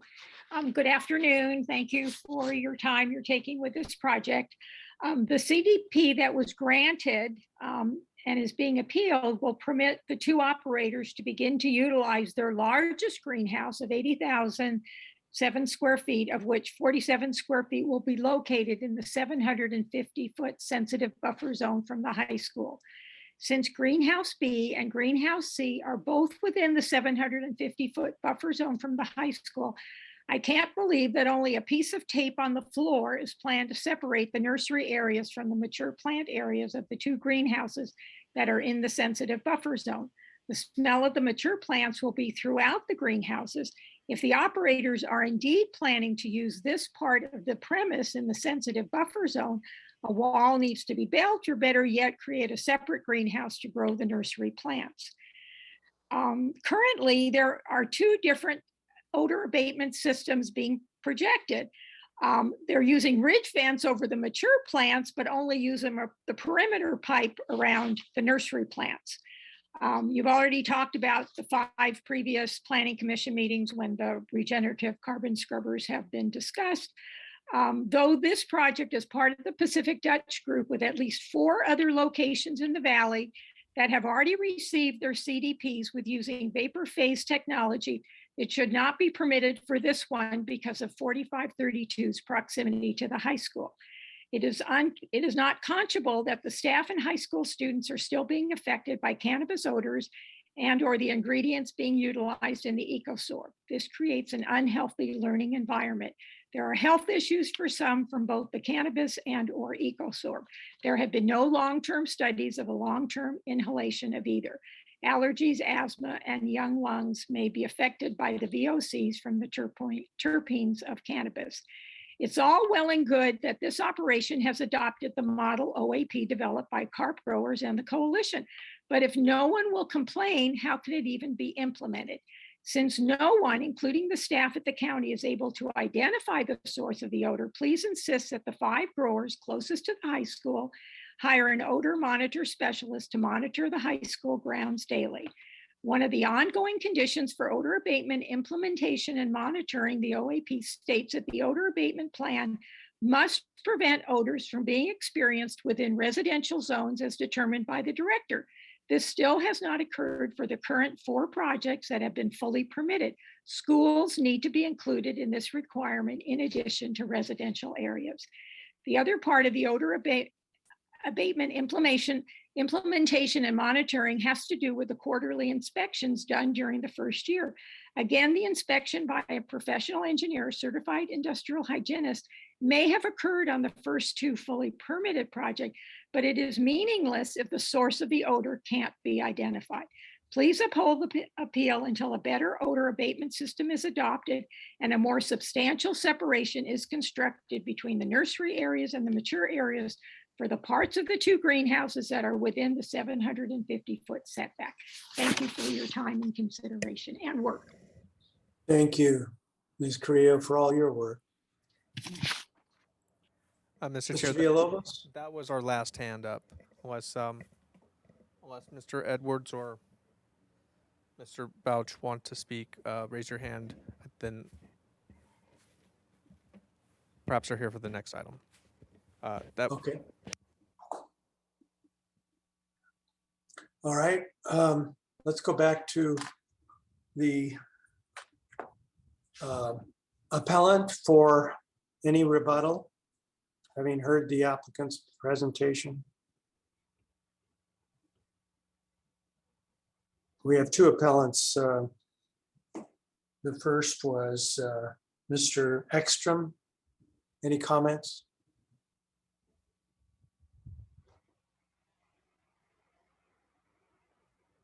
Mr. Ekstrom is still around. I'm sorry, I missed the mute. Chair Cooney and members, thank you for this opportunity again. I still stand behind the concerning Carpinterian's presentation that I gave, and I also support the Kate School presentation. All I have more to say on this. Thank you. And for the other applicants, do we have Ms. Greenlee or Mr. Hart? This is Nicholas Targ. I'm going to welcome the opportunity for Ms. Brownlee. If she'd like to speak first, I would like to rejoin. Sure. I mean, again, I still stand by what we have said, and did just want to kind of reemphasize, this sort of obvious issue between the difference between 600 feet and 700 feet, and the overall purpose of the growing facility. And just to comment that, with the vents on the roofs, and the way that the operation is functioning, you're still going to be emitting odors, directly onto the fields where these kids are, and into the Carpinteria High School facility, which I just think is completely unacceptable. Thank you. If I may join on the issue of BACT, SES is a well-regarded engineering firm. In other capacities, I've used them and I like them a lot. I noted that 4 of the 5 facilities that are using regenerative carbon scrubbers that the county has adopted were drafted by SES. And we've heard new evidence that there was testing of some sort. Nothing's in the record, nothing's here for us to review. The only thing that we do know is that there are 5 other facilities that have been recently approved by the county where regenerative carbon scrubbers have been adopted. And I don't believe we have any evidence in the record at this point in time that explains why this facility should be treated any differently. I note that the owners are longtime farmers. We support farming. We love our farmers. We depend on our farmers. Everybody has to create a safe and protective system. We also have to create a system that honors the efforts and creates the same playing field as others that have come before the county. The Carp Growers Association has done good work. With zero objection to them. We think that they're a strong, good organization. None of the agreements with Carp Growers Association are enforceable by the county. None of them. So it's good that the facilities are signing up, but that's a agreement that has nothing to do with the county, has nothing to do with the ordinance. And I respectfully submit that the same form of OAP that's been recently adopted for the 5 other facilities that are using regenerative carbon scrubbers, 4 of them developed by SES. I think that they've got the right team who knows how to do this, sign up and step up and create a clean, healthy cannabis industry for the county. Thank you. Thanks, Mr. Tark, for sticking with us. Okay. Does the applicant have any final comments before we return to staff and the commission? Chair Cooney, just a few, Jared Ficker on behalf of the applicant, just a few concluding remarks. First and foremost, the OAP here is the same model OAP that's incorporated in many of the other CARP applications that have been submitted before you. The OAP addresses the totality of the project. It doesn't differentiate between the nursery and the flowering canopy area. There haven't been complaints from the Kate School or other schools on this project during its complete operation. At the top of the remarks by Mr. Tark on behalf of Kate, he actually recognized that BAC is still something that is trying to be determined related to regenerative carbon scrubbers or other things. So the actual acknowledgement and even in the presentation from other projects are research and development oriented. They're conditional by the very nature because we don't have the data that says this is actually the best available control technology. So we, as participants in Carp Growers, are testing a variety of technologies across the board. When we conclude that research and development phase, we'll amend projects to incorporate the best available technology with a definitive response from the county that actually says, hey, we've looked at this data and it does better.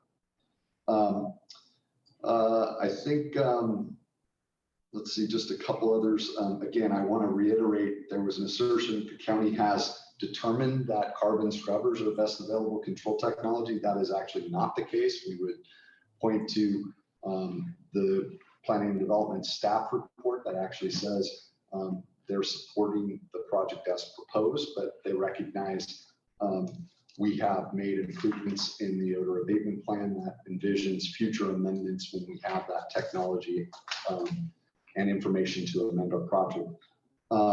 Finally, in response to Ms. Carrillo's comments, the tiered response program actually comprehensively addresses a mechanism whereby folks from the community, if they are affected, it goes into a number of responses that we get down to the bottom of it. And it actually isn't something that one grower can say, well, it's another grower's issue. We have to collectively address that. That was something that the coalition thought was very important to be addressed in our model OAP, which is adopted across the board by carp growers. And then finally, Mr. Tark's comments related to the enforceability of what we have done with carp growers. All of that is carp growers in the coalition is amended and is part of our OAP. So that is on the record, the tiered response program and how we deal with that. And that is part of our permit. So it indeed is enforceable and obligated on our permit. That concludes my remarks. Again, I will say that we did offer some additional things to be responsive to comments, a physical separation between the nursery and the greenhouse, and we're more than happy to explicitly, beyond the implicit requirement that we would do best available control technology, come back and amend our plan when we have the data and can actually deploy a revised technological odor abatement system for this site. And that would be subject to review and amendment and a discretionary review by this commission potentially as well. So thank you for your time. And if there's any questions, we're here to answer them. Okay. We will. I have some questions. Commissioner Park. Yes. Mr. Ficker, you referred to two sets of language that you've submitted. That wasn't exactly your phrasing, but that's what you did. And that's something you've already submitted to Mr. Dargell at P&D, is that correct? Yes, we submitted some potential condition language, both to address coming back and amending our plans, again, trying to address which we took seriously, commissioner visits, understanding how we would amend these plans in the future. So we proposed some language that we would amend in 12 months. It was largely modeled after information and language in the Cresco odor abatement plan that says they're going to come back and amend theirs in 12 months as well. We also proposed, My point is you've already drafted it and it's already here with someone who could share it on the screen if they were so disposed. And then, and that's the same language you shared with me even a month ago, correct? Correct. Yeah. And then also, switching gears a little bit, when you're referring to some carbon scrubbers not testing out very well, you were in fact referring to the first set that CW was proposing with the Bayer system. Isn't that correct? That is correct, I believe. Yeah, not the other. I don't know, but not the Infinity scrubbers. So just for refreshing, there's a lot of different technologies that are testing. PDG or Pacific Dutch Group and this site tested the Bayer's carbon scrubber systems, and other applicants are testing other technologies. We were doing that at a smaller scale, so we cordoned off a portion of the greenhouse, and then we did odor panel testing and other things to determine, did that make sense to scale up to a full implementation? And some technologies performed okay, and others did not perform as well. So I think we're collectively, carp growers, optimizing to scale up technologies that we think are going to be best addressing the situation. Good. Thanks, Mr. Picker. Okay. So it looks like one of the suggestions we might have in this situation is to continue this matter to next week. We have a light agenda on the 8th and come to agreement on some amendments to the plan that both talk about the separation and the other issues that the public have raised, and what we could expect in terms of a time limit for considering the experimental time that could go on for years. So anyhow, those are things to think about as we turn to staff. So let's ask Mr. Archbold if he has any comments, or Mr. Dargill, Mr. Seaver. Yes, thank you, Mr. Chair and Commissioners. Staff does have a couple items that we wanted to address.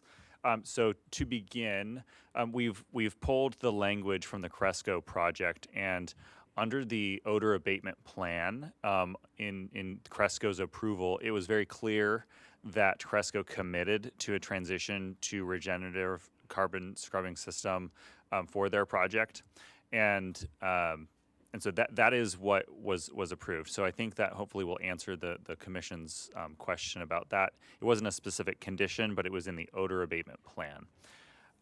The next item that we wanted to address is the condition language that was provided to staff last week regarding the nursery separation and the odor abatement plan. Upon receipt of that language, staff reviewed it and discussed internally, and it was extremely vague. And from our perspective, there was no enforcement component of that, and so it would create issues. So our feedback to the applicant was that we would not support that language. If they would like to present that language to the commission could review it, but staff's recommendation would be against supporting that language. Specifically, the reasoning behind that is because it needs to be enforceable, and there should be a specific technology identified, such as carbon scrubbers. Without that technology identified, that would be very difficult to enforce. Okay, are there other commissioner questions of staff? Yeah. Commissioner Park. Yes, and I'm speaking to Mr. Dargill, is that correct? That is correct. Good, thank you. You mentioned the Cresco condition of approval, what it said, you researched that. Did you also look at Everbloom, Maximum, and Creekside?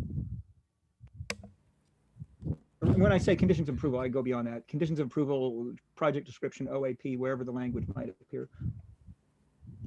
Mr. Chair and Commissioner Park, so we during this hearing, we haven't specifically pulled up the conditions of approval for Maximum, Creekside, Everbloom, the other projects that have recently been approved with the RCSS incorporated. However, I can say, just from my understanding of all of those projects, is that they did incorporate either carbon scrubbers themselves or a mixture of vapor phase and carbon scrubbers in their applications.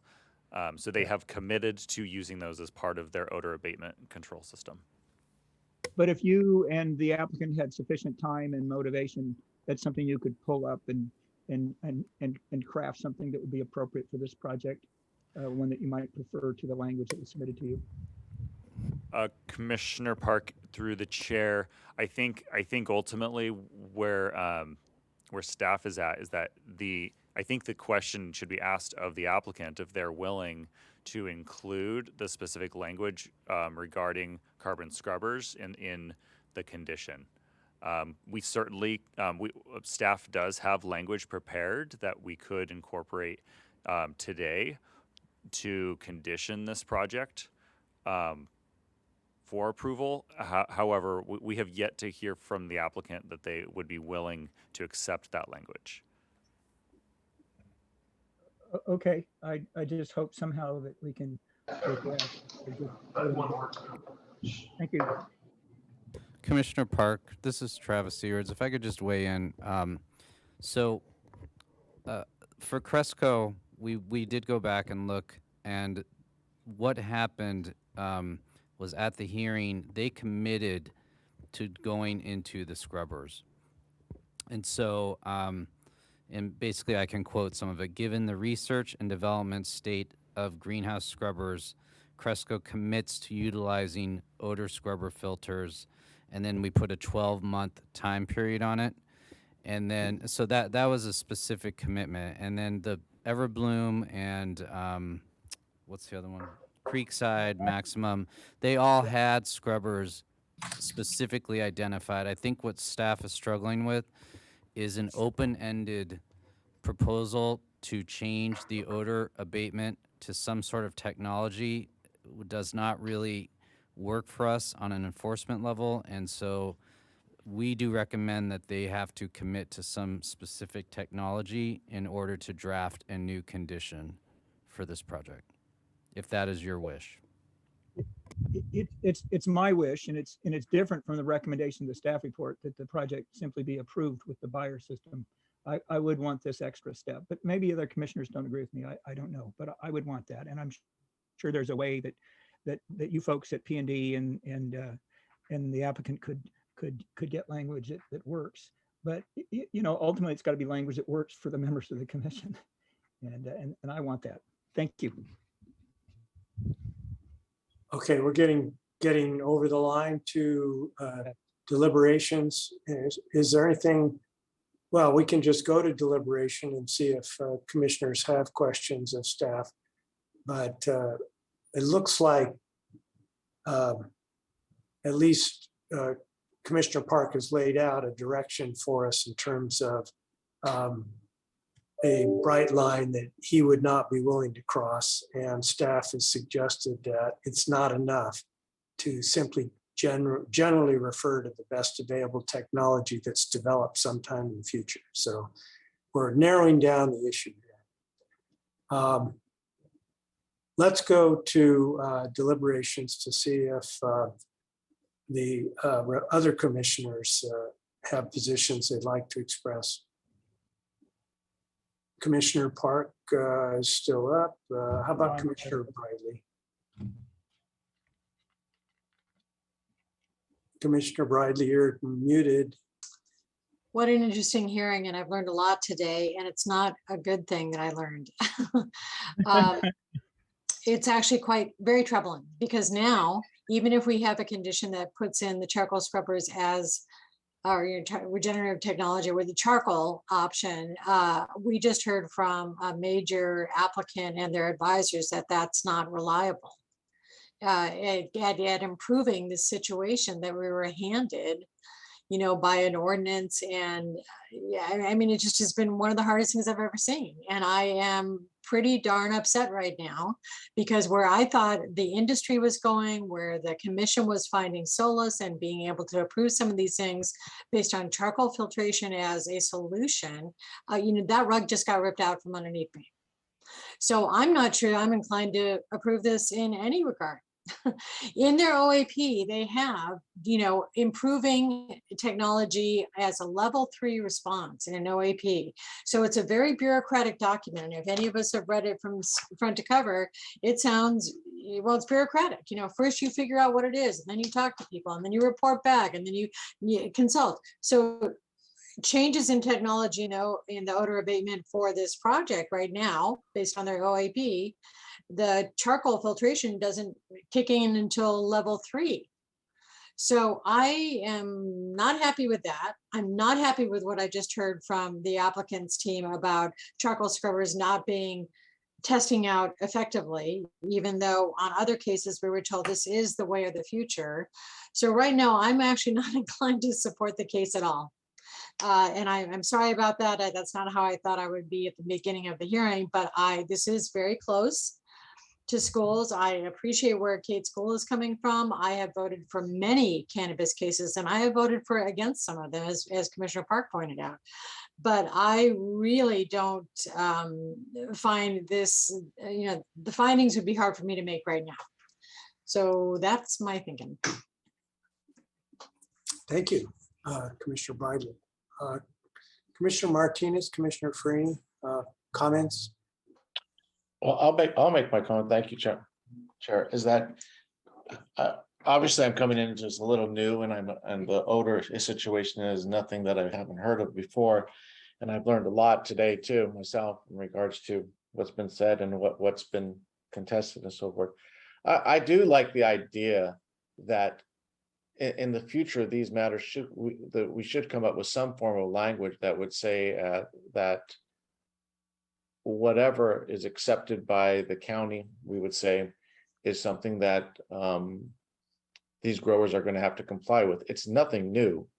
And I'm sure Commissioner Farini can even say this too, is that there's been constant changes that have evolved through farming and that have been applied to farming, any kind of grower, and you have to adjust to those things that occur.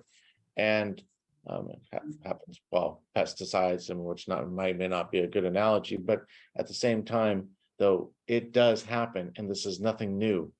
The odor is something these growers are going to have to deal with, and it affects the community. It affects anybody. I mean, I've even smelt it when driving through that part of town, and it's just something that's a constant, and it needs to be addressed. And by trying to come to a compromise of addressing it through technology or whatever means that are available, that's a commitment that should be addressed from the front. But it seems to me right now that this is an evolving thing, and there's kind of a sway, or at least a divergence from what originally was the understanding, and now it's being changed over.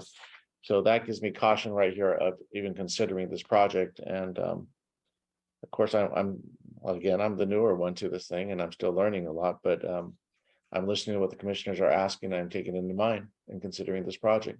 And thank you. Thank you, Commissioner Martinez. You're new in time, but not new in thoughtful contributions. So we appreciate them. Thank you, Commissioner Farini.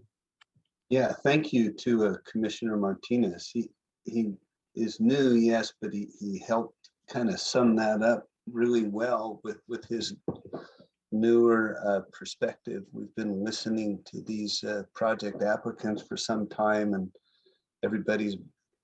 we've been hoping on this side, and I think the applicants have been pushing for that golden answer. And we, at least myself, I think other fellow commissioners, we voted for these other projects, believing from the applicants that these carbon scrubbers were that golden ring we were looking for. I admire this project applicant for coming forward and saying, hey, wait a minute, they're not really proven yet. You know, we could spend the money on it. We would if we knew that they really work. Right now, it's the odor mitigation is going to be through a buyer system or a buyer's type system. And until they get the carbon scrubbers to where they're known to be effective, they're giving it pause. So now I don't know what to do. I think all my fellow commissioners have stated it pretty well. Is what do we do with all of these projects coming forward? I can say this: with the proximity to the high school and the line versus the wall, one of the appellants made that pretty clear to me. It's like, okay, I get that. We're next to a high school, and we're just going to put a line in this greenhouse. No, because the smell can still move through the greenhouse and you get closer to the high school. And yeah, so it seems the closer you are to a sensitive receptor, actually, the more perfect the project has to be, and the more proven the project should be, not less. If it was farther away and had better isolation, then maybe I could look at it through a different lens. But I'm really troubled to have it appear punitive to the applicant because they are being honest with us.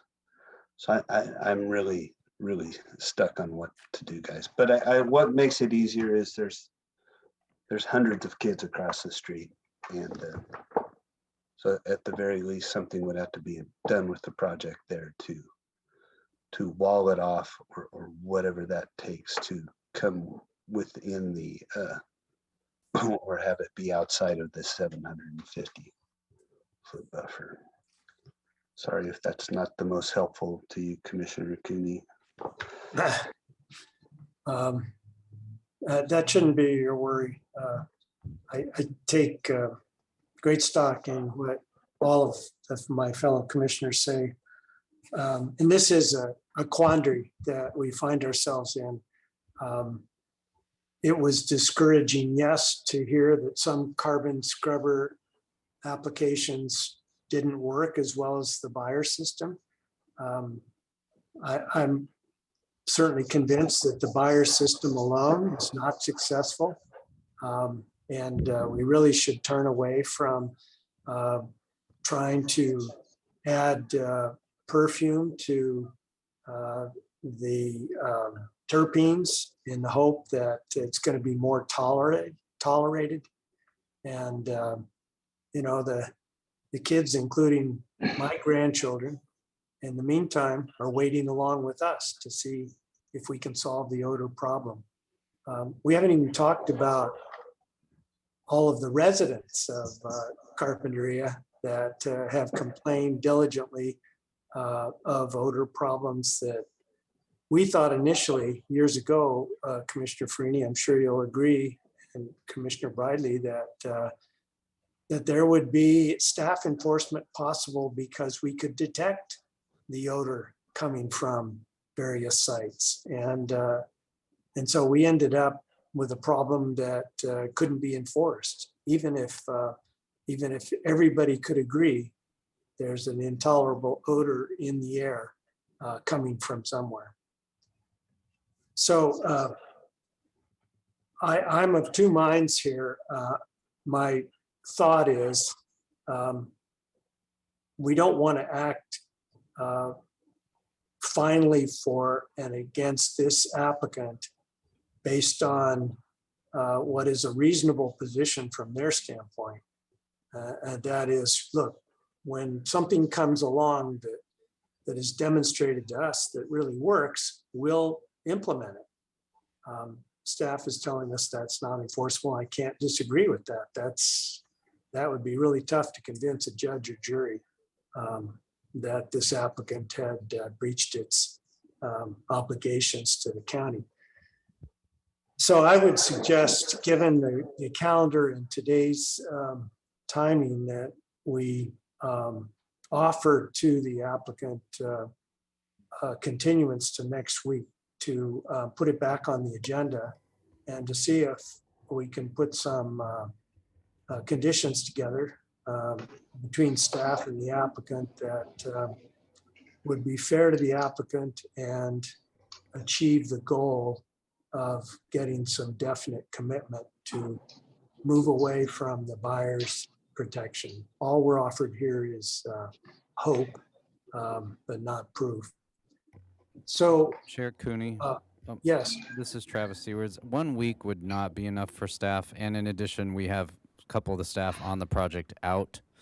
So I just wanted to give that feedback. But that would mean that the first open date would be July 6th. Because the 15th is Montecito and then the June 29th is canceled. I just wanted to give you a heads up on that. Well, thank you. You know, the applicant has the choice, and they may have considered this already, of accepting the outcome that we vote for here and taking their case to the Board of Supervisors, where they may be more successful. But I'm prepared to call for a vote on this project and make a motion for denial based on what we've heard so far. Mr. Ficker?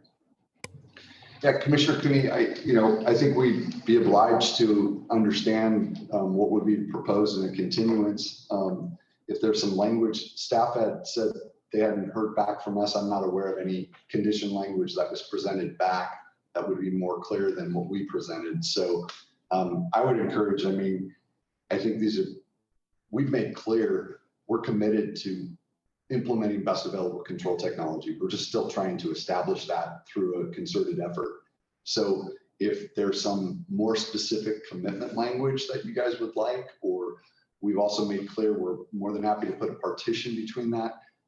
If there's language that the staff have recommended, I'm absolutely convinced in a short break we could probably conclude something there, but I haven't seen what that is. We tried to put something to address this sort of chicken and egg issue that we're in, and that was not found to be sufficient, but it did specifically reference a commitment to using carbon scrubbing technology. And so if there's some other language that is a little more clear and less ambiguous, we're all for it. I do think it could be addressed on the fly in a short break. We can come back. You're going to have a number of other projects in this exact situation coming before you, not only this afternoon, but down the pipe, where everyone is trying to, I want to be clear. Some carbon technologies didn't prove out. Others are showing that they're actually quite effective, but we don't know the actual how many and where and what machines. And so that's what we need the data from to inform a future amendment. So it's not a wholesale carbon technology doesn't work. We're finding it is working along with other filtrations on some other sites that we're measuring of scale, but we don't know the details of how to install that in a way it's efficacious based on the size and the specific parameters of a site. So we need to craft a condition that allows for flexibility, because we can't prescribe, is it 10 machines per acre? Is it 5 machines? Is it 20 machines? We don't have that information today. And that's one of the holdbacks on this. So if we can craft language to come back in a break and address that, I think we could handle this today. If it's the commission's preference and staff need more time to do that, it sounded like some language had already been crafted by the staff. Maybe we could put that up and talk that over. But if that can't be done today, I guess we would propose a continuance. Our desire is to get this right and work through your commission. You've offered tons of constructive comments along the way, and we've sought to address those at every moment. And that's the same approach we would still take going forward. Thanks, Mr. Ficker. I think today is impossible. We're on Zoom, which handicaps us. If we were all sitting in the same room, we'd pull aside and work on a solution. But we've got another hearing, as you well know, and we need to go to that. So if you're willing to accept a continuance to July 6th, we will have time to at least come up with something different than what we have today.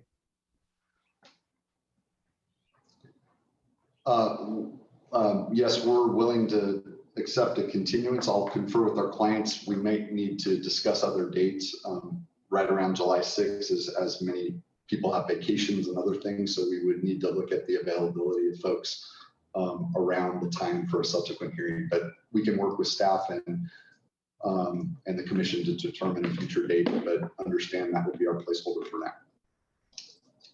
Well, July 13th is a live agenda too. Yeah, correct. Commissioner Bradley, July 13th is always an option. For Mr. Ficker to check with his clients, those 2 dates. Yeah, I appreciate that, and we'll check and get back right away. It's just I don't want to commit to people's schedules that I haven't had a chance to kind of go around. I do know that a lot of people take vacations right around July, so I want to recognize that. Well, you should certainly do that. And maybe we shouldn't vote on a continuance until you see if you can get back to us in the next hour or so. And then we'll take this matter back up and see if there is support for a continuance. Mr. Chair. Yes, hello. Hi. I just have there's one item following this, is that correct? It is. Yeah, can we trail this item? Yes. And then we can come back because I think there might be an opportunity to have a conversation. I don't know whether a continuance will be needed or not, but I think it would be a good opportunity for us to circle up with the applicant, talk to them, and then we can come back with a recommendation on how to proceed for the commission at the end.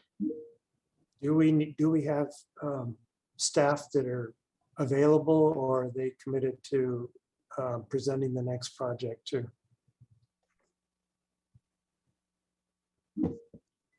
Yeah, Chair Cooney and commissioners, to follow up on what the director said, staff is ready to present the next item. Looking at the time, I don't foresee that we're going to be able to finish the next item today. And these same issues could come up on the next item. It's also an appeal of a cannabis operation near Kate School. I do have feelings for the applicant or the appellant on both, having been here all day. An option is take a break, have a meeting with the applicants on the project we're hearing now, and come back and resolve that today and continue the second item to next week if if they're available next week or the 13th. So that if Mr. Seward's here, he could respond to staff's availability on the second item for a continuance.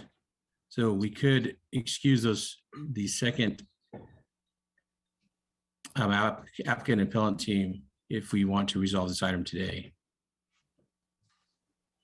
So your suggestion is to trail this item and not take up item 3 today, but continue that now if the applicant and appellant is prepared to do that, to agree to continuance.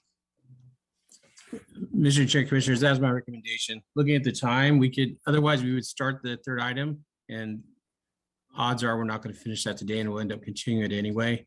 So it might be better to start that one with fresh minds at the next available hearing, and then we could trail this item, take a break, and see if we can come to resolution on a condition on the project we're hearing now.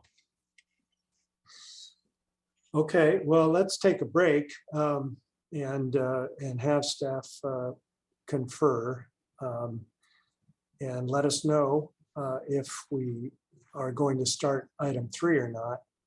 If not, we'll all know that we're going to start with a fresh look at it when we take it back up, whenever that is. There may be conflicts there as well. So how long, Mr. Wilson, would you say 15, 20 minutes? Mr. Chair and Commissioners, if Mr. Seward is there right now, we could find out staff's availability on item 3 for next week. And then we could take that item of continuance up now if that's the commission's desire. And then we probably need a 15, 20-minute break to coordinate with the applicants on that condition language and come back at that point. Mr. Sewards, what about the continuance of item 3? So Commissioners and Mr. Wilson, Joe Dargle, the supervisor, is not here next week. We'd also have to check with the applicants and appellants of the other item in order to provide an answer to that. Mr. Chair and Commissioners, I see the applicants on the Zoom, and I think the appellants may be available to respond now, if we can do that. All right, we'll put you in touch with them, and Mr. Wilson, how about getting back to us by 15 more minutes? Just with that question of whether we're going to continue item 3. And then we can take more time to talk to the applicants on item 2 and appellants. All right, Mr. Chair, thank you. We'll do that. All right. So we come back at 3:25. My watch says 3:10, 3:25. Hold on, everybody, and hopefully we'll shorten the day. All right, thank you. Thanks.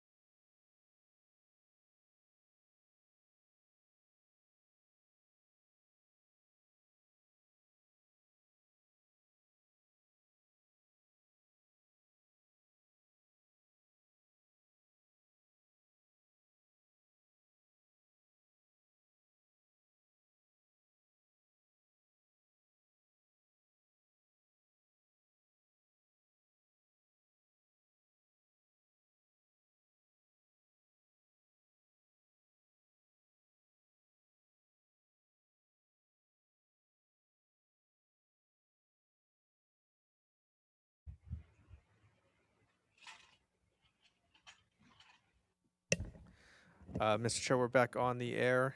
And then if you'd like me to, I'm happy to read the next item into the record if you want to take an action on it. Sounds like we do, David. Would you read item 3 into the record, please? I'd be happy to, thank you.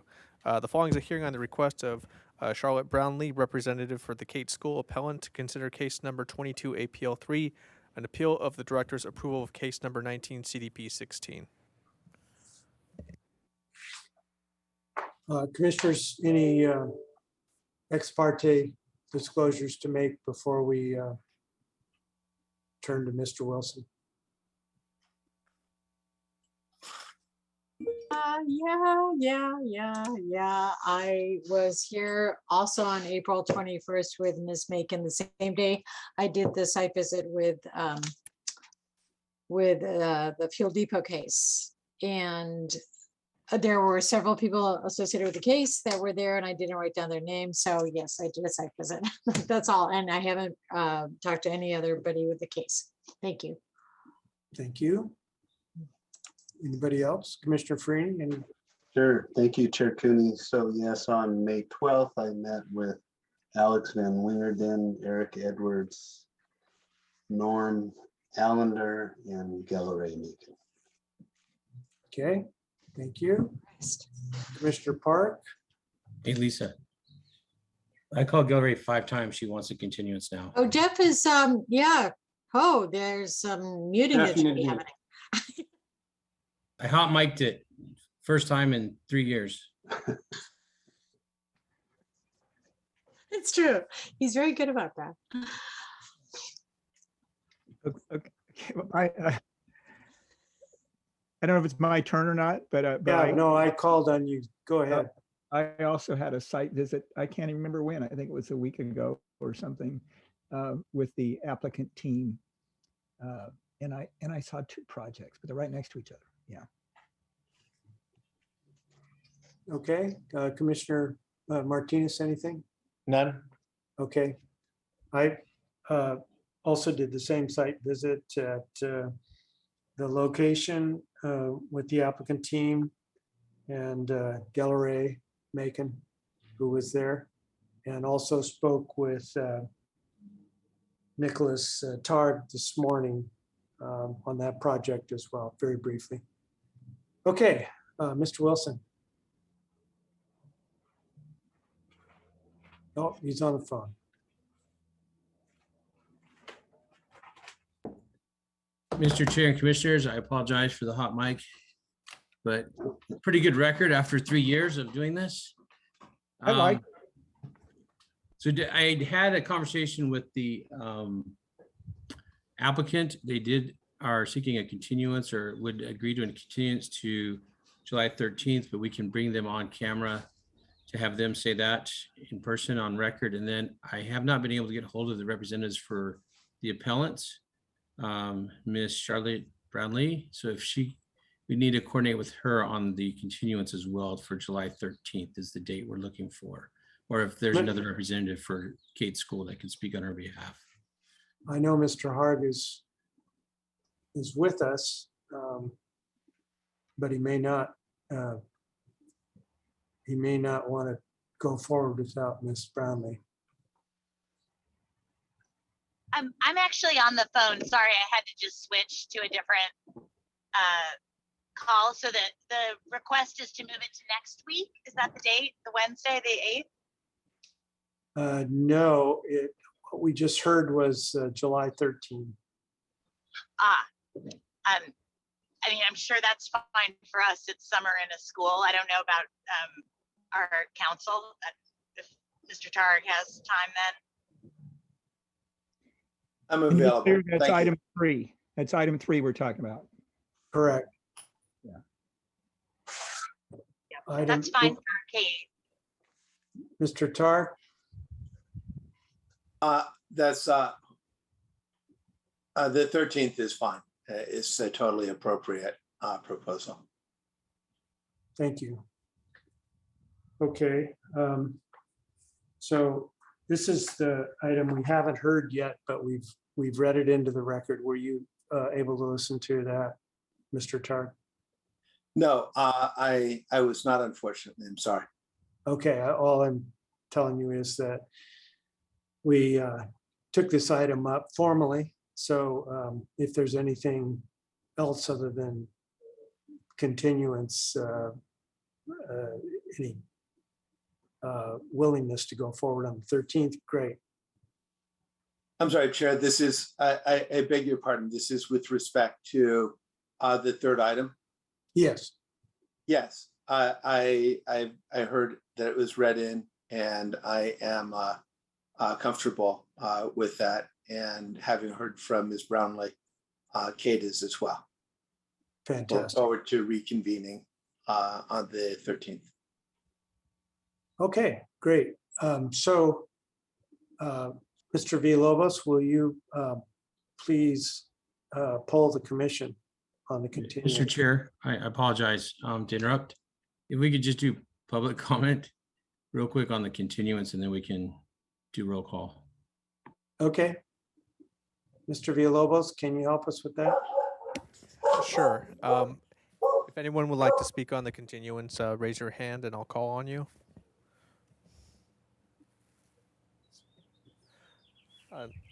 Chair Cooney, I don't see any hands. Great. Okay, roll call. And I apologize. Did we have a motion? Did I miss No. that? Unless you I'll want to make make a one. motion.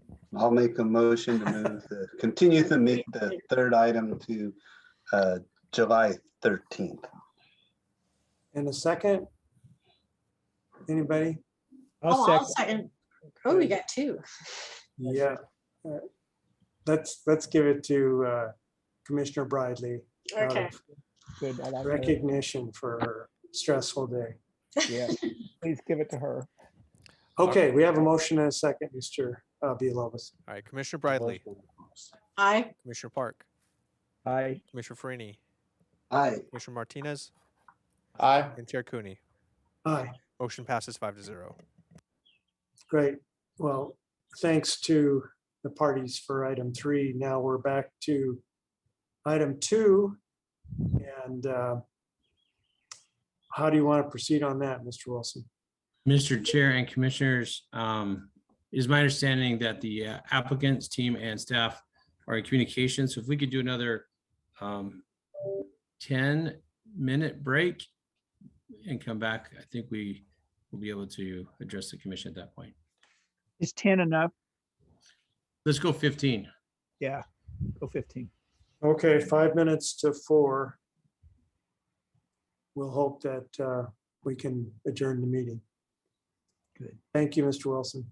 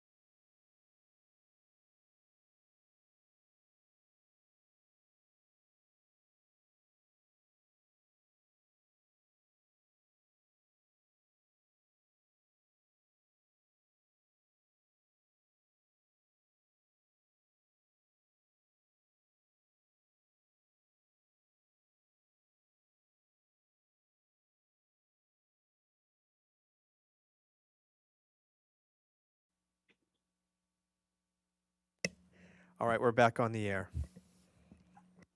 Okay, thank you, Mr. Villalobos. Mr. Wilson, are you speaking for staff?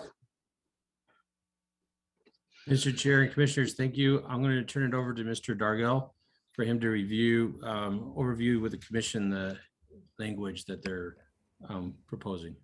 Okay. Thank you, Mr. Wilson. Yeah, thank you, Mr. Wilson. Thank you, Mr. Chair and Commissioners. Hopefully we can have the screen shown so everyone can see the proposed language. Staff has prepared 2 conditions of approval that we are recommending to be incorporated into the recommended actions for today.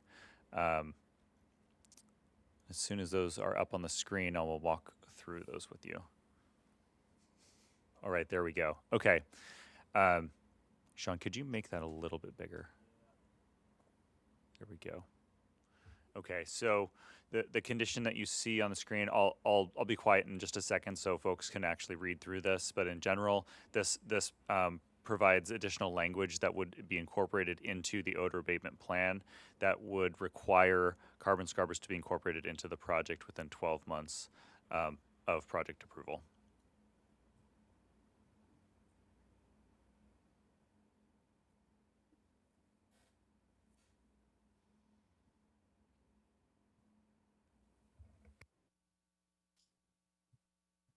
I'm sorry, this is Council Targ for Kate. If I could request that the text be read into the record for the benefit of those who, including Ms. Brownlee, who are now participating by way of telephone.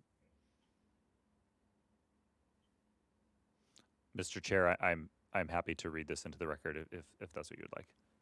Yes, let's do that. Okay, great. So as you can see on the screen, the odor abatement plan revision condition states that prior to issuance of the coastal development permit, the applicant shall submit an updated odor abatement plan that incorporates the following language. Given the research and development state of ventilated greenhouse scrubbers, the applicant commits to utilizing internal greenhouse odor scrubber / filters such as the regenerative carbon scrubbing system RCSS or equivalent internal greenhouse scrubbers / filters as the means of primary odor control technology no later than 12 months from project approval. Consequently, upon installation and testing of the internal scrubber filtration system, the facility operator shall also reduce or eliminate the use of vapor phase neutralizing systems to the maximum extent feasible, based upon the ability to prevent fugitive odors from reaching residentially zoned receptors. The deployment of the RCSS odor control technology or equivalent internal scrubbing system would require the grid-like distribution of the scrubbers throughout the interior of the cultivation greenhouse. The specific number of scrubbers will be determined by a professional engineer or certified industrial hygienist, consistent with Article 2, Section 35-144U. Additionally, the ratio of scrubbers per acre will be highly variable based on facility-specific design parameters, including greenhouse volume, CFM rating for the scrubbers, baseline odor concentration, etc. Therefore, the project-specific design details will be based on final site-specific engineering. Under plan requirements and timing, P&D shall approve the updated odor abatement plan prior to issuance of a coastal development permit. And under monitoring, P&D compliant staff will inspect the project site to confirm the odor control system is constructed pursuant to the requirements of this condition and the updated odor abatement plan for the life of the permit.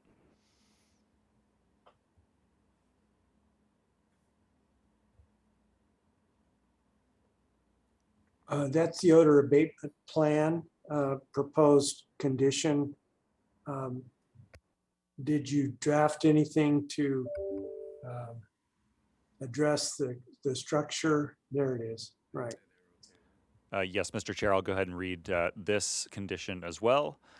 For nursery separation, the applicant shall install a floor-to-ceiling wall made of solid material between the mature plant cultivation premise and the nursery premise. The wall shall be reviewed and approved by Sheriff, County Fire, and Building and Safety to ensure it is code compliant. for plan requirements and timing, the wall shall be shown on site plans prior to issuance of coastal development permit and shall be installed prior to issuance of business license. For monitoring, P&D compliance staff will inspect the project site to confirm that the wall is constructed pursuant to the requirements of this condition for the life of the permit. So those are the two conditions that staff has prepared. We're happy to answer any questions or make any additions that the Planning Commission would like.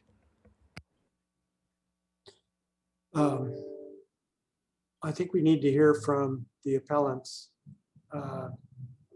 even before we would consider the condition as a commission. Mr. Targ is on the line. Are you prepared to comment, Mr. Targ? At the risk of your indulgence, I'd like to actually have a copy of the language and 5 minutes to review it and then rejoin and have a chance to consult with my client. Okay. Assuming we agree to that, is Mr. Ekstrom available to review and consult with you perhaps? Yes, I think I would want to be able to have a piece of paper in front of me to read over first before I really got on board with all of this. Yeah, it's important. I don't mean to rush it. There seems to be a desire to do it today rather than continue the matter. So if you don't feel you can consult and read and review and give us an answer today, that's okay. I think I can probably agree with Kate School and what they determine. Speaking for Kate, I'm confident that we'll be able to review and have any comments in short order. I agree with Mr. Estrom. I need a piece of paper in front of me or some electrons rather than trying to do this on the fly. Pleases you. Okay, so staff has it and they can reach you. Do they know how to reach you in terms of email or otherwise? I believe that they do. Honestly, I think that if we have it, and I apologize, but if we could have a 20-minute recess, I think that that's all that it would take in order to be able to get to where we need to be. Okay, let me ask the commissioners if that's acceptable. We may not have time in terms of their own conflicts, but I'll just check back with you. Stick on the line here. Commissioners, are we okay with another final extension of the day for 20 minutes? That would be until 4:30. Okay. Mr. Park? Oh, you're muted, John. Sorry. 20 minutes is a long time, but if everybody else is game, I guess I could do it again. But you could go into air conditioning for a few minutes. Yeah, but let me make a suggestion though. We haven't heard what the applicant thinks about these changes, and we ought to hear that. And we've given the appellant a chance to take some time and look at them. I think we ought to hear what the applicant thinks, but also. I think if some of the commissioners have questions, I have a very simple question. We ought to be able to ask that so people can think about it during their break. So, okay. I'd like to ask a question about it. Go ahead, Commissioner Park. Okay, on my question is twofold. One, it's a compliment. I think somebody's done a really good job of drafting this stuff in very short order. I'm just curious who that is. Good job. And second, on the one about the physical separation, I completely applaud the intention there. I just want to be sure we have something that's practical that doesn't somehow result in completely stopping the project. And that is, I don't know offhand whether the greenhouse that we're talking about is up to code or is legal non-conforming or what. And if we require a wall that's completely code compliant in that situation, is it possible that we'd have something where the applicant simply wouldn't be able to do it and it would stymie the whole project? I don't want that to be a result. I hope somebody understands my question well enough to respond to it. What's the risk of being a building department? Yeah. Well, it could have included the words, you know, in compliance with all rules, laws, and regulations, but I think that's implied here. So they'll be able to do it.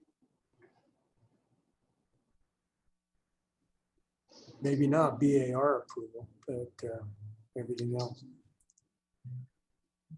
Okay. I had a question, Mr. Yes. Chair, and unfortunately, I kind of want to see the language back up. There was a reference to something before the CDP, and I guess I'm just confused about whether conversion to the regenerative scrubbers is going to happen. They're going to get through this process and get a coastal development permit issued now for this case, and then are they coming back for a change in the OAP and getting a second CDP for that? Follow the way it read, and it's hard for me to say this with it not on the screen, but can someone put it up? I mean, I don't want to take a lot of time because I want the applicants, but Commissioner Bradley, it's showing that it's on our screen here. yeah, thank you. Can you scroll up? Okay, so the no later than 12 months from project approval, they put it in, and then, okay, I'm sorry, then scroll down. So on the plan requirements and timing, P&D shall approve the updated abatement plan prior to issuance of the coastal development permit. Or is it issuance after 12 months after the CDP? You follow what I'm? Yep, Commissioner Bradley, I think I get what you're saying here. The 12-month language will be in the odor abatement plan. So that'll specific language that will be put in the odor abatement plan. They have to revise, and so they will have 12 months to do the carbon scrubbers. But in order for us to issue the coastal development permit, they have to revise the odor abatement plan and submit it to us for approval. Oh, okay. Okay, as long as it's clear to you guys doing the final sign off, that I get it. That's all. I hope the applicant was following that. No, good question. No problem. Anything further from the commission? All right, then what we'll do is convey as soon as possible copies of the two proposed conditions to the applicant, to the appellants, and the applicant. Applicant may have a copy already. And we'll do what we can do otherwise for, well, let's just say that when you're ready, you'll notify us, but we'll initially take until 20 minutes to 5. That gives time to convey it and then time to consider it, hopefully. Mr. Chair, if I could really quickly, so the proposed conditions are located on the website, on the Planning Commission's website under this current agenda item. So for any members of the public or any appellants that I don't have their contact information for, it is located there. Okay. Thank you, Mr. Dargo. So we come back at 20 to 5? 20 to 5. Thank you all. Thank you.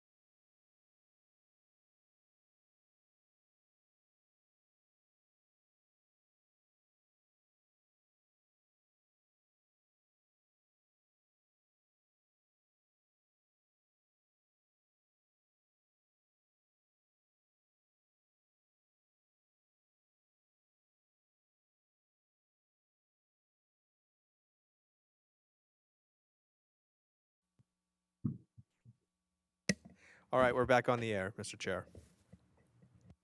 Thank you, Mr. Villalobos. You've had yeoman work to do this afternoon. Mr. Darga, where are we?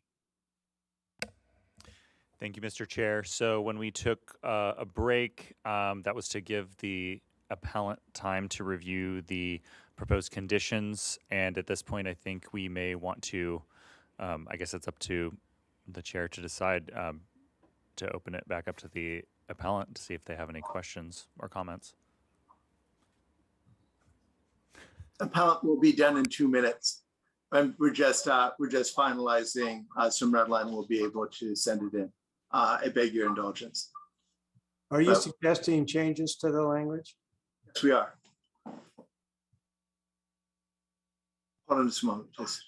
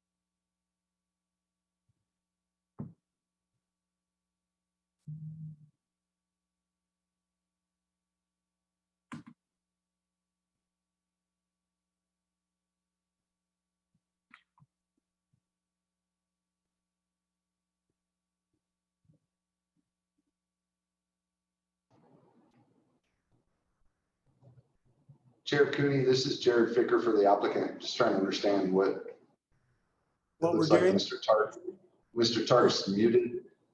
And he's muted. He's talking to his client, I presume. Okay. About changes that he's proposing.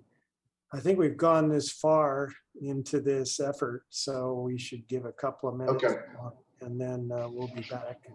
That sounds good. I mean, just for the record, we haven't actually got to, as the applicant, offer perspective on this in front of the whole commission. So whenever you guys are ready, we are ready. Sure. We won't go to the commission without checking with you first. Great, thank you. Okay.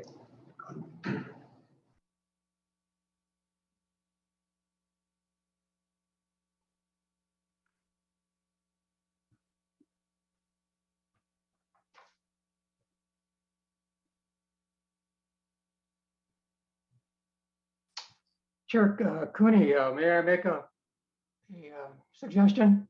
Sure. On the end of the first paragraph on the odor abatement plan revision page, it says on there, the last few words are from reaching residentially zoned receptors. Might that also include sensitive receptors or add schools to it also? Well, there's a complication with that. There are two different things, Mr. Ekstrom. I understand your point, but let's discuss that with staff when we get Mr. Targ on the line with us. And also on the next paragraph, you talk about the scrubbers throughout the interior of the cultivation greenhouse. I was wondering if it would be better if that was specified greenhouses B and C. It looks like you could just do it to one greenhouse and not both.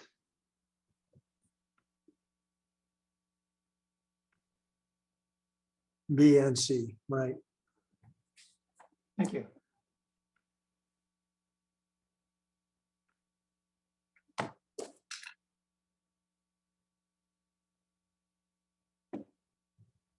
Mr. Targ, can you hear me? You're muted.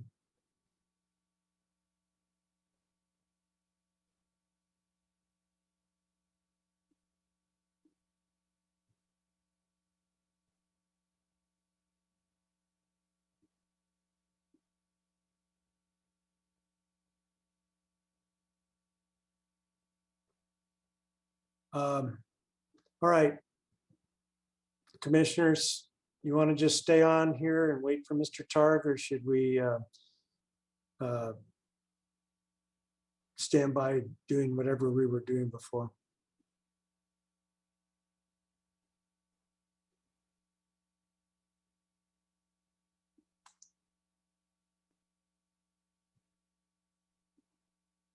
You'll receive this in just a second. I'm just sending the document now.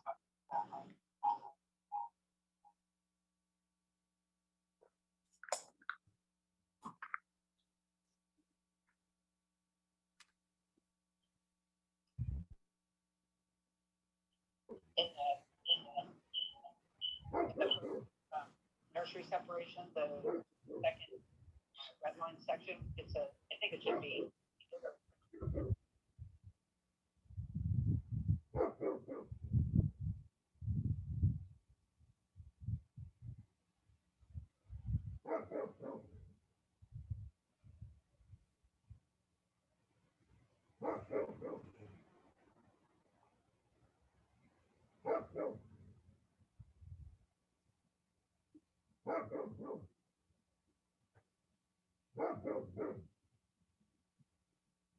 Mr. Wilson, this is unprecedented to have the commission sitting around waiting to get a modification to the original language. I don't think we're going to be able to work this out on this timeframe.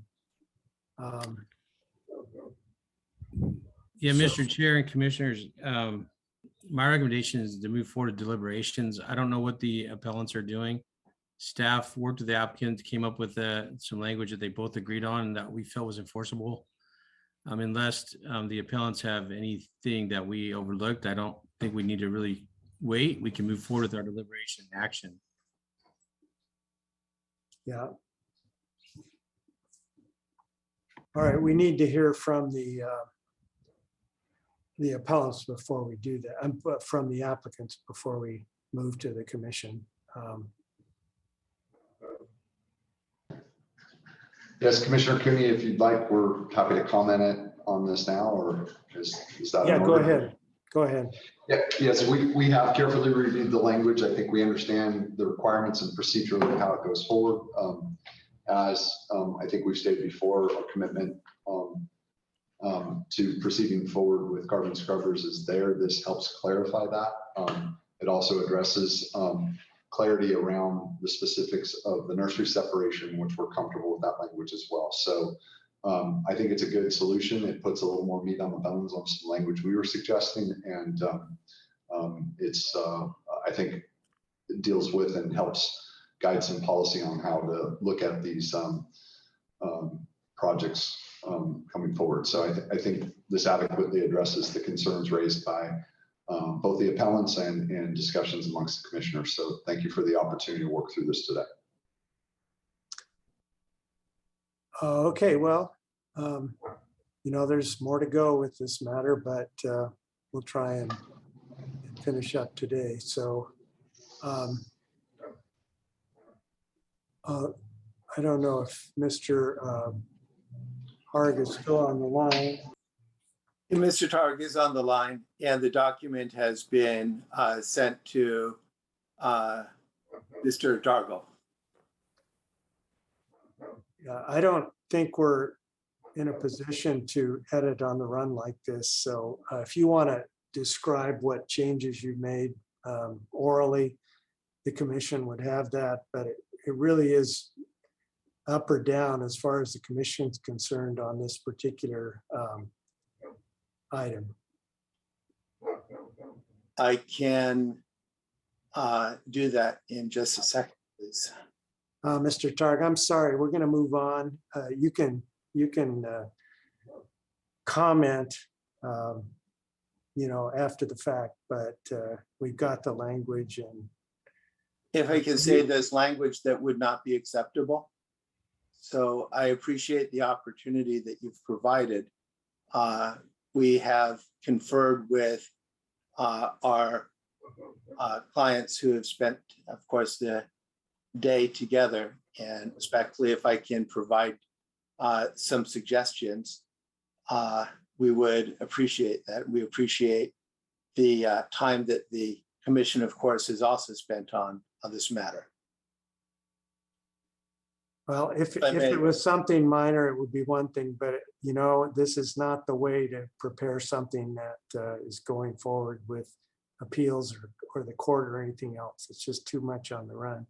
So if I The may- commission may not want to vote on it today. They may want to vote in favor of the project, or they may want to vote against it, given the language. But I think we have to move on to that. And I'd like your participation, at least to the point of knowing how we decide. So, commissioners, the matter is now back to you. We have language that staff and the applicant have worked out. You heard from the applicant. And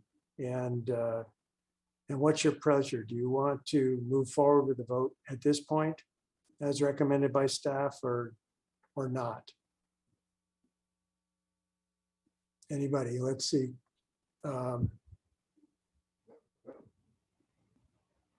Yes, let's vote. You ready to vote? Okay. Commissioner Martinez?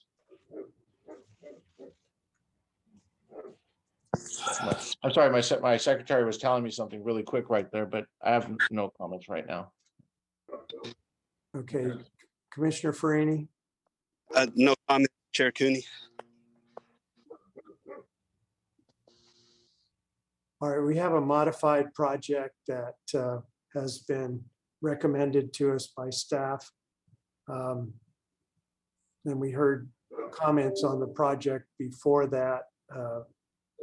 With the changes, I think I'd be prepared to, reluctantly prepared to move forward with this applicant. But I think the worst of the shortcomings only have been dealt with. And, 12 months seems like a long time to continue bombarding the neighbors, including the Boys and Girls Club and the high school, with whatever technology's in place at this point. But I will not make up my mind until I hear from all of you. Commissioner Park? This language addresses the concerns that I raised.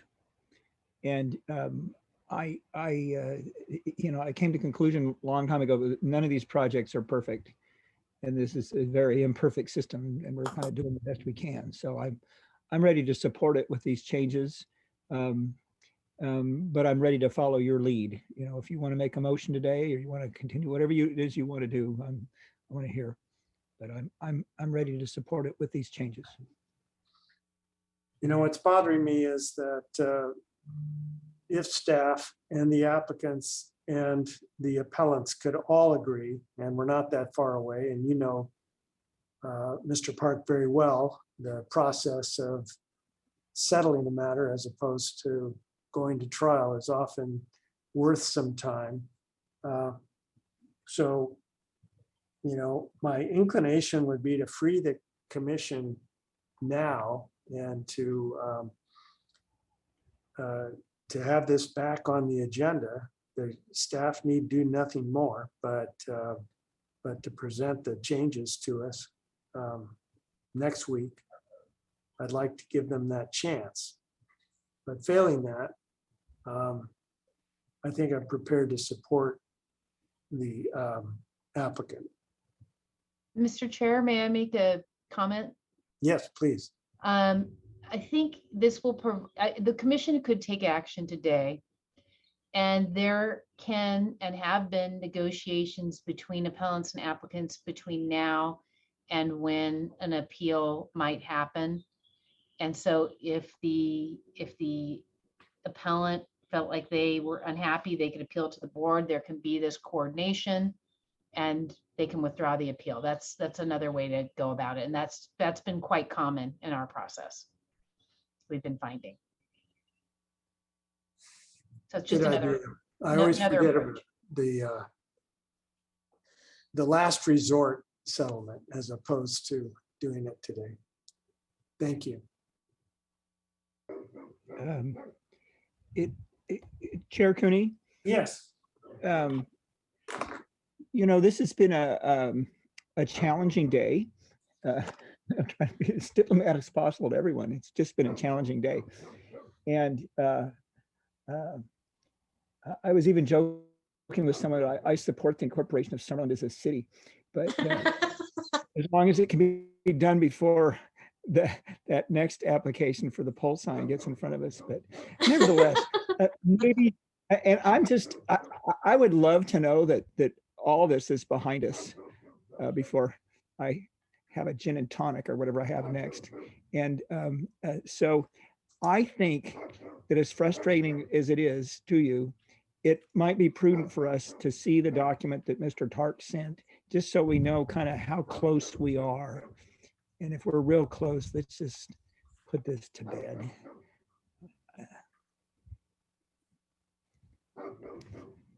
But there's no perfect.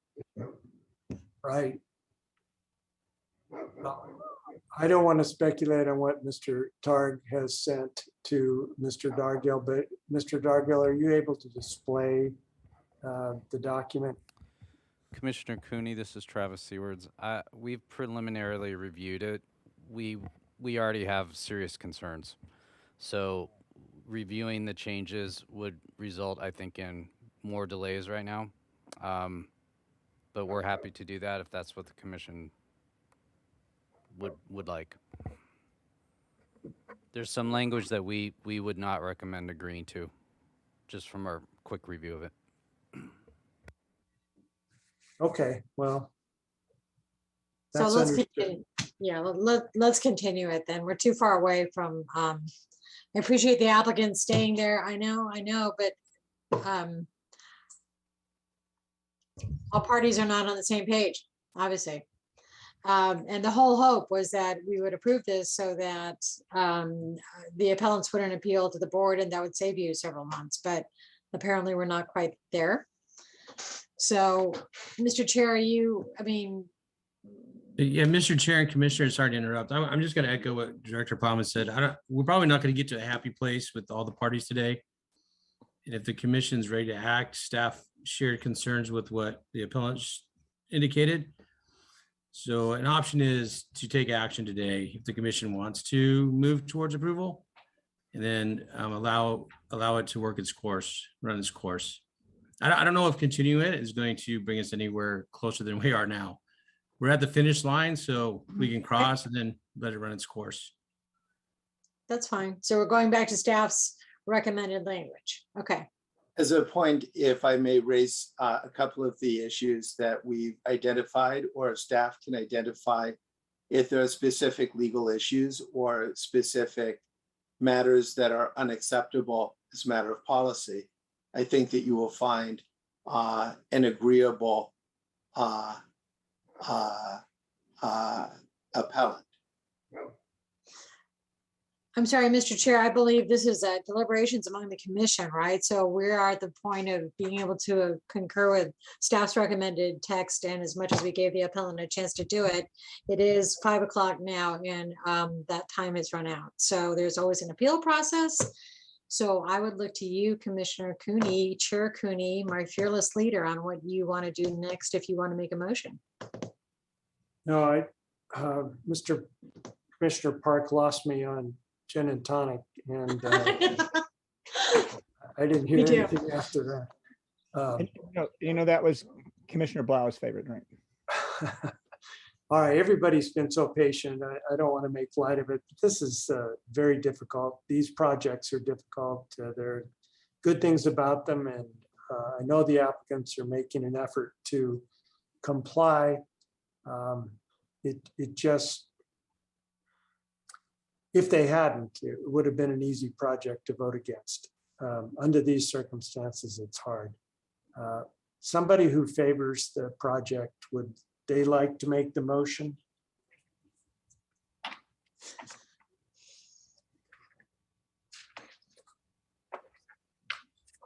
Nobody's jumping up to do it. See, I'm now in the mood for a continuance, so I don't. Oh, okay. No, I don't know. No, okay, you know what?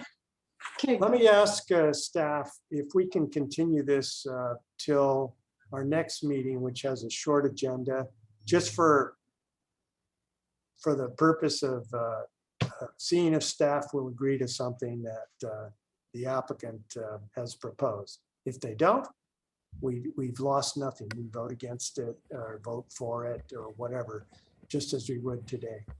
But Chair Cooney, I'm going to speak on behalf of staff. I think our recommendation is move forward today. I think we're too far away from an agreement with the appellant's red lines. I know I'm pushing you hard today. My recommendation is let's cross this finish line and move on to other work. okay, that does it for the continuance suggestion.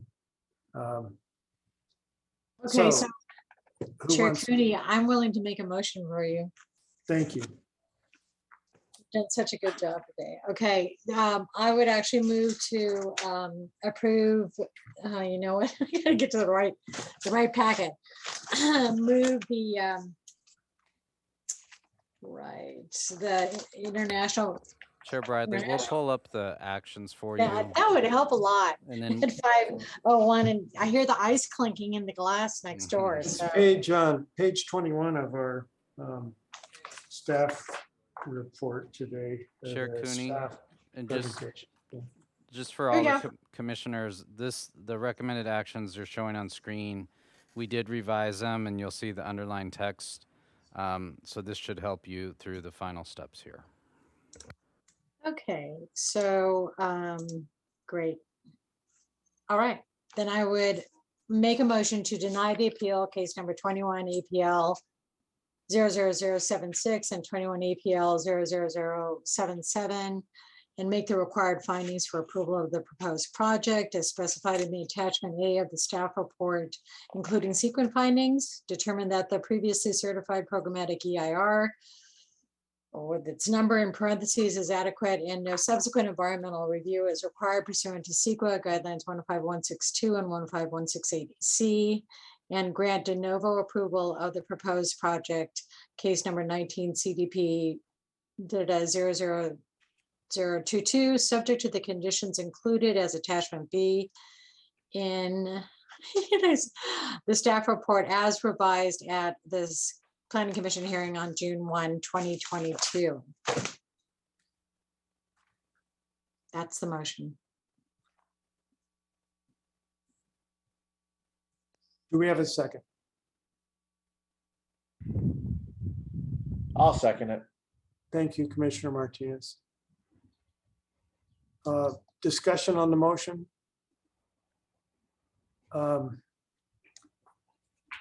There are some legal issues that were well presented by Mr. Tarr and his co-counsel in writing before the meeting that I considered. They're plausible.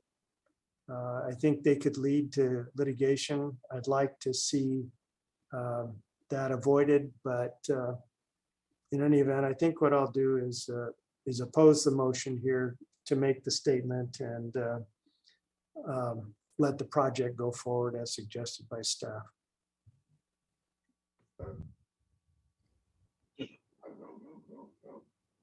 So we have a motion, a second by Commissioner Martinez and Commissioner Park and Commissioner Farini, who would like to go next. Commissioner Park. I'm not trying to toss a fly into the ointment, so to speak, but I just think that I have a little bit of due process concerns to vote on this without at least seeing what Mr. Tark proposed. I don't want to debate it at length, but I'd at least like to say that we saw it. I'm like I said before, I can support the motion with these changes, but I'm doing it in the dark as to what these appellants who represent a lot of people, or they're at least their desires, and have worked hard on it, to at least know what their statement is. I wish they had acted quicker. I'm used to trying multi-million-dollar cases and getting to the end of the evidence, and the judge gives us 5 minutes to prepare our final arguments. But here we are. If we could just put that on the screen, so I could just at least look at it before I vote, I'd sure appreciate it.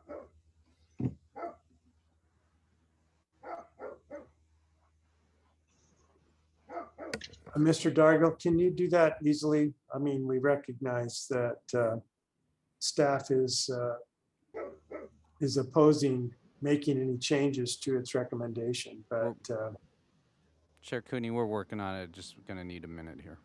okay. Thanks.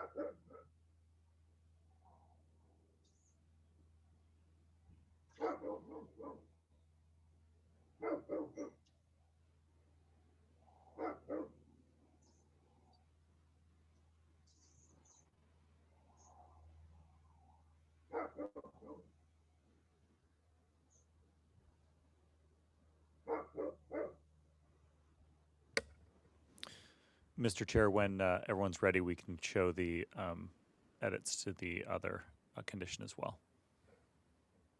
I'm having a problem that the red line cross-throughs are jumping from line to line. I'm not sure why that's happening, but I can see the red writing, but it gets crossed out. Okay, maybe this is better. Yeah, I was seeing the same thing.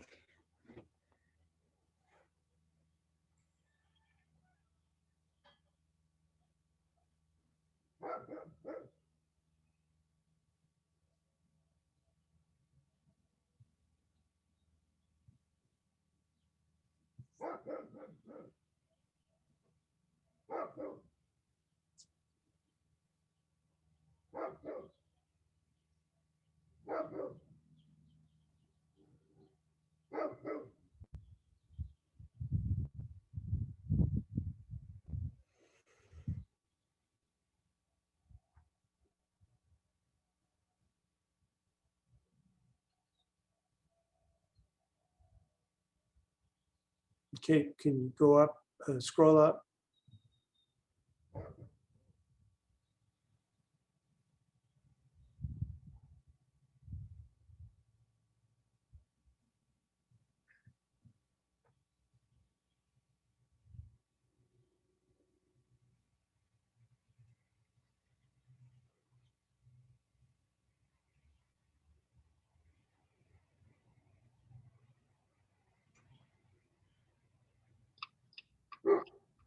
You just leave it in one place for a minute.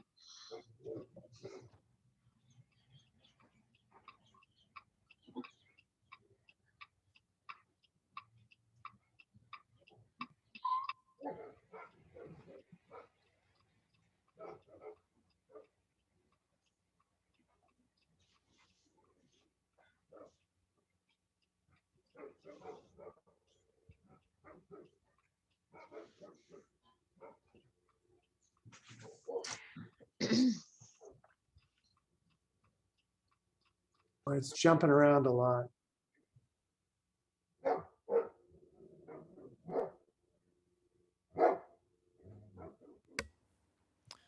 Mr. Chair, are you having a hard time reading it? Do you want us to zoom in?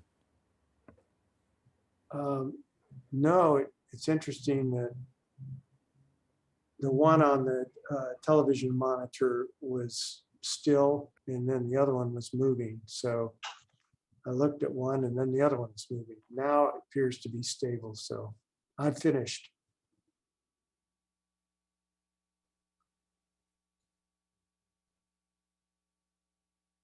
Commissioner Park, have you had a chance to see it? Yes, I have, and I can make some comments if this is a good time. Well, should we look at the other one first? Or do you Whatever want to look your at this pleasure. one while you make your comments? Well, maybe while we're here. Okay, go ahead. And I don't want Mr. Tark to take this personally because, you know, we've both been lawyers for decades and lawyers wordsmith, okay?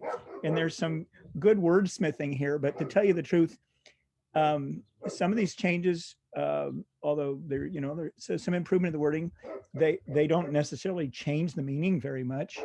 The things about the Planning Commission being reviewing things, I think there's a way to get there anyway. You know, if you appeal something the director does.